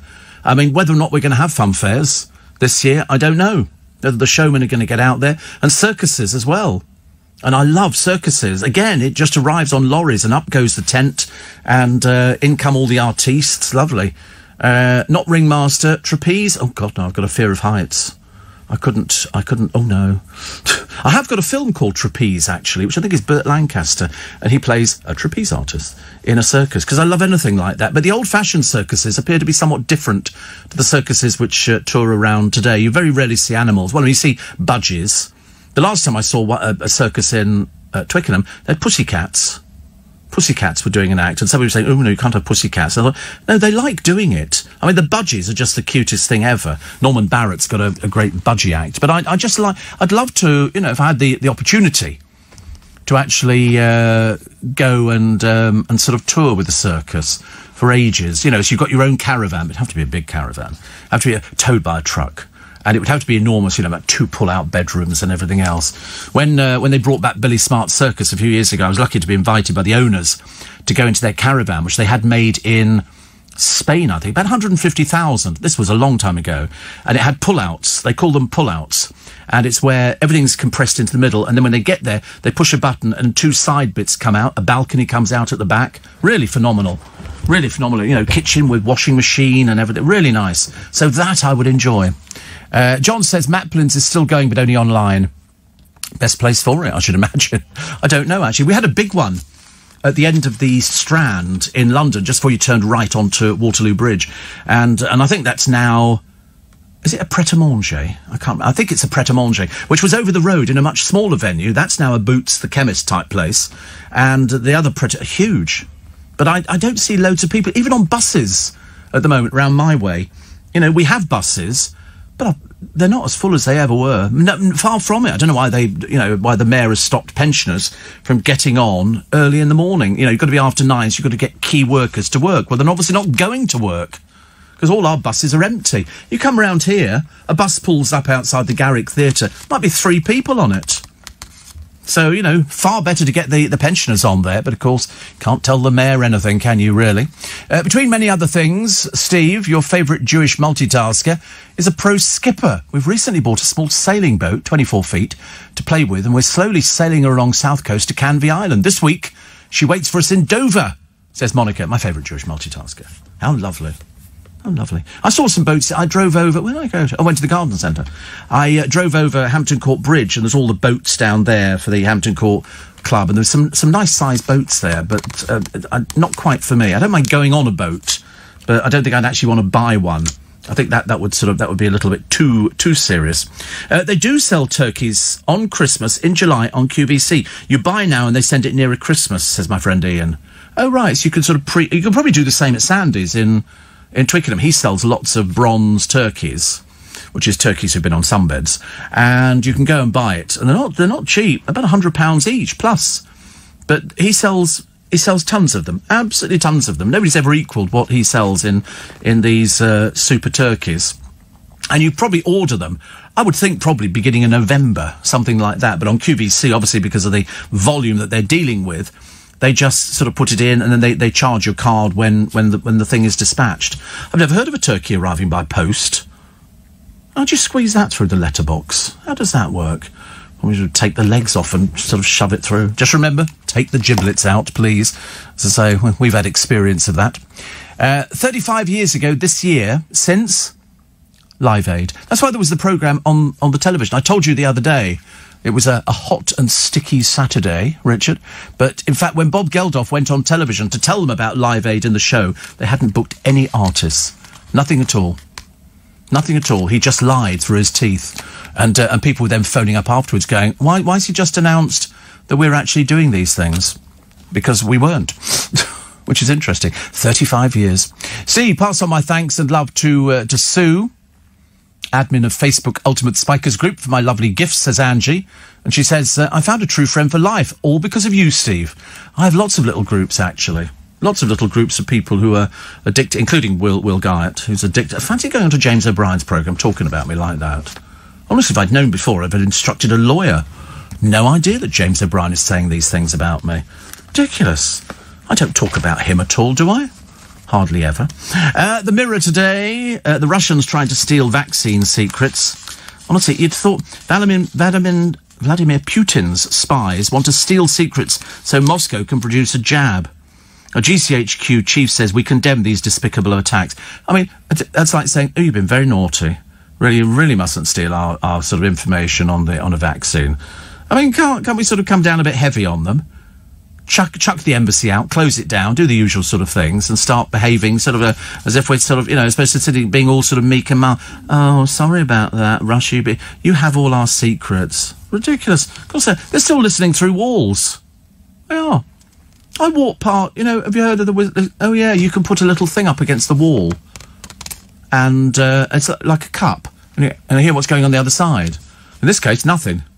But in some places, you can hear loads of things. I mean, I was walking the other day through Leicester Square, and a man walked past me, and he said, "The blue bird flies at midnight."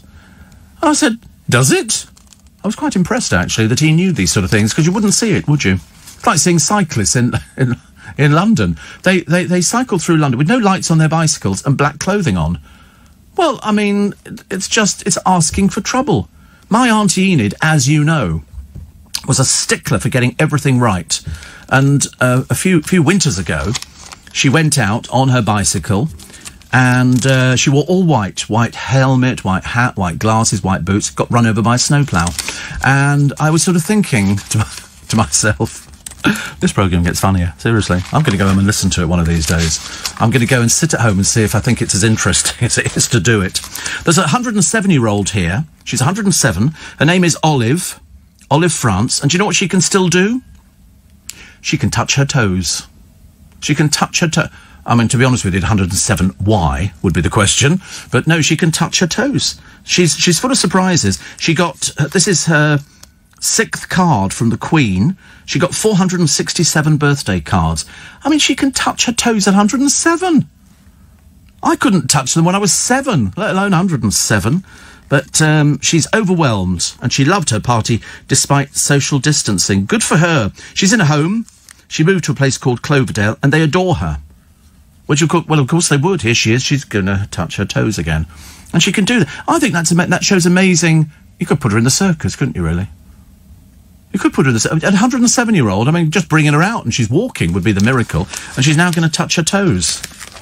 I think that's amazing. Don't you think that's clever? You can't do that, can you? Oh, there you go, then. That's why she's a clever person. Anyway, just thought I'd mention her, actually. Little Italy Steve is currently closed. Nice to have your company. Welcome to Steve Allen's Early Breakfast on LBC. I don't know why I'm in such a good mood. Seriously, I mean, there's no logical reason for it. No logical, apart from, what to have for breakfast. But I was thinking the other day, what do they not have in America for Christmas? What do they not have for America in Christmas? Yorkshire pudding? No. It's because they don't know what it is. Mince pies, absolutely. They don't have mince pies in America. They don't know what they are. Isn't that odd? You would have thought that would be the first thing that they would make, a pie with mincemeat in, but they don't. They don't. Why do we have them? Because we're stupid. I love mince pies. I couldn't eat a whole box of them, but I do quite like it when the first ones come. The best ones I ever had years ago were Walkers, because they've got whiskey in, which is lovely. There you go. It's European Crusaders brought back the ingredients for the modern mince pie. Shredded meat, suet and dried fruit. In Tudor times, shrid pies, as they were then known, formed from shredded meat, suet and dried fruit. Imagine putting fruit in with meat. Odd, isn't it, really? But they sound quite nice, but no, in America they don't. They have loads of other things. The Christmas pie is in its own nature a sort of consecrated cake and a badge of distinction, yet it's often forbidden. The druid of the family, they say, strange that a sirloin of beef, whether boiled or roasted, when exposed to the utmost invasion. But if minced into small pieces and tossed in with plums and sugar, it changes its property. I don't fancy the idea at all, but I do like, because we used to say mince pie, so they say, my mother had a jar of mincemeat, and she'd say, and I used to think it really was mincemeat, but it wasn't. It wasn't. But, so mincemeat pie was brought to New England by English settlers.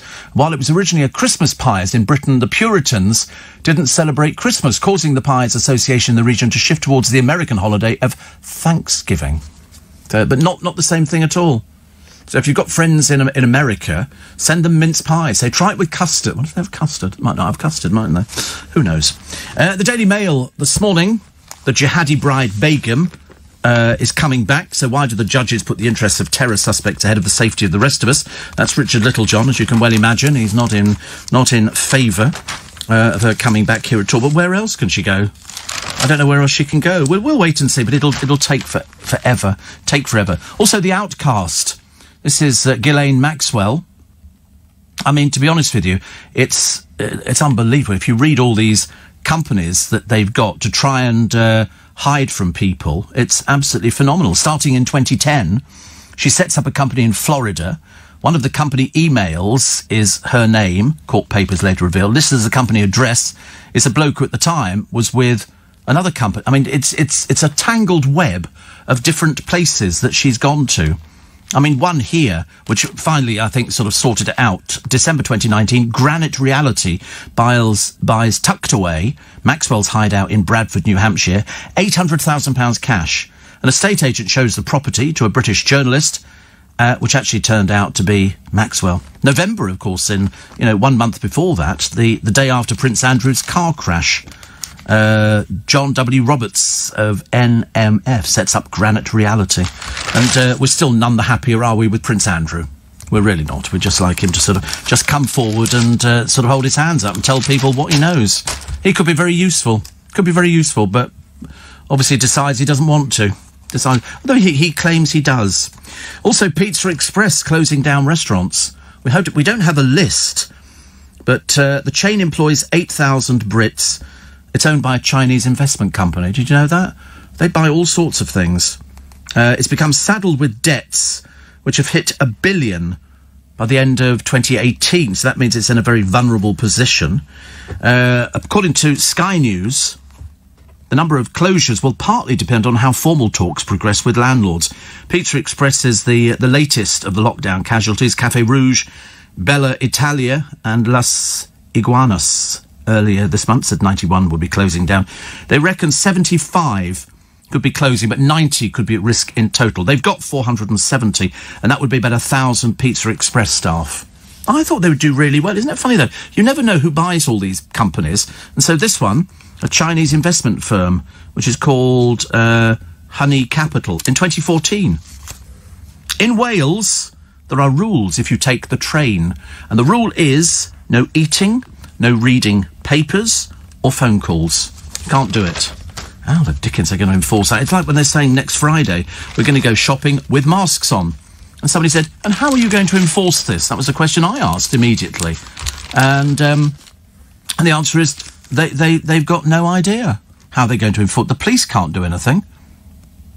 Interesting, Richard Littlejohn is sort of joking, well, I think he's joking, about Shamima Begum on Strictly. I mean, she'll be doing interviews all over the place, I would imagine, depending on how it works out. But in February, he says she's not the same silly girl of 15 who ran away. That's what worries me. And he talks about everything, you know. She said, I'm not the same girl. She's a hardened grown woman with battlefield experience. Let's wait and see, shall we? Let's wait and see. Bonnie Langford, she's 55 now, it doesn't seem possible. 55, who starred in the original cast of Cats, is asked during a podcast interview to comment on last year's movie version, which flopped diplomatically. Her niece, Zizi Strallen, was in the film. She says, sometimes you're in a show and it doesn't turn out as planned, and you still have to go. Yeah, it's great. I love it. Come and see it when you're really thinking, don't. And Jack Charlton's funeral is on Tuesday. So next Tuesday, they'll be doing that. I'm sure that'll be a huge, huge turnout. Also, the artist who illicitly put a statue of a Black Lives Matter activist on the plinth will be billed for having it removed. Mark Quinn was yesterday criticised for acting without considering the possible backlash as his artwork was taken away. How much that's going to cost, I've got no idea. But he'll be paying for it. He also created the statue of a disabled artist in Trafalgar Square. So he said it was meant to produce debate and awareness, but they're going to actually sort of charge him for taking the thing away, because he just put. I don't mind somebody putting something up, but you can't just sort of do it, can you?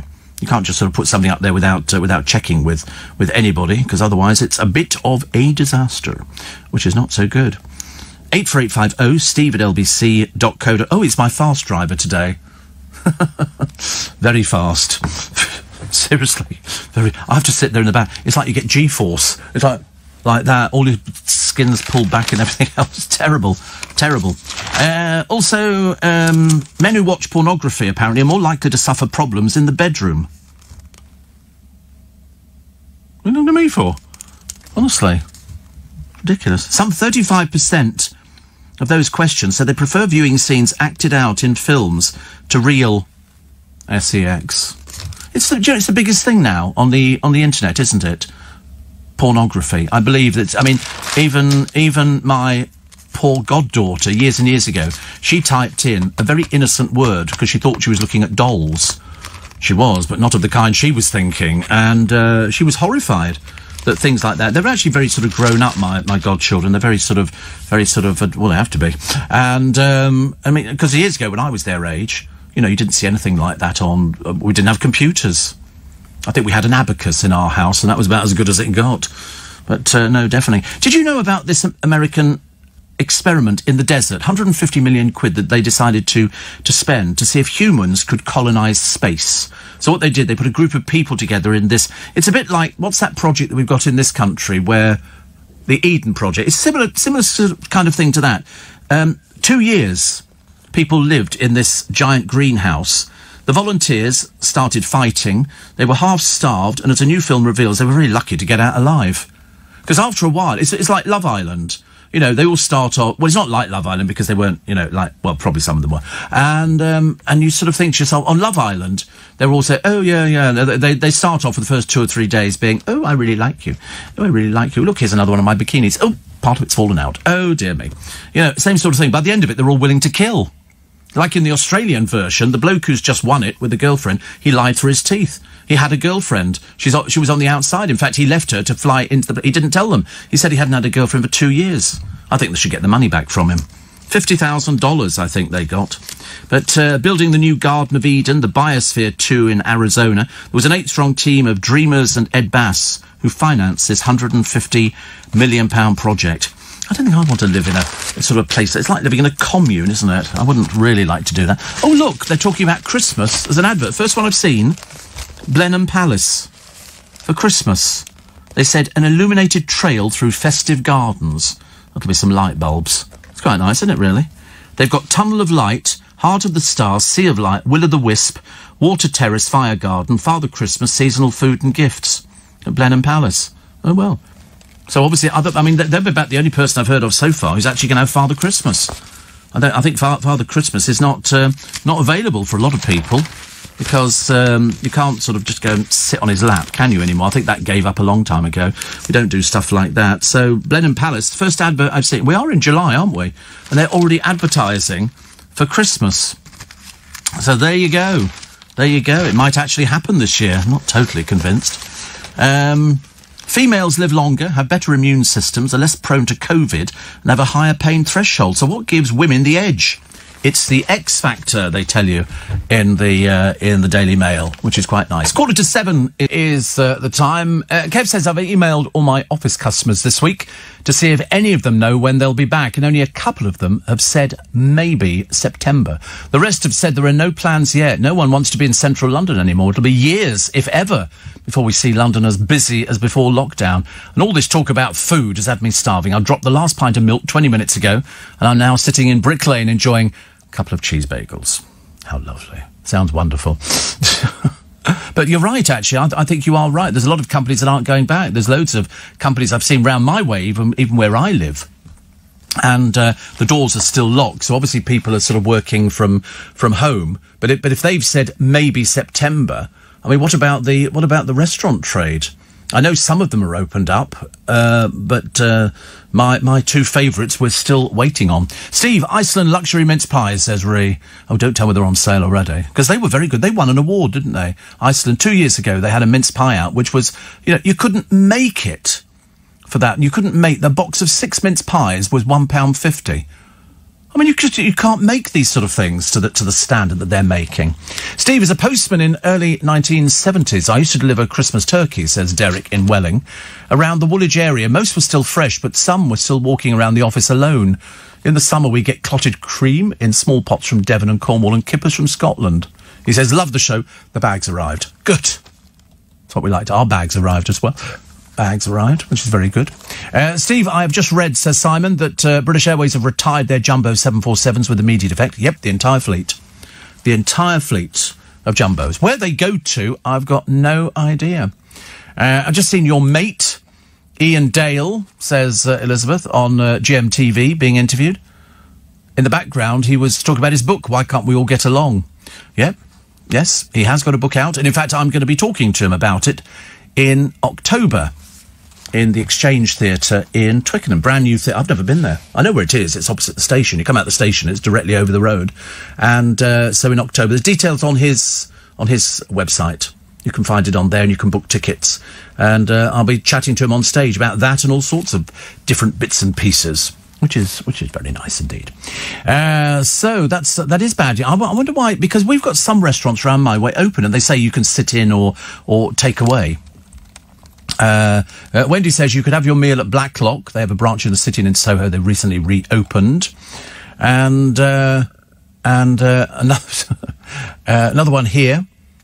Somebody's telling me about something that's fallen into administration. It's a school, I believe. The trouble, you're going to see lots of this. You're seriously going to be seeing lots and lots and lots of companies which are going to go under. What did they say? Was it something like 600,000 people who've lost their jobs since this coronavirus? Like 647,000 people. It's a huge amount of people. And I thought that is the tip of the iceberg. That's the tip of the iceberg. There's going to be a load more companies that can't survive. You're only seeing it today. 649,000 people have lost their jobs. That's not people who are being furloughed, that's people who've lost their jobs. And now you've seen that Pizza Express are going to probably lose 1,000 staff and close down. They reckon up to 90 branches. That's tip of the iceberg. You're going to be seeing this all over the place. All over the place. Ridiculous. So, the Daily Mail, front pages. Boris at war with his COVID experts. They say he's on a collision course with his scientists as he prepares to unveil a 9-month plan to get Britain back to near normal. It is the miracle of all miracles. The Daily Express. Russian spies try to steal our vaccine. The jihadi bride is on the front of every paper. And everybody was talking about that on LBC. And they'll be talking about it all day today on LBC as well. John in Tooting says retired planes are broken down and the parts sold, for which there are plenty. What's left is sold and scrapped. Yes, there is a place in the desert somewhere. And I can't remember where it is, but it's just full of aeroplanes. And people use them for spare parts and stuff like that. But it's like an aeroplane graveyard. It's quite phenomenal, quite phenomenal. The Daily Mirror. Puppy love, stars vow to end the cruel import trade. British labs working on a coronavirus vaccine have been targeted by Russian hackers. Oh, listen, why would they bother doing it themselves? You just get somebody to hack in. The Sun, Meg's mutt miffed over Harry, so she's left the pet in Canada. Now, as far as I'm concerned, I don't think this woman should ever, either of them, be allowed to keep a pet ever again. So she's actually taken a pet. It was a rescue pet, but because the dog does not get on with Harry, she's dumped it in Canada. That annoys me more than anything I can think of. Don't ever preach to me, Miss Markle, about anything to do with saving the planet, you and your gas-guzzling car, and all the rubbish which you've come up with. Please, you're not the clever person you think you are. But to dump a dog in Canada, which was rescued, and that's the whole idea of taking a rescue dog, is to give them a better life. And you've dumped it because it didn't get on with Harry. Have you heard of training? I'm sorry, it's a word that obviously doesn't enter your vocabulary. It does annoy me. The Times. Ticket home. The London girl became the Islamic State bride, found by the Times in Syria last year. Lost 3 babies, apparently, so she told us. And she got married, but they don't think the marriage is recognisable because she was underage. She married somebody who I think was from Holland. Really not very good, not to be trusted, I don't think. So we'll wait and see. If she gets back here, then it will obviously go through, the court system, and they'll have to make a decision. We'll wait and see. Also a picture of Dame Darcy Bussell, who says the lockdown could cause many professional dancers to end their careers permanently. It's horrible, she says, really scary. There's so much talent that's going to fall by the wayside. I know. It says, I think that, giving that huge amount of money, over $1 billion to the theatres to try and keep them going, I think is a good decision. But it's tough. It's very tough. Many businesses are going to go under. We've never known anything like this before. Absolutely. It's worse, and it could get worse going into Christmas as we go into winter time. Also on the Eye, Jarvis Cocker, Why I'm Making Music Again. Didn't he do something ridiculous with Michael Jackson? Didn't he go and disrupt Michael Jackson's act when they were doing some awards ceremony years ago? Did he moon or something like that? Rather stupid person, honestly. Michael Jackson was doing Earth Song or whatever it was, and Jarvis Cocker, idiot of the First Order, obviously thought he was good. So wish you well with the Making Music Again, pal. Also, Putin spokesman denies the allegations about the hackers and says Russia has nothing at all to do with these attempts. I don't think they know what's going on at all in Russia, do they? I think you've got the Kremlin and you've got the KGB and then you've got Putin and his little cronies, and that nobody knows what's going on. I don't think anybody talks to each other. And then somebody goes against Putin, the next thing they're found blown up. Ridiculous. Daily Star. Susanna Bojo's ban is sexist. We like Susanna. I wonder if she's still going out with that bloke she was going out with. She's revisiting an old boyfriend, I believe. I'm not talking out of turn, I promise you. Summer's on the way. Couldn't care less. Really couldn't care. You might as well tell me that there's, loads more rain. EastEnders Shell joins the Commandos because she's gone commando. And Orlando Bloom said his heart is already broken after revealing his beloved dog Mighty has gone missing. It's a poodle. In California. Well, there must be millions of poodles in California. Luckily, they've closed down Magaluf, the strip there, because people are just totally ignoring the coronavirus warnings. They're just sort of going out, they're getting drunk. You know what people are like when they're drunk? Oh, I love you. And all the boys are going, she really fancies me. So it goes on. XMP, the live sculptor the protester, has now been... They took that away fairly quickly. That went at dawn the other day, moved by Bristol Council, and it was put up under circumstances, and they've taken it down again. So that was very interesting. Also, what else have we got? TikTok is killing off the album. I don't know anything about TikTok. I have to learn all these things. It gets very difficult. The only time I hear about anything like this is when something happens with it. And Victoria Beckham still desperately trying to flog dresses, and so she's got one which she gave free to Brooklyn Beckham's new fiancé. Have you got any free dresses, Mum? Even though her dad's a billionaire, you know, she needs the work. So limited stock. And it's left with all of the size 4s and 12s have been snapped up. They've reduced it to 870 quid. I mean, she's nobody. She's marrying Brooklyn Beckham. You know, the boy who doesn't appear to have a job or do anything. But he's going to make her very happy. Well, I'm sure we're all thrilled to bits for that one. Steve, thank you very much indeed for the programme for this morning. I don't know what I was talking about then. I was talking to myself. And the Elephant's Graveyard, says Patrick, where do these BO jumbos end up? Thank you. Good play on words. And a lot of out-of-service planes get broken up for spares and scrap near Cirencester. Listen, got to go. Back with you tomorrow morning, as you know. I've also got a free little bit extra podcast today. Chuckling Charles plants a lime tree. That's work. Putting a handful of soil in a hole. David Tennant says homeschooling his kids has been a challenge. He does have 5. That's almost a class nowadays. And an exclusive look at my raucous plans for the weekend involving a dustpan and brush. Michelle Obama screws up rightly in America over Meghan Markle. She calls her HRH. She's not HRH at all. Nothing to do with the royal family. I only throw that in, actually, as yet they dig themselves deeper and deeper holes, trying to sort of help save the planet with a gas-guzzling car, flights that they've taken on private jets. That's not saving the planet. What a load of old codswallop. It really is. Ever done jury service? Says no, of course, well documented. In fact, I complained on air that I'd never been called for jury service. And surprisingly, within 3 weeks, I was called for jury service. And, of course, you can't opt out of it unless you've got mental issues and things like that. So, of course, I was happy to go for it. I came off jury service. I think I did 2 weeks or 3 weeks, whatever it is, eh? And then within a week, they'd asked me again. So I had to say to them this time, because, you know, I said, I've literally only just come off jury service. It was lovely. I finished here at 7 in the morning. And then went home and then drove round to the court, which was just down the road from me in Isleworth. And they had but you don't get called for every case. There's about 100 of you, all piled into one room. And then they call you out for the different cases. You all have to go and line up in different places. I think there were 14 courts at Isleworth. I thought it was fantastic. I loved it. We found him guilty. I was jury foreman on one occasion. And I thought it was really interesting. To see the British judicial system at work is very entertaining. It's amazing. They normally sort of, the judge, there's nobody in there. There's no sort of audience or anything like that. I wanted to play to the gallery. I wanted to go into my song routine, but that wasn't welcomed. And they said, will the jury foreman please stand up? And so you stand up, hello. And they go, have you reached a verdict on which... Because sometimes you go for majority verdict, sometimes they'll go for something a little bit less. He said, have you reached a verdict on which you're all agreed? Yes, we have. Do you find the defendant, blah, blah, blah, guilty or not guilty? And I paused, dramatic effect, because I've seen the movies. Little bead of sweat rolled off the top, and I went, guilty, Your Honour. And then they dismiss you.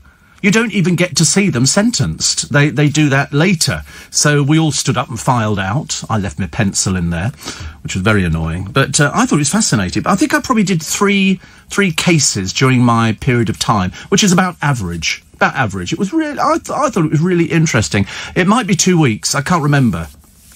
Whatever it was, you have to get there every morning, you sign in, and then you wait in this room until they call your name. So you don't know what the case is that you're going to, but you can opt out of a case. If it's a fraud case, they can go for months. And, of course, months I didn't want to go for. I wanted, the ones over and done with. But all of ours were found guilty, which surprise on that one. But it's amazing, actually, what sort of strange rationale some of the jury members thought. There were some people who were anti-police. There were some people who wouldn't have believed the police if they'd sort of come out and said that the moon was blue. And it was you have to sort of change their minds. You have to change people's minds when the majority of you are there. And some people were sticking, and you think, all right, so let's do a show of hands to start with. Do we think, based on what we've heard, this person is guilty or not? And then a few people put their hands up. And then gradually you have to win people round to say, listen, they were guilty because of this. And sometimes the judge directs you. He'll say, there's something you don't know about this person. They've just come out of prison for a similar crime. You know, because some people obviously like it in there because it's nice company for them and they get sort of 3 meals a day. So, so there you go. That's the best way I can describe it. If ever you get the opportunity to do it, do it. You should really do it. It's a very, very interesting 2 weeks. And most of these courts, I thought there'd just be one, but 14 courts. So you're all in like a big schoolroom and everybody's different. I mean, it was everybody from young to old, you know, every ethnic, you know, person was represented. It was just a good cross-section. And that's why I loved it. Don't want to do it again for a few years, but I really did enjoy it. 84850 steve@lbc.co.uk. Do you know, I mean, I've heard of people having this before. Somebody's smoking on the street, and then they throw the cigarette away. If you're standing very near, or somebody sees you who's one of these wardens, they're going to fine you £100. Producer got fined £100. £100. But I found a better one for you. It's a woman in Portsmouth going along there, because nobody uses the ashtray in the car, do you? Because you're stuck with it then. So she had the window down, because you have to, you've got kids there, and she threw the cigarette out the car. Well, she was seen. She was seen. It's just, I couldn't believe it. Anyway, she got fined £100. Her, being thick as a brick, decided to totally ignore it. So she ignored it.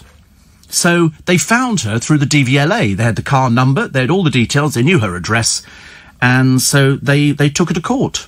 She thought she was going to get away with it. I'm delighted to tell you that she was fined, I think it was £220, but they had another £300 or £400 on top, taking the fine to 700 and, and me too. Here we go. Let's take everything off.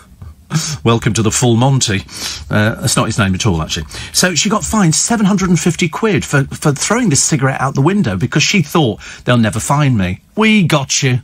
We got you. It's a lovely thing, actually. Esther, all teeth. Yes, well, why do people want to walk around a garden naked? Is that some sort of freedom thing? Well, the garden's covered or she's covered. Well, I should imagine. I mean, she could be like Christina Onassis, covered in hair.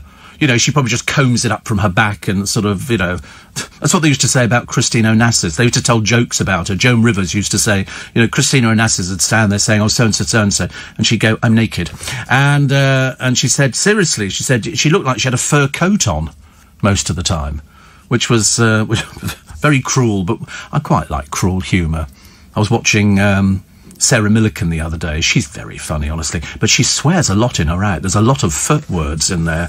Geordie, she was talking strangely enough about people who are single, people who live by themselves, and she said, I live by myself. She said, I love it. And I thought, because some people absolutely hate it. They absolutely hate being single. They can't cope unless they're in a relationship. And then they're in a relationship, then they can't wait to get out of it again because they found somebody else better. That's what happens. You know, unfortunately nowadays, I mean, people are too willing to put out, aren't they? That's the trouble. They sort of go, yeah, sorry, are you famous?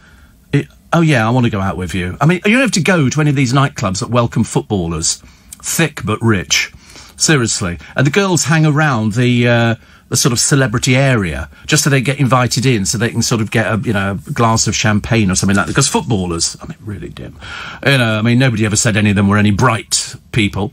And they buy drinks for all these girls who sort of simper all over them. I mean, it's almost embarrassing to watch. And I have seen it on numerous occasions. 84850. Tony says, on Nick's show on Friday night, listen, I had a long chat to Nick Abbott tonight, and he said, somebody said you were using my jingles. One jingle. It's not his anyway. He doesn't own the copyright on them. I said to him, what are you going to do about it then? I stood up. I threatened him. He was saying, one of my listeners said, oh, Steve Allen was using using your jingles on the Friday, because we found them. I had a producer.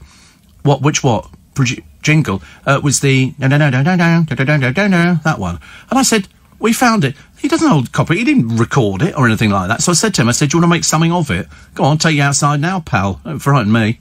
And he then backed down, as indeed I would have expected him to. And people were doing all these things. He said he would go and ram your Bentley. his car wouldn't even make it over to Twickenham, let's face it. I mean, God's sake, honestly. Here's me driving top of the range, you know, his Reliant Robin. I mean, did you see... We had a bloke the other day, I shouldn't have laughed, but you do see around London, and this is one we've got to run our way, who are people who live on the street. But it's not just a case of living on the street, because they may have drink or drug issues or job issues. It doesn't matter. This bloke collects stuff. So he's got, like, a perambulator piled, like a baby buggy, piled high with sackfuls of clothes and everything else. I mean, seriously, if this thing's on the ground, this must be at least 4 feet in the air. He must have had about 20 bags tied on with rope, and he pushes it. But unfortunately for him, the wheel came off the front, and the whole lot collapses in the street by the bus stop. Very inconvenient, trying to get off a bus, you know, stepping over it. And he obviously just collects everything. And he then he started kicking the front wheel and doing the whole business of trying to put it all back together again.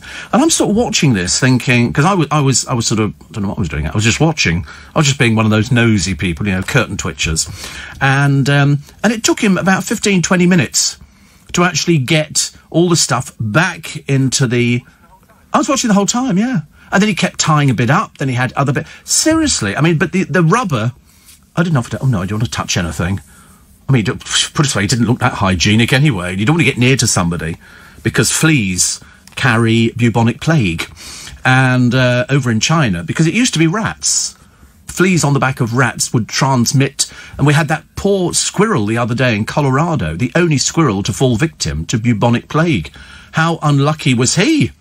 Which would be transmitted by fleas through the air, and then they would sort of hitch a ride on something, because that's what fleas do. I don't want to touch anything. Also, somebody did that to me at Richmond Station a couple of years back. It was a lady, and she had a suitcase, and she said, "Oh, could you help me up the stairs?" Oh, no, absolutely not. You don't want to be accused of touching anything. I mean, you can't get involved with things nowadays. People would be going, you know, "Oh, sorry, you actually kicked my suitcase." No, I didn't. I never touched it. I said to her, I lied. She said, I said, "I can't, I've got a bad back and a heart problem," which actually was partly true. I do have a heart problem, but I didn't have a bad back. But, you know, then I skipped up the stairs. Probably fell flat on my face at the top of it. But, no, people always ask you to do that, don't they? It's like I'm often accused of helping people across the road. You know, you see somebody standing by the side of the road, and I automatically take them by the arm and lead them across the road. Well, they don't want to cross the road. They're just standing there waiting for a taxi, so then I have to lead them all the way back again to the other side of the road. So people are so ungrateful nowadays. And I like to see myself as sort of a little soldier out there trying to find good in people. Very difficult, because I'm a bit cynical, and trying to help them out of their miserable existences, which most people seem to have nowadays. If you ask somebody, if you sat down with that, they only tell you when they've had a few drinks. Seriously, the only time somebody will tell you the truth is when they've had a few sherbets, and then they go, "My life is such a mess," and you go, "Is it?"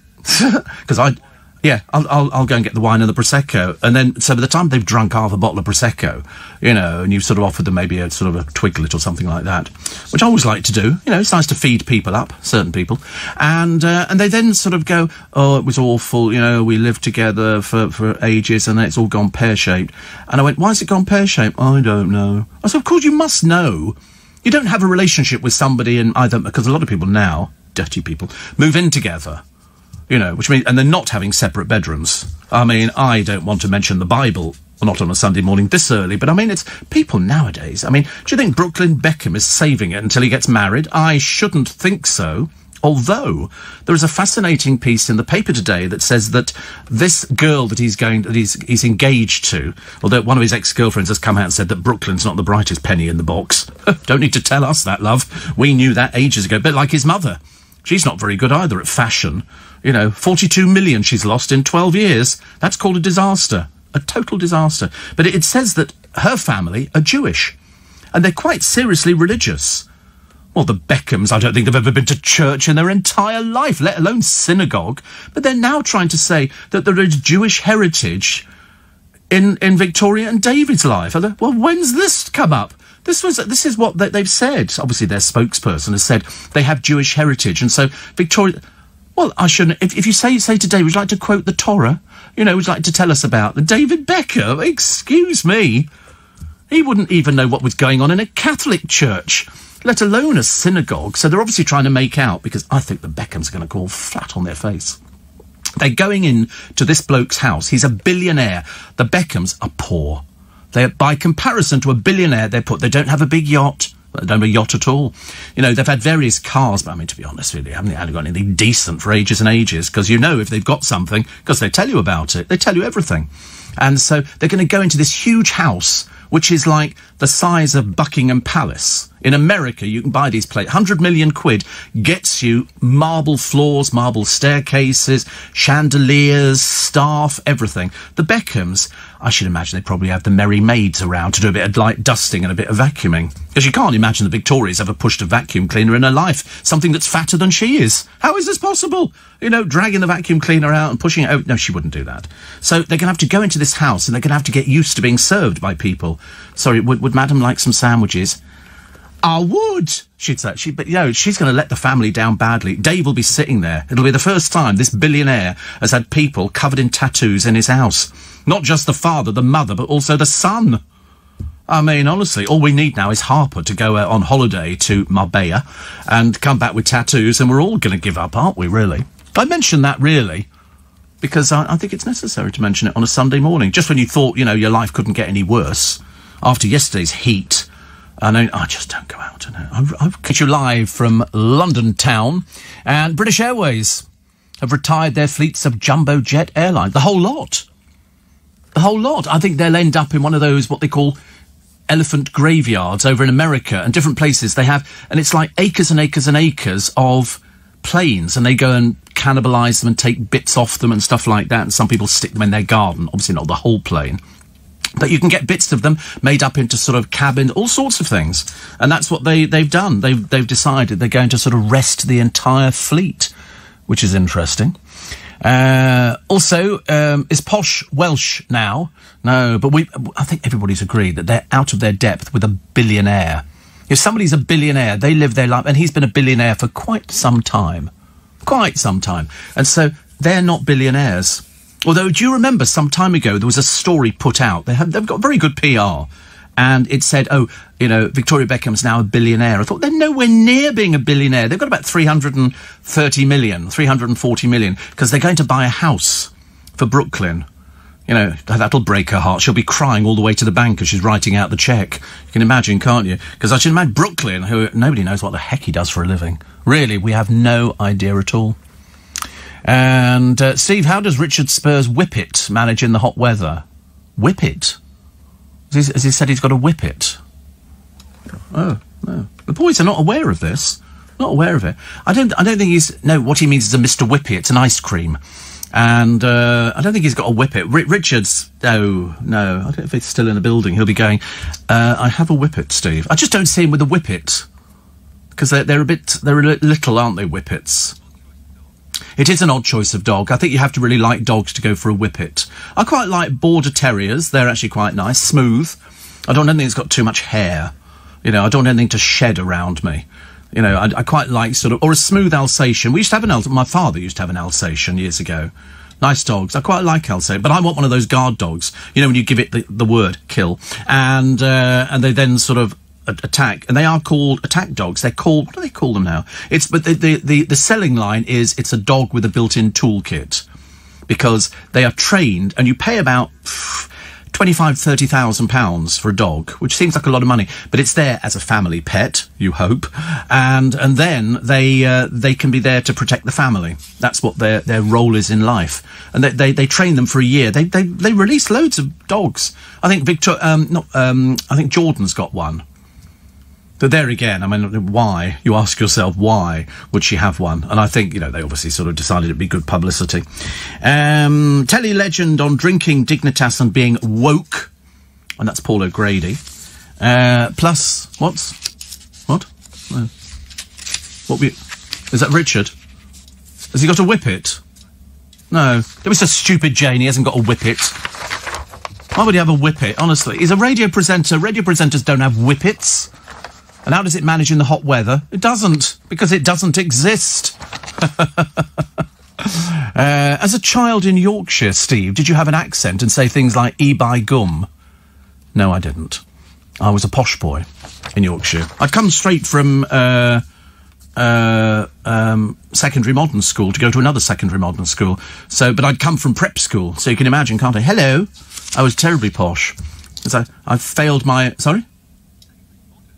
Secondary modern, yeah. That's what the schools were. Well, that's sort of... If you went to the grammar school, you were slightly more intelligent than those who went to the secondary modern school. We were sort of like the poor relations. And because I failed my 11 plus, I didn't get my 11 plus at all.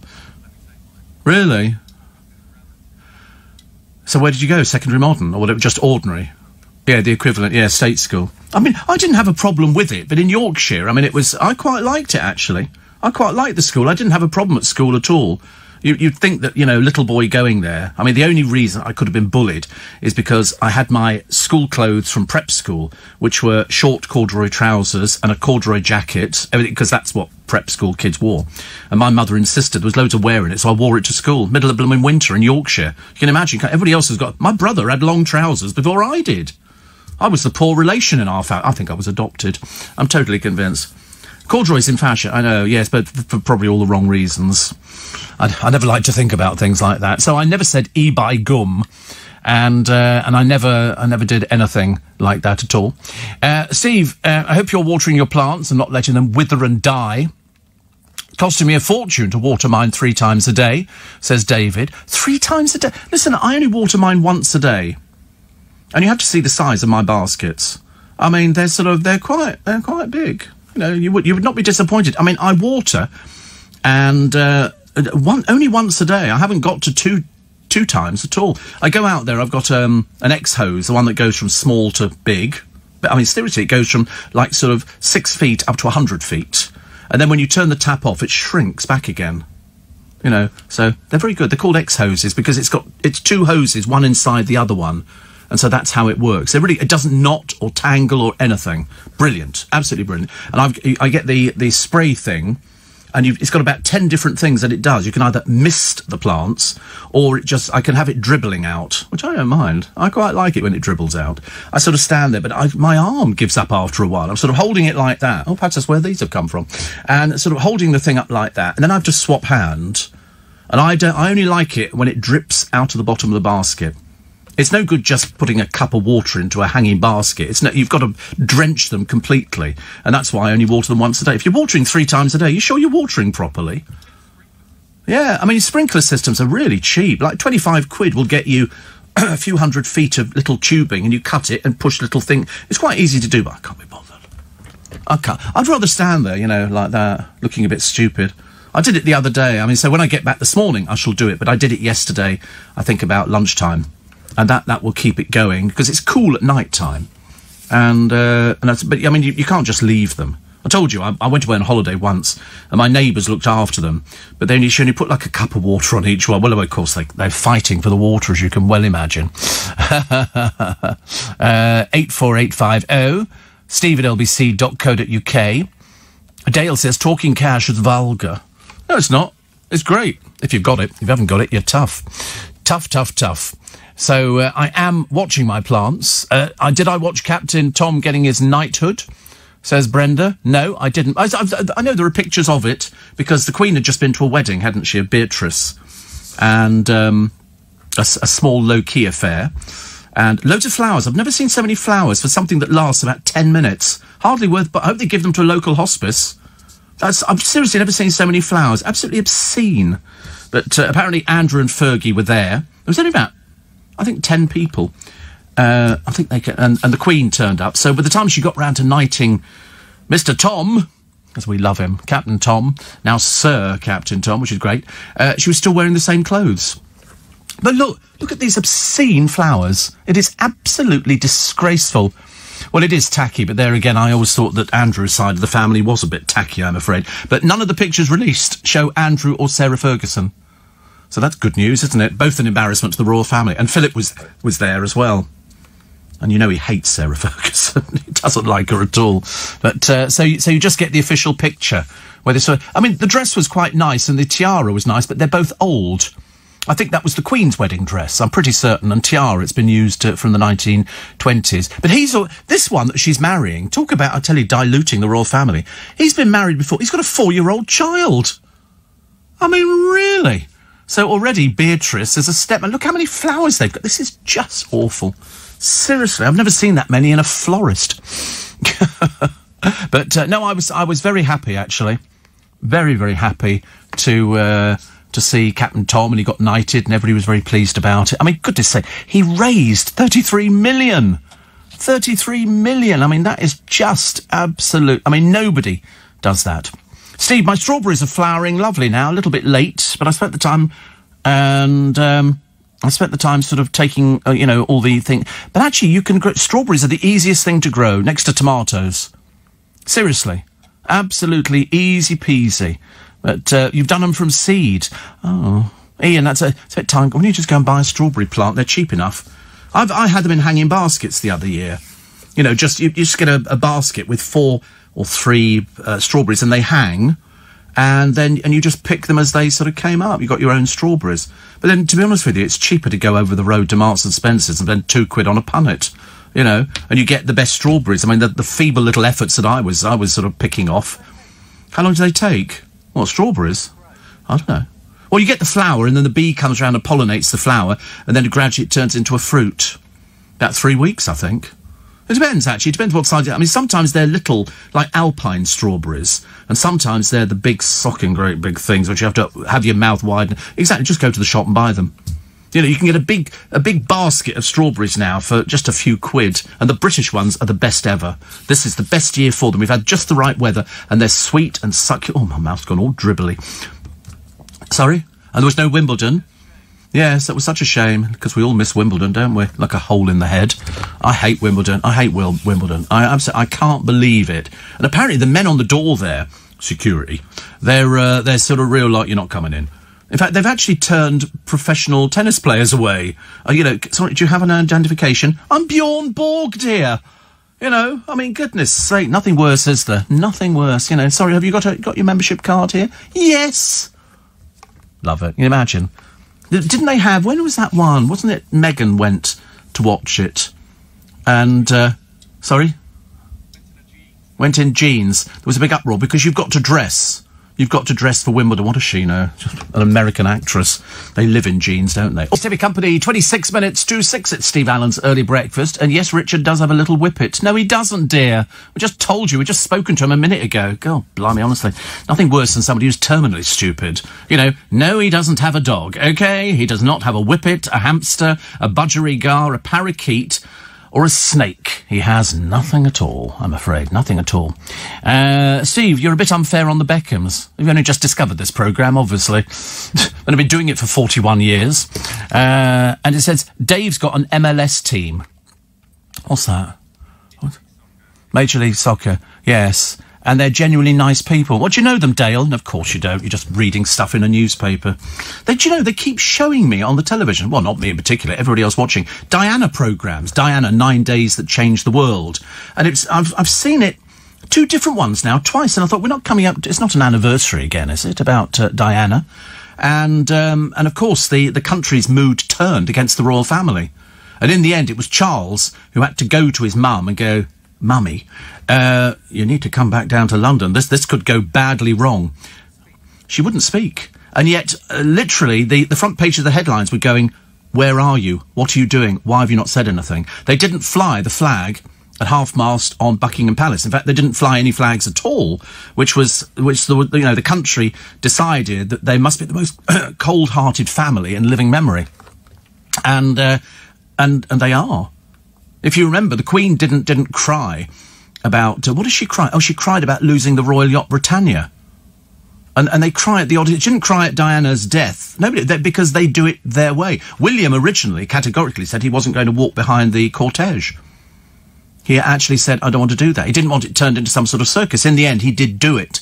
Because the mood of the country was such that they had to do... I think there were about 2 million people who were lining the route. Yeah, Philip said, listen, walk. Because when they went under... a little bit off the parade ground. He put his arm around, I think, Harry. Probably the only time he's ever put it. They just don't show emotion. They're not very good at showing emotion, and they didn't want. In fact, it was Earl Spencer who was the one saying, "This is what I want. This is the way I want it done." And they were all going, "Well, you can't have it that way." And he said, "Well, this is what I want. I'm going to walk behind the cortege. It's as simple as that. It's my sister." Even though at the time of her death they weren't talking, they'd fallen out. They hadn't spoken for a long, long time. She wanted to move into a cottage on the Althorpe estate, and he said, no, you're not going to. I know, it seems an odd thing, doesn't it? Because he said, I don't want the press who are with you in London to trail all the way up here and disrupt our life. So they weren't talking at all. Steve, say hello to Ellie at the Facebook Ultimate Spikers group. Love from Angie and Sue. Everybody's in a very good mood today, actually, which is, I like it when people are in good mood, especially on a Sunday, because it was, the weather you had nice yesterday. I wasn't remotely bothered about it. Stacey Dooley, for some reason, thinks she can go into EastEnders. I don't think so, darling. Beaches were packed out as part of Britain hitting 27 degrees. See, 27 degrees. I wouldn't be taking my clothes off on a beach. I really wouldn't. I mean, it's not a... Well, I don't do heat. So, sitting on a beach would never appeal to me in the slightest. I mean, I find it difficult enough if I go away on a holiday, which I don't do, to sit round a swimming pool.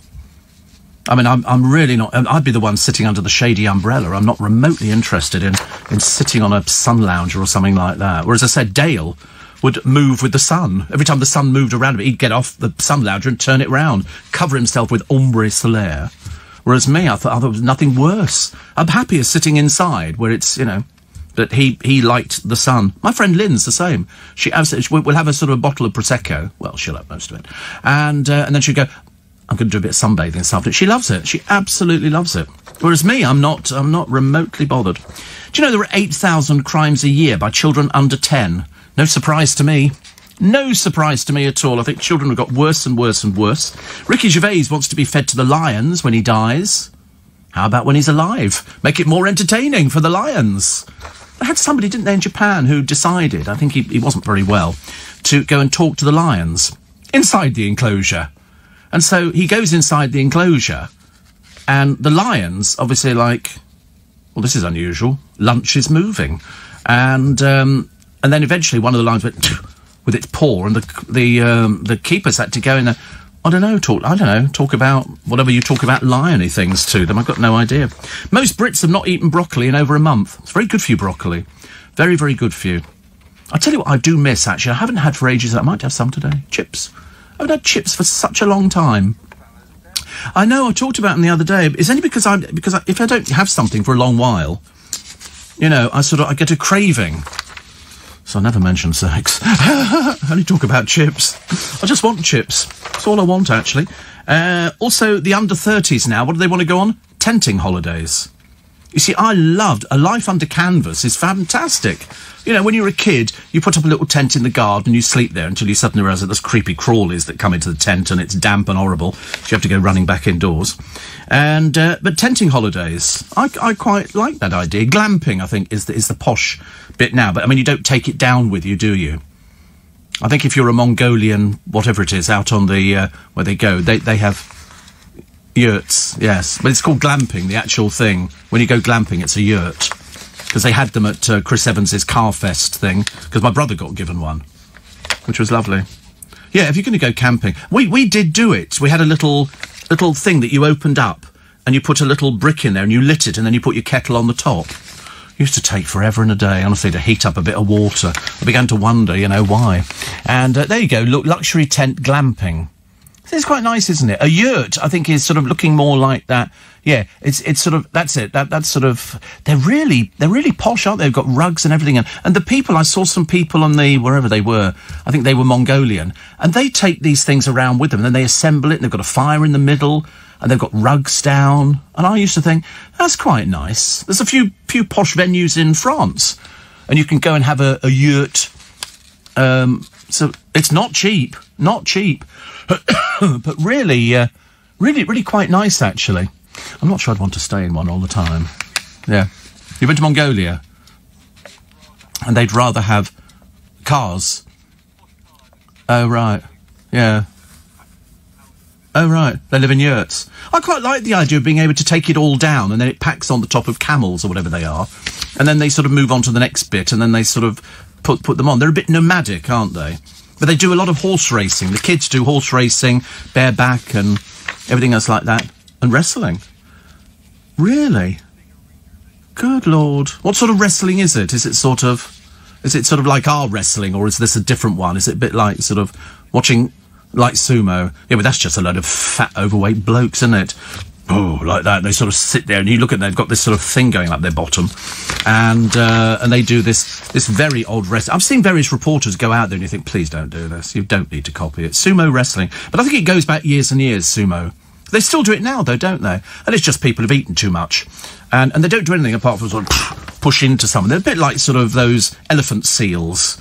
They look a little bit like that. A little bit disturbing. But if that's what one of their most famous died. Oh, nobody told me. I'd have sent flowers. What did he die of? Was he old age?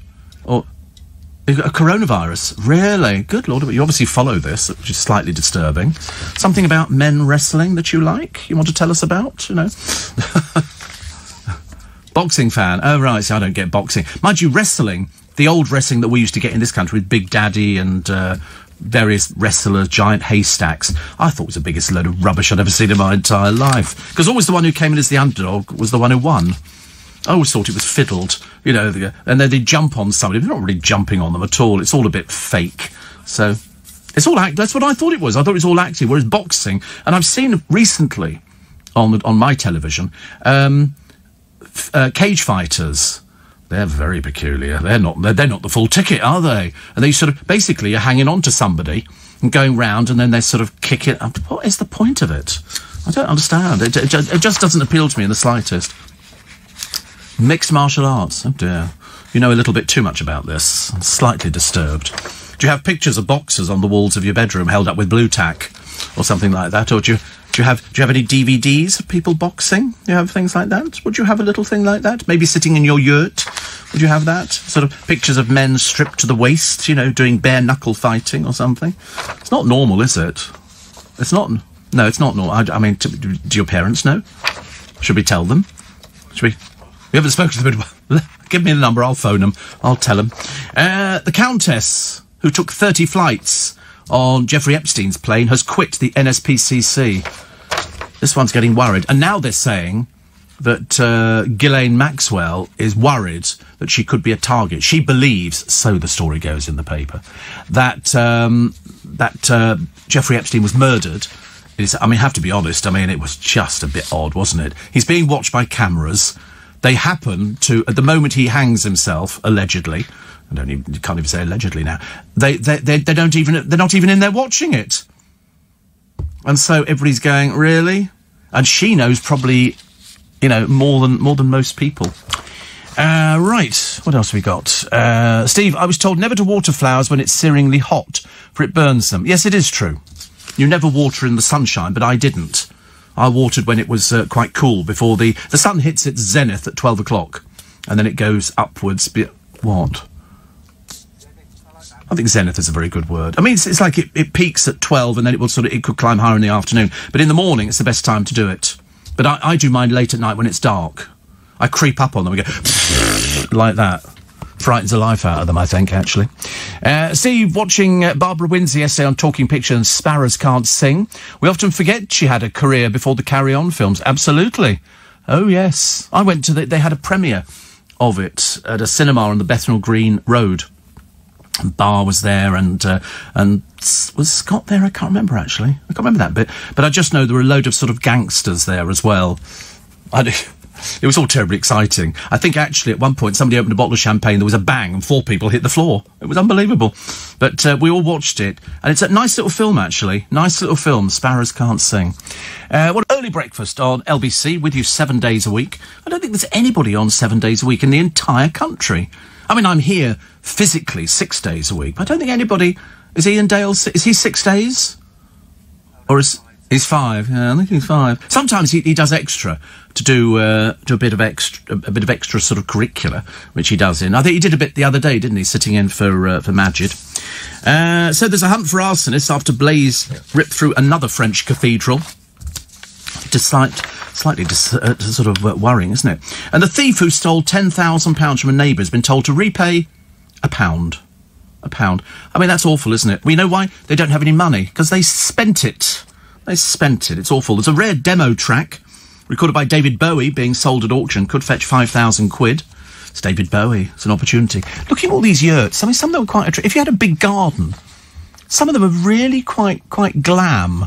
Quite glam. My brother stayed in one. As I say, he went to Chris Evans's Car Fest which, you know, was lovely, and they were looked after absolutely spectacularly. And they were given a yurt and everything, and it had central heating in it, and really, really nice. Really nice. So... It's not a tent, though, is it? It's much bigger than a tent. I mean, you can look at the size double bed you can get in there, and there's still tons of room to have a party. I mean, wouldn't you want to? No, probably not. No, not for you. Really? Yeah. Well, this is proper camping. Well, they're only calling it glamping because it's glamorous. That's what they're saying, aren't they? Really? I think it's quite.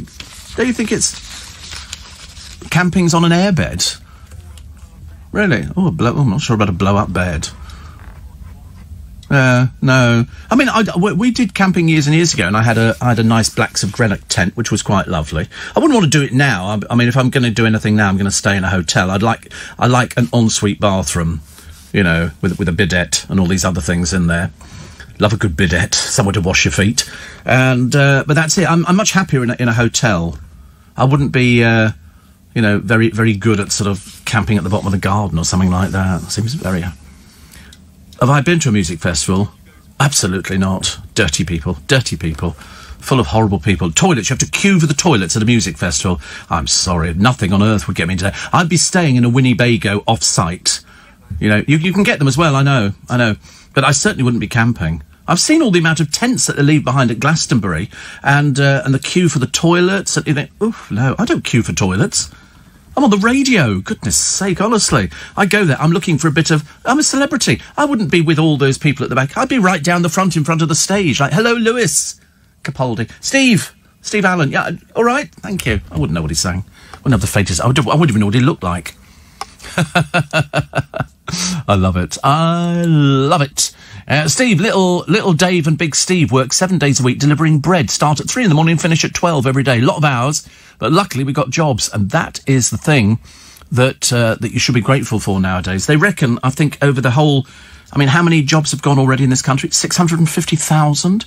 This is not people furloughed. This is people who've lost their jobs. They said a lot of people will have to retrain as something else.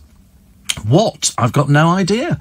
I mean, it's you know, depending on how old you are, it comes as a shock. And most people don't have enough money in reserve to survive very long. So furloughing was a brilliant idea, but it's coming to an end in October. What's going to happen then? That's what we don't know. Moyles is on 6 days a week, Steve. I live in Leicester and fed up, stuck in, live alone and can't see mum and dad, says Debbie. See, I quite like the living alone bit. I'm still running it around in my mind as to whether or not I'm going to go and see my godchildren over the next couple of weeks.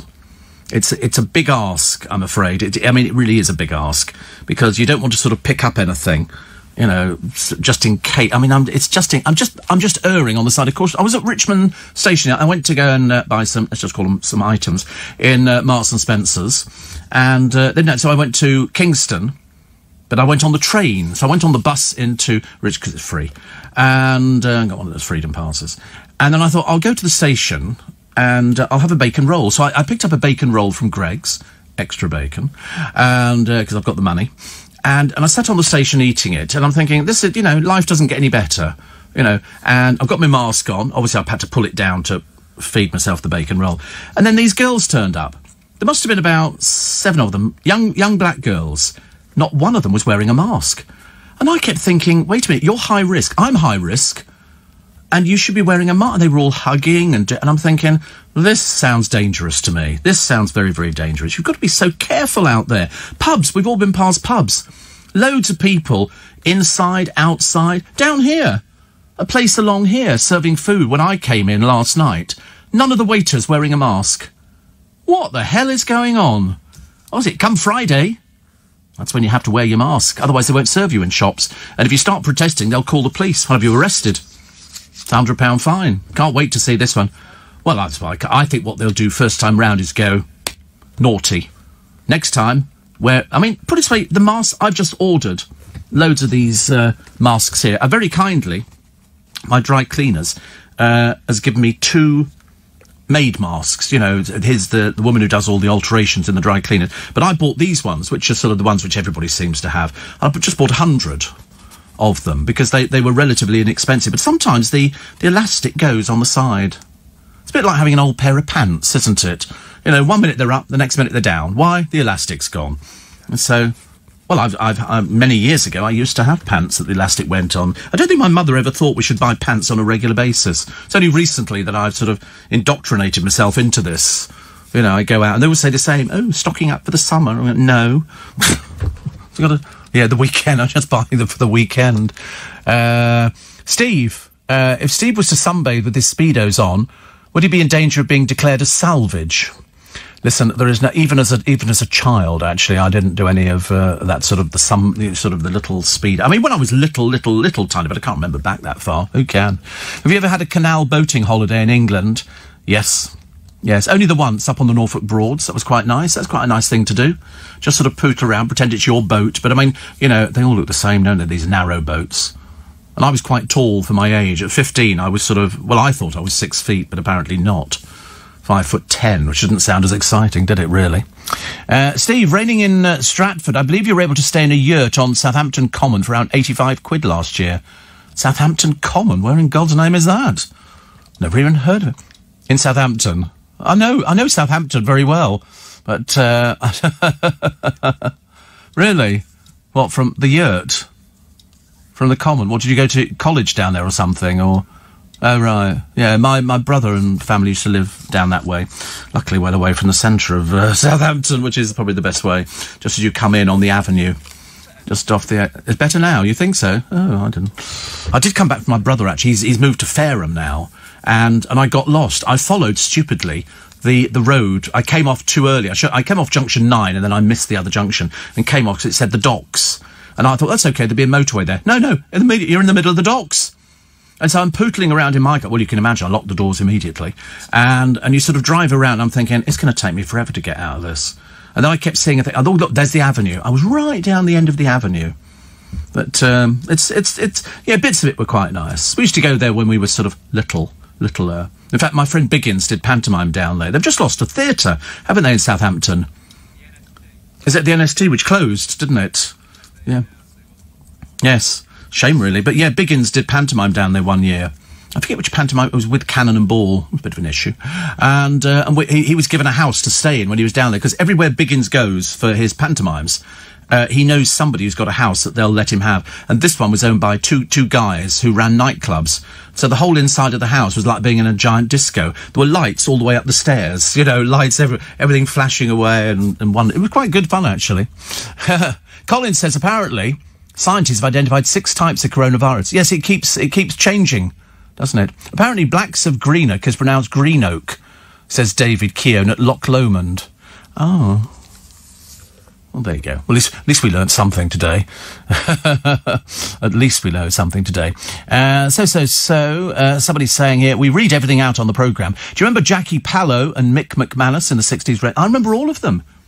Do you remember the woman who used to go to the wrestling? She used to dress up as a princess. She was quite mad. Used to wear glasses, and she had a wand. And if any of the wrestlers fell near her, she'd go and hit them with this wand. She was most peculiar. This was on television's wrestling, when they used to put these people on there. And they used to have Big Daddy was there, real name Shirley Crabtree. I remember, do you remember? No, before your time, actually. But it was interesting to watch it. They used to put it on all the time. It's like we used to get a circus on at Easter on the television. They would have a circus filmed. It was Billy Smarts or Bertram Mills, mainly Billy Smarts. But, all these... what was that? Oh, there was a Kendo Nagasaki who wrestled in a mask. So you never saw what he looked like. They all had sort of their gimmicks. Giant Haystacks was just some giant bloke. He was very, very big. Very, very big. And the other one, Shirley Crabtree, was, again, another big bloke. And they would fall on little blokes on the stage. And apparently, or they'd push them out the ring, or they'd stand on the ropes and then launch themselves. I never understood it, actually. It was all a bit mamby-pamby. Changed a bit now. 84850 steve at lbc.co.uk. So, what a dreadful amount of flowers for less than an hour. Really, absolutely obscene. Absolutely obscene. Who paid for it? Hope to God it wasn't us again, because we've had that before, haven't we? We had to cough up for Harry's wedding, some 32 million. I think the Queen, though, on this one, sort of gave them the dress and the tiara to wear. But as I say, I mean, it's just really odd, isn't it? Really strange. But luckily, the only official picture is the one that the Queen has released. She looks immaculate. Every time you see the Queen, she's immaculate. She gets home, strips off all the finery and everything else, puts on the old tracky bottoms, you know, lets the hair down, you know, and lights up a Woodbine. What do you reckon, Phil? How did it go? All right. She's marvellous. I love her. She's great. And she still looks good now. She's always looks very, very glamorous. Even Prince Philip at 99 looks fantastic, which is good. Still to come, Mrs. Obama cocks it up royally. 18th of July. I've got to get to grips later on today with the VAT. It's gone digital. And they've written to me saying, because I've just been doing it the normal way to file VAT, and they said, you don't need to do anything, it's just the money will be going into this account. It's obviously done automatically. So I shall read what my accountant wrote to me the other day and try and get to grips. Hope it's not complicated. Hope it's not that would drive me mad. I don't like anything like that. I'm very bad at sort of anything to do with figures or money or anything. It just completely bamboozles me, which is a bit of a shame. James says, lovely weather yesterday. Yeah, I think today's not going to be so great. Hey, Siri, what's the weather like today? It's currently raining and 17 degrees. God. Expect mostly cloudy skies starting in the morning.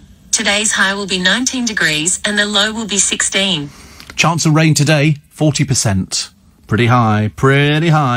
And it will occur, about 9 o'clock. So, 80% by 6 a.m, then it drops down to 40% at 9 a.m, and then the rest of the day is just cloudy. That's all right. I can cope with a bit of rain. Makes the car look clean. Makes everybody feel... Will you stop putting up pictures of yurts? You're obsessed with this yurt. He's not going to go into it at all. He's not remotely interested. Steve, Sumo used to be very popular. It was on TV. I think it's still one of the top-rated programmes in Japan. Sumo. I'm absolutely convinced. The actual sumo wrestlers make a fortune. They're very highly paid just to eat. Over here, we call them chavs. Over there, they call them sumo wrestlers. And they obviously have one of those sort of diets where they just eat and eat. I don't know what they eat, actually. I went to Japan, 6-month waiting list to see sumo. Really? 6-month waiting list? It is. Well, it's, as I say, I think it's the top-rated programme on the television. Obviously starved of things like Danger Mouse and, The Sound of Music or anything like that. Danger Mouse terrified you? I can't remember what the theme tune was for Danger Mouse. Danger Mouse. What was the theme tune like? Was it? I can't remember it. Oh, right. But it frightened you? Oh. What was this, recently or when you were very little? When you were a child? I used to find the Daleks quite frightening on Doctor Who. None of the other rubbish. The swamp people. I mean, they just looked like somebody covered in bindweed. Very odd. And I quite like... What else did I like on there? There's a few other sort of things, but the Daleks were always the scariest. Because they... Sorry, the Cybermen? No, I didn't... No, I wasn't particularly bothered by the Cybermen. I just thought you could push them over and they'd fall over. But, no, the Daleks were very... I always wanted a Dalek. I had one as a toy. And it was really good, a black Dalek, because the black Dalek was the leader of all the other Daleks. Mind you, I had a little man pulling a rickshaw, which was a battery-operated toy in Hong Kong. Which, what else? What else? It was lovely. And, can you tell us the weather in Edinburgh, says Jay? No, you do it yourself. I'm not wasting my poor phone, honestly. As if Watson hasn't got enough troubles trying to work everything else. Steve... Do you get into your tracky bottoms when you get home and slob out in front of Love Island repeats? No, I don't. I don't even possess any tracky bottoms. No. I'm sure they're very comfortable. They're not for me, honestly. I've got a bit of class about me, for goodness sake. I just wear a pair of shorts. But sort of floppy shorts, not sort of, shorts that people would wear outside with sort of loafers or something like that. Sort of running shorts. Well, no, not even, because that reminds me of sort of something a bit tight and clingy. And I don't wear tight and clingy. Definitely not. But, no, I just something casual to put on, which makes you feel a bit slobby, I suppose. But it means you can go outside in them and stay inside. They're sort of multifunctional. But I wouldn't wear tracksuit bottoms. Oh, Lord, no, not at my time of life. Dreadful at all. 84850 steve@lbc.co.uk. And, is there a joke? Oh, that's right. I went to the doctor and I said, I keep thinking I'm a wigwam and a yurt. Doctor said, you're 2 tenths. Awful, isn't it, really? Steve, do you think the coronavirus can be transmitted through cigarette smoke? I don't know. I wish I did. I'd be a very clever person if I was able to answer questions like that. I don't think they know anything, but I know that there are at least 6 strains of the coronavirus, and now I think they've got this bubonic plague as well, which is not so good. So the papers this morning, they're printing pictures of Beatrice, who's got married. I think that the wedding dress is the Queen's wedding dress. I think it was the Queen's wedding dress. And her husband, this is the official royal wedding photo album. And it's just got that picture of her and him and the Queen and Prince Philip. There was nothing else. They didn't show pictures of any of the other guests. Andrew drove in Windsor yesterday morning. At least this time he wasn't smiling. But he's cut out of all the pictures. He was conspicuously absent from the official pictures. The Queen and the Duke of Edinburgh were the only family members in the 2 pics from a small wedding held behind closed doors on the Queen's Windsor estate. No traditional family group portrait. One snap shows newly married Princess Beatrice, 9th in line to the throne, leaving the chap with a new husband called Edo. In the second, the couple are with Beatrice's grandparents, yet in an official photograph from the wedding of Eugenie and Jack Brooksbank in 2018, Andrew and Sarah Ferguson are featured. Yes, that was before we knew what was going on. So Beatrice's marriage comes 9 months after Andrew's notorious Newsnight interview. Yesterday, he emerged in public for the first time since his daughter's wedding as he drove out of Royal Lodge, a home he shares with his ex-wife, Sarah. She's never made any money, poor old Sarah Ferguson. She contributes. Andrew goes, we've got the Alecki bill in. And she goes, I'm not paying. But I mean, the flower, I've never seen so many flowers, honestly. Quite obscene, quite obscene. So Ian Botham apparently is on his way to the House of Lords, it's been reported. Good Lord. Actually, I was trying to remember all the stories about Ian Botham that were sort of circulating years and years ago. Princess Anne has rubbished suggestions it takes 2 hours to do her hair and says it takes her just 15 minutes. I don't think she's ever changed her hairstyle. It's always been the same hairstyle for years and years. It looks like sort of an old baseball helmet that they've crammed onto her head. Who? Princess Anne. When she was much younger, yeah, then she started doing what they call the princess kind of thing. So you just sort of twist it and then sort of stick it up on your head. A bit like sort of a loaf of bread. You know, if you've seen a cottage loaf, it looks like that. That's what it looks like. Lawyer says Maxwell, this is Ghislaine Maxwell, believed to be considering telling people everything she knows about Jeffrey Epstein's rich and powerful friends. I mean, this one's going to... Do you know, there's going to be names coming out here. You're going to be absolutely going, really? Because I think it's the rich and powerful. Because if you are rich and powerful, you attract other rich and powerful people because they think that you're untouchable. That's the way it works. That's why I think Andrew hasn't said anything. He just thinks it'll go away, which of course it won't. And that's why you didn't feature in any of the official photographs. I mean, you might have some private photographs of you at your daughter's wedding, but as regarding being in favour with the British public, long since gone. Long since gone. The submarine that nearly hit the ferry... You remember seeing that one? That was a Stena Superfast 7, and it was a Royal Navy submarine. Nuclear. Don't want to mess around with those ones, do you? Do you know, I quite fancy going into a submarine. Excuse me, I've never been in one. I don't think. I've been in... It's quite sort of compact, and I suspect it's sort of... And I've seen... Could I do it 100? No, they're away for a long time, aren't they? Yes, I know, I've seen the programmes, and that they go, you know, they're away... What they do, I've got no idea. But I always remember that Russian submarine which got stuck, and it's still at the bottom of the ocean, isn't it? They couldn't bring it up. Apparently, so all the people in it died, I think. Oh, there you are. And, I don't even mention the word dying, and immediately all goes quiet. Yeah, there was something about that, and that would frighten me a little bit. I mean, I don't think the actual going under the ocean, because I always imagine it's like Captain Nemo. The front of a submarine, there's a big picture window, and you can just sit there and watch the world go by. But I don't think it's like that. I think it's quite murky in the oceans. It's not exactly clear, is it? There's nothing to see, is it? No, there's no window. You can put your periscope up, but that shows you what's up above the water. They don't have anything, you know. Whereas I say, Captain Nemo was the one who sort of tempted me to do things like... I would want to do that. There's a restaurant that had it on the telly the other day. I think it's in Norway. And it slopes down into the ocean, and the whole restaurant is one big picture window and they've lit it so you can see all the things swimming past. They've got one in Dubai. Well, of course, they'd have to have it in Dubai, wouldn't they? There's a place not to go to. Doesn't interest me in Dubai. It's now hosting all these hen parties, isn't it, I believe? The girls like going to Dubai and they have sort of things like, you know, who can drink a bottle of champagne quickest? Well, anybody from Newcastle, I should imagine. Oceano. It looks quite nice. I've been through one, I'm sure, in Florida, which is like... It looks a bit like this. It's a big tunnel and sharks swim overhead. But I wouldn't want to go swimming with sharks. People do that. They go down in a cage, and then you sort of... what's the point of that? What is the point of that? Somebody said once, they were giving the instruction, if you get attacked by a shark, poke it in the eye. Yeah, fantastic, as your leg floats off down the sea. Yeah, that's a poke. There you go. Let me go, you nasty big brute. Patrick says, are you drinking Prosecco on the job? I don't know. I never drink till... it's quite late. No, I never drink... on the stroke of 7. No, I've never drunk in the mornings before in my entire life. I don't know how people do. I've got no idea. I can't drink till about lunchtime, which is any time really from 12 till sort of 2 o'clock, which is my sort of time where I sort of put my feet up. I've done everything I'm supposed to have done, and I put my feet up, and that's it. Stuff camping. Give me a hotel any day, says James. The Royals are spoilt. They're wasteful. I don't think they're wasteful, but I think sometimes they are terribly out of touch, having listened to what Harry and Meghan were telling. Oh, of course, that was the Michelle Obama thing, who's now linked herself with Meghan Markle and called her HRH. She ain't HRH, let me tell you. She's certainly not. Like Sarah Ferguson.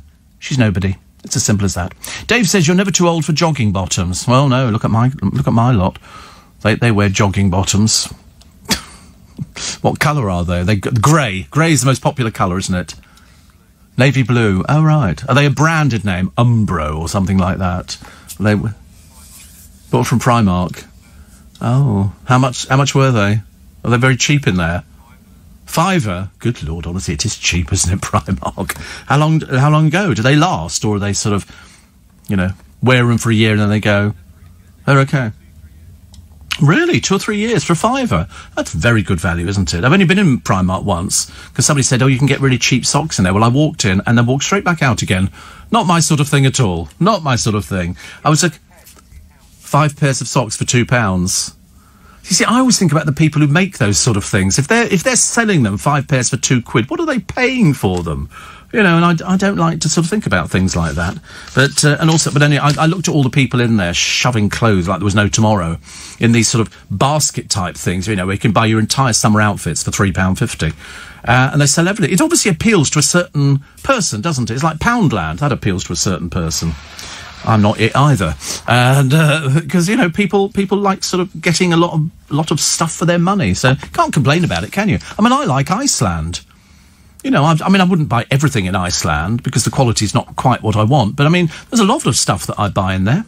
A lot of stuff. Anyway, 6:30 is the time. Andrew Castle with you at 7 o'clock this morning for breakfast on LBC. Andrew will be discussing Boris Johnson's latest interview where he says he wants to avoid another lockdown at all cost. He'll be talking about the families who've been forced to cancel their holidays because of the passport backlog caused by the coronavirus, and he'll be looking at new restrictions being introduced in parts of Spain after they had another spike in cases.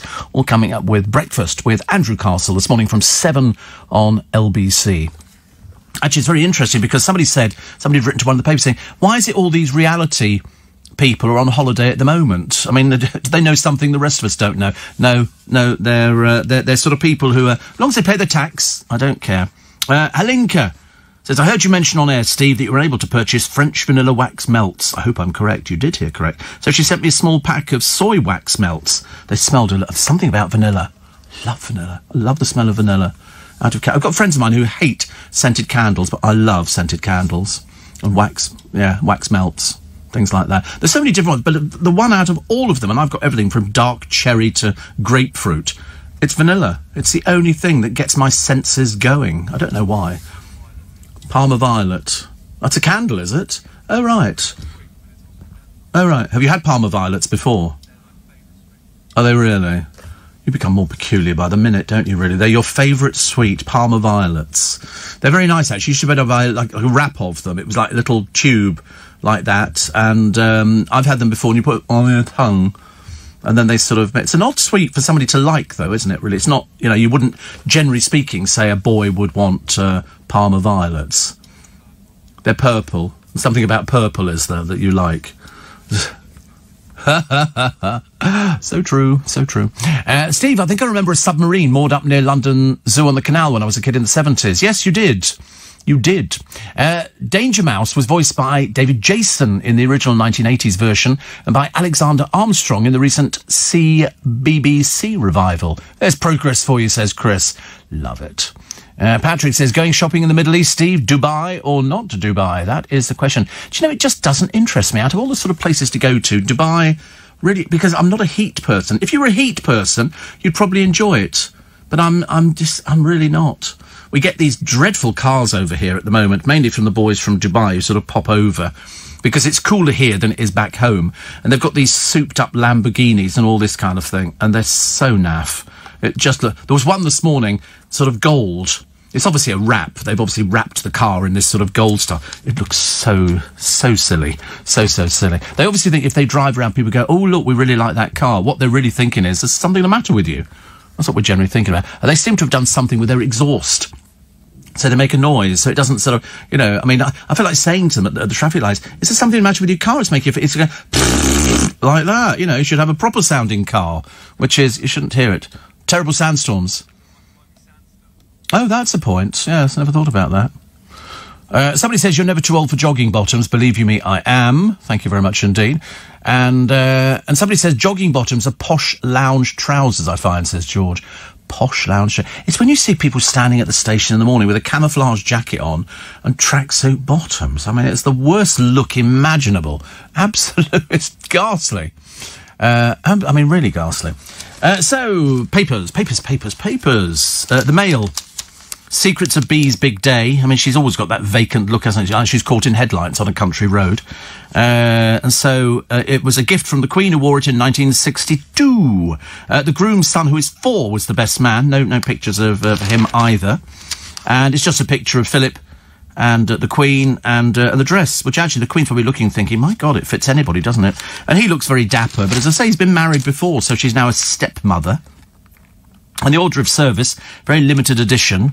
And then Andrew, they've sort of got a picture of him out there. There's also a picture of the tiara. I didn't think people wore tiaras anymore. Well, I mean, bearing in mind that the ones that you probably wear for normal weddings would not be the ones that they would have in the royal family. They would have some really super tiaras. Minimalist ceremony, we are told, was the ideal solution to the awkward Andrew problem. I'm talking about Andrew. Very embarrassing. And anyway, she got every bride's wish to be walked up the aisle by the father she loves. You're about the only one left, I'm afraid. Only one left. Also, Boris Johnson's little baby, Wilf. He's got a full head of hair. Absolutely a full head of hair. I mean, it's like mini-me. All over again, full head of hair, which you don't see the face because obviously they have to protect the child, but very interesting. Snowflake officials have called for Churchill Room to be scrapped. Civil servants have complained to their superiors they don't feel comfortable with a room in the Treasury being named after Winston Churchill. Oh, my goodness me, such snowflakes everywhere. Such snowflakes. It's ghastly. It really is. Lord Botham, the very idea that you can find Ian Botham in the House of Lords, I find utterly awful, I'm afraid. And the hunt for the arsonists after a blaze rips through another French cathedral. Plus, the daily death toll bulletin suspended amid claims numbers are exaggerated. So Matt Hancock under pressure over the reliability of the updates. They've just gone up. Where did they go up? Oh, Spain's just gone up again. Spain have gone up again, which is not so good. A lot of people worrying about the masks. I mean, I've heard no end of programmes on LBC and elsewhere and debates in the newspapers and on television about people saying, oh, I'm not going to wear a mask. Well, that's your business. But you won't be able to shop anywhere. You won't be able to sort of go in and buy anything in a shop because they've got rules. It's like, you know, some poor person the other day, I mean, to use the word ignorant to describe them would probably be the best description, saying you don't need an appointment to go to the hairdressers. You absolutely do. It's the law. It's the law. But then idiots like you, I mean, you probably don't understand what the word law is. Bit of a shame, really. You have to have it because you have to prove, because if we get another outbreak of coronavirus, they can trace it back. And that's why you have to have an appointment. Honestly, you can't believe that somebody could be that stupid and still exist in this world. Beckenham Palazzo has Posh's young prince found a wedding venue. He hasn't got any money.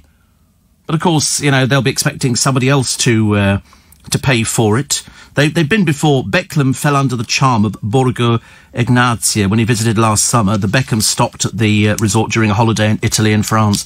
Do you know, imagine, poor old Brooklyn, he has to traipse along behind the family, doesn't he, really?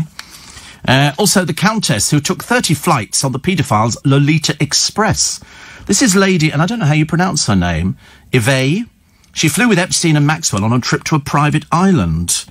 And she is the wife of an aristocrat who flew more than, not once or twice, 30 times she flew. And she stepped down from her role at the National Society for the Prevention of Cruelty to Children. She raised thousands of pounds for the charity hosting a classic car show each year at the family's sprawling estate in Norfolk. And flight logs revealed, because on flight logs they're the same as going to the hairdresser. You have to write down who's on your flight. 32 flights, including trips to his homes in New York, Florida, the Caribbean and New Mexico. It was subsequently reported that US investigators wanted to contact the Countess. There's no suggestion that she was involved with or had any knowledge of any wrongdoing, but they just want to talk to people to try and build a picture up. That's all they want to do with Andrew. Of course, Andrew obviously thinks differently. Also in the paper today, the magic of Christmas will be locked, says Arlene Phillips, if Cinders does not go to the ball. That'd be lovely. And already we are predicting trouble with these e-scooters. Have you seen them on the pavements? On the pavements, what a bunch of... Really annoy me. And now, they should be on the road, but of course, I mean, most of them look like idiots anyway. They were on the pavements of Middlesbrough, and they were going through shopping centres. People had to dodge them left, right and centre. I'm just waiting for the first one to die under the wheels of a bus, because the speed they're going down the road is certainly not the speed they're supposed to be. 2 boys were pulled over on the busy A19 dual carriageway. 13 and 14. That's how stupid they are. What sort of parents have they got? Stupid parents. Stupid parents. These things have got motors in them. You know, masked youths. You know, is this going to be the next thing where sort of people are coming to rob you and they're driving one of these things? I'd kick them off it straight away, I tell you. But I mean, they're dangerous. They're absolutely dangerous. Not so good. COVID is creating a catastrophe for the wildlife. Rhinos, lions, giraffes. How it spreads, I've got no idea. No idea at all. And from the gutter to Oscar glory, then back to the gutter again. No one writes a Hollywood memoir with such candour as Oliver Stone. I mean, he's done everything. He's talked about, you know, the flops, the movie flops that drove into cocaine. Everything is that. But that's what makes people's lives interesting, isn't it? If somebody sort of lived the part. And yet then the other day we got Arge, 4 times in rehab. 4 times in rehab, and he's going, oh yeah, because even when I went to rehab, I was still doing cocaine. I thought, honestly, do you think you're clever or something? Obviously, it's not working, this rehab thing at all. More confusion as gym users are told you don't need a mask. Well, most people don't, I mean, unless people train together, which I think is a bit unusual in this day and age. So, you'd be breathing heavily, wouldn't you? That's what I would have thought.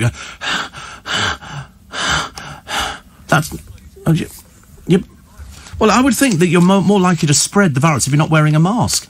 I mean, surely people who go to gyms have got half a brain cell. Surely they will be, you know, thinking about worrying about other people with them, because they're all sort of doing the weights and, you know, arm things and all the rest of it. You know, and as you breathe fairly heavily, it's been quite a while since I've been to a gymnasium, as you can well imagine. But no, I mean, you think that they'd want to wear a mask for their protection and everybody else's protection, but they're obviously far too selfish. Steve, Poundland sell masks 2 for £1. Oh, right. Yeah. Think Shakespeare. You missed the joke in Dubai. To buy, not to buy. I got that's like to be, not to be. Yeah, you're banned. Okay. All idiots at this time of the morning. Steve, a friend of mine joined the Navy to see the world. I love the advert. I were born in Blighty, but I were made in the Royal Navy. I quite like that one. Obviously welcome back with open arms to the local butcher. Went on a submarine, more money. Used to leave base dive, stay submerged for a month or so, surface back at base. All the crew had beards. Choice was daily shave or extra cup of coffee. Not my cup of cocoa. So you say you'd stay under for... Well, what do you do on it? What is it there for? You're not sort of studying wildlife under the sea, are you? Are you going there to sort of just... I mean, I don't understand what it's like. I don't know what they're doing there. They just walk up and down, and so we go... that kind of stuff, and then they suddenly realise they can't do that. The Admiral coming aboard because they're still under the water. So But, yeah, we've got quite a few, haven't we? We've got quite a few submarines. Well, I hope so anyway, just in case. I think 11 submarines. Is that what we've got? 11 submarines. Wow. And how many are nuclear? How many are nuclear? How many? All of them are nuclear. Are they really? And 4 of them have got missiles. Well, that's exciting, isn't it? Who are they firing at? Oh, nuclear deterrent. I was thinking about do you remember the ship The World? This was a residential cruise ship. It used to, people could buy flats on board. I mean, there were some really nice flats, but of course since 2020, March, the ship has been emptied of passengers because they're worried about COVID. Because somebody asked me, when are we going to go back to cruising? And I got the wrong end of the stick as usual. And I said, well, cruising the big ships on the oceans, that's off for the foreseeable future. You can do the ships which are doing the Norwegian fjords and things like that, those very wide ships which are very low and attract sort of a much older class. But these ships, which would take, I forget how many, I don't know how many people actually, would actually get on board this ship. But it is the southernmost ship voyage as of the 28th of January. It's huge. It's absolutely huge, and it's got everything. It's got 106 apartments, 165 residences, 19 studio apartments and 40 studios, all owned by the ship's residences. Average occupancy is 150 to 200 residents and guests. And you go on there, and it's like having a house. It's just that this one moves. And so they say, oh, you know, I need to fly out this week. And they say, well, this week we're in the Bahamas. So you fly out to the Bahamas, and you just get on board and you go to your apartment. It seems quite a nice idea. I mean, they've got a tennis court, jogging track, all the stuff which you get. It's got a large lobby, deli, grocery store, fitness centre, billiard room, golf simulators, putting greens, cocktail lounges. But the sort of people who could afford to be on there would be people who had a bit of money. And a lot of elderly people go on these sort of ships because they get all the medical stuff for free. And that's the advantage. That's why you get a lot of people going on them as well. Stephanie and Imogen wish my husband a very happy 49th birthday. Unfortunately, we don't know the name, so that doesn't help. So it's unnamed person who's 49 who knows Stephanie and Imogen. And Imogen's going to be 1 in 2 weeks' time. So there you go. Steve, not sure masks in gyms are advisable if you care about one's health. China had banned masks during PE since 3 boys dropped dead whilst jogging in them. Well, you cannot have people breathing. The whole idea is but what would you do? You're on a piece of equipment and the person next to you sneezes. You're going to be out the door immediately. Out the door immediately. Formula One is very intelligent. The only loud sound a car makes that I love. Yes, I mean, it is very loud. That's why all the people who go to Formula One racing have got headphones on, listening probably to the Carpenters or something like that, because it's so loud. I mean, it is. I went there. The noisiest one is drag racing. I went to Santa Pod years ago for drag racing. It's where the cars dress up as women, and that was noisy. The cars have to stop with like a parachute that comes out the back because they're so fast, really fast. Some have got flames coming out the back. So again, it's not my sort of thing at all, really. I only went for the hot dog, and it's like my driver. Yeah, the driver the other day. I had this very fast driver in the morning. I don't get him every single morning. I get sort of a group of different people. But this one, he's so fast. I mean, seriously, I sit there thinking, well, he's still alive and I'm still alive, but it frightens the life out of me. Terrible. Although I keep seeing cars with the plastic screen between them. Illegal. TfL have told people, take them out. And a lot of people obviously haven't got the message. But if you get caught by TfL, it's a huge fine. And the idea is we won't want you to get a huge fine. So that's people who've got those temporary plastic screens in between. They're not. I don't know. TfL decreed that they didn't want them in the cars. So Addison Lee were told to take all of theirs out. And if you're caught by one of the TfL operators, they will fine you. And there's no two ways about it. And I don't know how much the fine is. I've got no idea. Somebody said to me the other day, "What is the fine?" And I've got no idea. Ricky Gervais says, "Feed me to the lions." He wants to donate his body to the zoo. I don't think we could watch something like that, really. I think we think a lot more about him than that. One Direction star Niall Horan has revealed he's developed a love for vacuum cleaning and dusting during lockdown. That's exciting, isn't it, really? Rachel Bletchley went out the other day and she dolled herself up. She got dolled up and went out. My friend did it the other day. She said it's been 5 months. She went out for dinner in a local restaurant. And she said, I got dolled up. She said, it was the first time I'd ever done it. Put makeup on, did her hair, put a nice frock on. And because that's what people like to do. Not round here. Don't come round here, honestly. They dress down for this programme. Nobody's dressing up for it at all. Emmerdale favourite Danny Miller thinks he's turned into an old man. He's bought a caravan with his girlfriend. I think caravans depends how big it is. If it's a little touring caravan, it's not very exciting. But if it's one of these big caravans, I think they're brilliant. There's loads of room in them. Loads of room. You can get sort of a couple of bedrooms, a kitchen, a bathroom. What's it look like? Well, it just looks like a flat. It's just long and not... Yes, modern, definitely. Definitely modern. Well, you can have anything you want there. Chris Lowry over with Steve in Spain, because they're both gym bunnies. They're both very, very gym bunny. Very gym bunny. And they say, at our gym, Steve, you have to wear masks around the gym when you're not exercising, but using the weights and machines, you can take them off and you don't need to wear them in group exercise classes. So there you go. And that's Spain, where they've just closed some more beaches, I think. I don't know what they're like round Chris's way. So at the gym in Spain, you have to wear masks around the gym when you're not exercising, but using weights and machines, you can take them off. And if you're in a group exercise class, you don't need to wear one. I can't do group exercise classes. I seriously can't. A lot of fit people not perspiring, and luckily I don't perspire either, so I'm very lucky.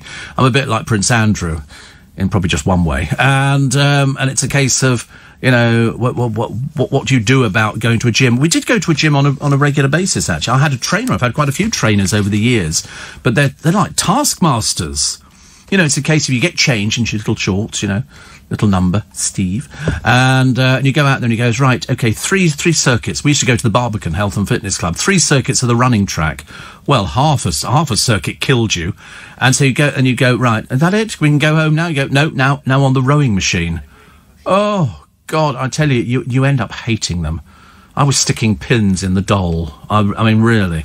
And so we do all this, and we're doing the rowing machine, so your arms ache. And then there's another machine where you've got to, it spreads your legs wide apart, and you have to bring your legs in. It's spring-loaded. And, of course, if you're not really very strong, it'll ping open again. I mean, it's really the most difficult thing. And again, and then you fit, and you go, right, and now another 2 circuits. Another 2 circuits? I thought he was a sadist, R1, actually. But, I mean, at the end of it, you do feel better. You do feel better, and it does, because we've got a couple of people in the newsroom, well, probably more than a couple of, there's probably about half a dozen people in the newsroom who are fit. They have 6-packs. 6-packs, because they go running. Who? Bill out there goes. Dom Ellis, he does it as well. Simon Conway goes, Nick Ferrari, I think, gave up, on his one, I think. Same as me, really. Same as me. But I mean, and these people who exercise, almost regularly. Oh, Thomas Watts? He also is one of these people who goes run. I mean, I don't know where they get the energy from. We used to have one that used to finish here and then he'd go for a run round Regent's Park. It's like 10 miles he'd run round Regent's Park. What's the point? What is the point? Who wants to be fit? I suppose everybody nowadays, we're all being told, try and be fitter. But to be honest, I've got to that age now where I'm finding it incredibly difficult. Incredibly difficult. What else we got here? Britain's Got Talent plunged into crisis over coronavirus. It's turning out to be a nightmare for the producers. Well, stop the programme. Emily Atack apparently believes The Inbetweeners is finished for good because the stars are too old. Oh, well, I don't know that. Emily's 30, still going on about, why are people talking about my bosom all the time? Because you keep talking about it, dear, that's why.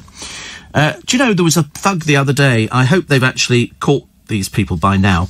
They're driving along and they had a bag which contained 2 kittens and they threw it out the car in the middle of moving traffic. I mean, luckily somebody saw it and stopped and rescued them. What sort of people do that? I mean, I really cannot understand, And here it is, the picture you never thought you'd see. Inmates in HMP Manchester, formerly Strangeways, they managed to get a flat-screen television in. It was pushed in through the... I mean, I'm sorry, are these prisons or are these just sort of working man's holiday or something like that? They managed to get a flat-screen TV through the prison cell bars. Drones are delivering drugs to prison. There are also prison officers who supply drugs to the prison. It's unbelievable, isn't it? It's not really like, sort of a prison at all. Also, The Bachelor, nothing about that. And move over RuPaul A new drag queen is about to burst onto the screens. Ginger, played by Johnny Beecham, will now wow viewers on the glossy drama Katie Keene. Do you know, drag is terribly popular at the moment? It really is. I don't know why. It's a fascinating... Have you ever seen drag? Into a drag show? One. Just one. Oh, right. Drag karaoke's. Such a thing exists, a drag karaoke. It's amazing. I mean, I like that one from Australia. That drag queen who was on I'm a Celebrity, Get Me Out of Here. Australian drag queen. Very, very famous. And stunning looking. I mean, stunning. And he showed you on the programme going from being a bloke into his drag persona. Australian drag queen. Okay, and here we go. And it's... wait a minute. It's that, up Australia's... Wait a minute. Top... Yeah, I've lost her now. Let's have can we have a list of names? Because once I see the name, actually, I will know. Courtney Act. She's stunning. Have you ever seen Courtney Act? Show him a picture of Courtney Act. She's stunning looking. I mean, she's absolutely amazing. Absolutely amazing. She was on, unfortunately, the programme she was on the television, it was the Celebrity Big Brother. She was on with Anne Widdecombe. You couldn't have got two people who were more poles apart. Some bloke who looked better with makeup on than Anne Widdecombe did. You know, with her sort of, can't be bothered to sort of do anything. But it was really amazing. And she put it on, and one of the blokes fell for her, but only dressed as a woman. That's a bit like having a yurt, isn't it, really, I think, in your back garden. Sometimes you want to use it, sometimes you don't want to go anywhere near it. And, that's the way it goes, I think. Marty Kane. Now, I'm old enough to remember Marty Kane. She was a comedienne, and she was very popular. She died at a very early age. She died at the age of 50 of cancer. 600 people signed a petition for her to get a Walk of Fame kind of tribute. Unfortunately, they can't give it to Marty Kane, even though she comes from Sheffield. They want her to be honoured because the personality concerned has to be in attendance. That's how stupid they are up there. The ruling has sparked fury. Julie Crook-Blacken hit out online and said, I think it's disgusting and disrespectful. It's an insult to her memory. Well, why don't you? Come on. Get a jar, put some ashes in it. They don't have to know. And just go, we brought her. And this is her. She's been saved at home for this one moment. She shot to fame after she won New Faces. And Susan Green, another one writing in, said there must be a member of the family who could stand in. They're ridiculous. Somebody who sort of put, Sheffield on the map, and God knows somebody had to. It wasn't just all the cutlery manufacturers. And they go, oh no, she's got to turn up in person, otherwise she doesn't get it. She's dead. She's dead, for goodness sake. Honestly, some people, you could bang them against the brick wall. Right. Morning. Nice to have your company this morning. It's Steve Allen with you till 7, and Andrew Castle's going to be here. So Esther Ranson's telling anybody who'll listen that she runs around the garden in the nude. I mean, she's 80. I can't see her running anywhere at all. She says... I can't tell you what she says here. She says, I'm not the only little old lady who rushes naked into the garden. Oh, God, don't. It's like an epidemic. Like an epidemic. And she sprinted about Starkers to celebrate her 80th birthday. She said, I highly recommend it. The early morning breeze wafts around bits of you that are normally enclosed and it feels lovely. Oh, I don't know. I've got a horrible image in my mind, actually, of what it looks like running round the garden. Oh, the traditional British garden party's made a comeback. Cucumber sandwiches and gin and tonic. Because the Queen's just manufactured her own gin. 40 quid a bottle, so it's not the cheapest. It's not the cheapest, but very interesting. Comedian Alex Brooker is able to hug his kids thanks to our health service. I like Alex Brooker. I didn't realise he's got one leg missing as well. I didn't realise he's got his hands and then he's got one leg missing. And it's only because he talked about it the other day on one of the programmes. And I thought, I'd never even thought about it. Never thought about it.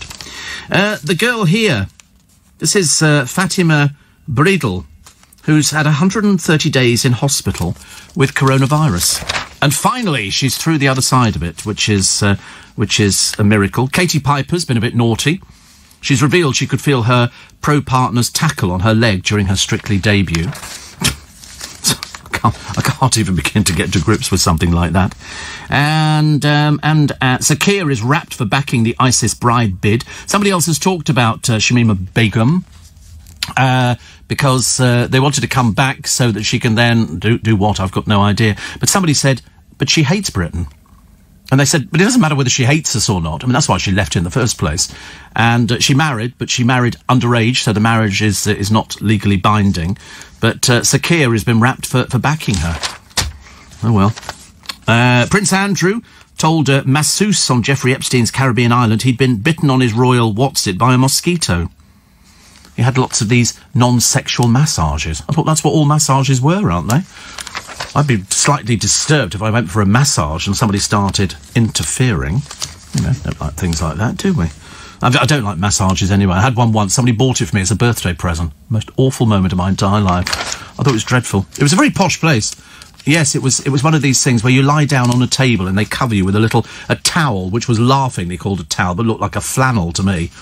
And then you sort of lie there, and then they light candles. And the girl didn't look any more than 18. I'm sort of lying there thinking, I really do. Just relax, she's going. I'm thinking I'm as tense as anything. I'm like a coiled spring. And it was, I don't know do you like massages? Have you had massages? Never had. Don't. You'll hate it.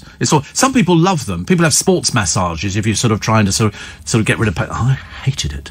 Seriously. I mean, at one point, she said, would you like to turn over? Really, no. And this little flannel thing came adrift. I'm sure she sniggered. I'm totally convinced. But, they light candles. I mean, how can you get, I just didn't see the purpose of it at all. I came out, a friend of mine he said, how was that? And I hated it.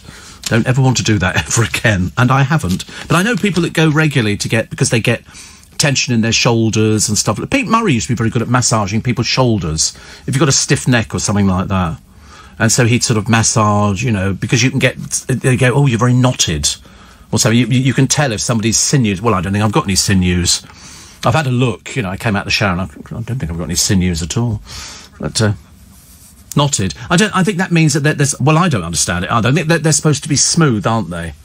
But they become tight and tense. That's right. You can feel it in somebody's back, in their shoulder blades. You can feel if they're tight and tense. I suppose it's either tight or tense and loose and floppy. What would be the option? Oh dear. Another one here. It says cops arresting 5 fans after thousands breached social distancing rules to celebrate Leeds United return to the Premier League. They were very excited. Very excited. Come around London any time. You can find people not socially distancing at all. And she's the breakout star of lockdown. No, she's not. She's an attention seeker. This is Maya Jama. There's too much information. She's turned into sort of like, who's that other one that we got everywhere? Rita Ora. Every day another blasted picture of Rita Ora. Very dull. Exactly the same here. Prue Leith has released a gruesome video of her eating a homemade bug meal. They say it's supposed to be really good for you. Dried crickets and stuff like that. I wouldn't want to. Somebody said, would you go on to I'm a Celebrity, Get Me Out of Here? Absolutely not. Not in a million years. I fancy a full English this morning, Steve, as a treat. Eggs, bacon, mushrooms, toast, sausages, baked beans, hash browns, tomatoes, fried bread, and the rest of it. They did one the other day, and it was 65 items. And if you finished it in under an hour, you got it for free. And one bloke did. He's on YouTube. Didn't we find him on YouTube? He eats this enormous breakfast, but he's got a bottle of water with him. And that's obviously the trick. The trick is eat water, gets down quicker. But he managed to eat that. You could see the bloke who produced it looking very disappointed. And I forget how much it is. There you go. The Yorkshire Cafe. 65 items. It's got 8 sausages in it. I mean, 65 items in a breakfast. What would be the point? I mean, you look at a picture of it, and it's just absolutely enormous. The Terminator, it's called. Mainly because you look as though you could die if you eat the blooming thing. I mean, that is just way too much. Way too much. Sorry, lacking? No, they never do that now. If you go and get breakfast somewhere, any of the places that do breakfast, your beans come in a little ramekin, as opposed to just slopping on 2 or 3 portions. A little tiny bowl. Excuse me, are there any beans in this little bowl? It's like chips when they arrive in sort of restaurants now. They come in like a little miniature shopping trolley, or a little sort of paper funnel or something. It's sort of mean, tight people. It's ghastly. Stingy on the... You see, I always go for double portion. When you go into a place and they go, you can have 8 items for $6.95. Well, I just have to double up. 2 sausages, 2 fried bread, 2 beans. And that's because that just looks like a normal portion. But these piddly little things they give you, the beans, I mean, it's just ridiculous. You can't eat stuff like that. So I don't go to places like that anymore. I go to better places. Steve, it was my stepdaughter's birthday on Friday. I gave her tickets to see Courtney Act when she appears in Bath in April. My stepdaughter was over the moon. I'm giving the other ticket to her sister, my other stepdaughter, when it's her birthday in August, so the two can go together. They love Courtney Act. Women are fascinated by drag.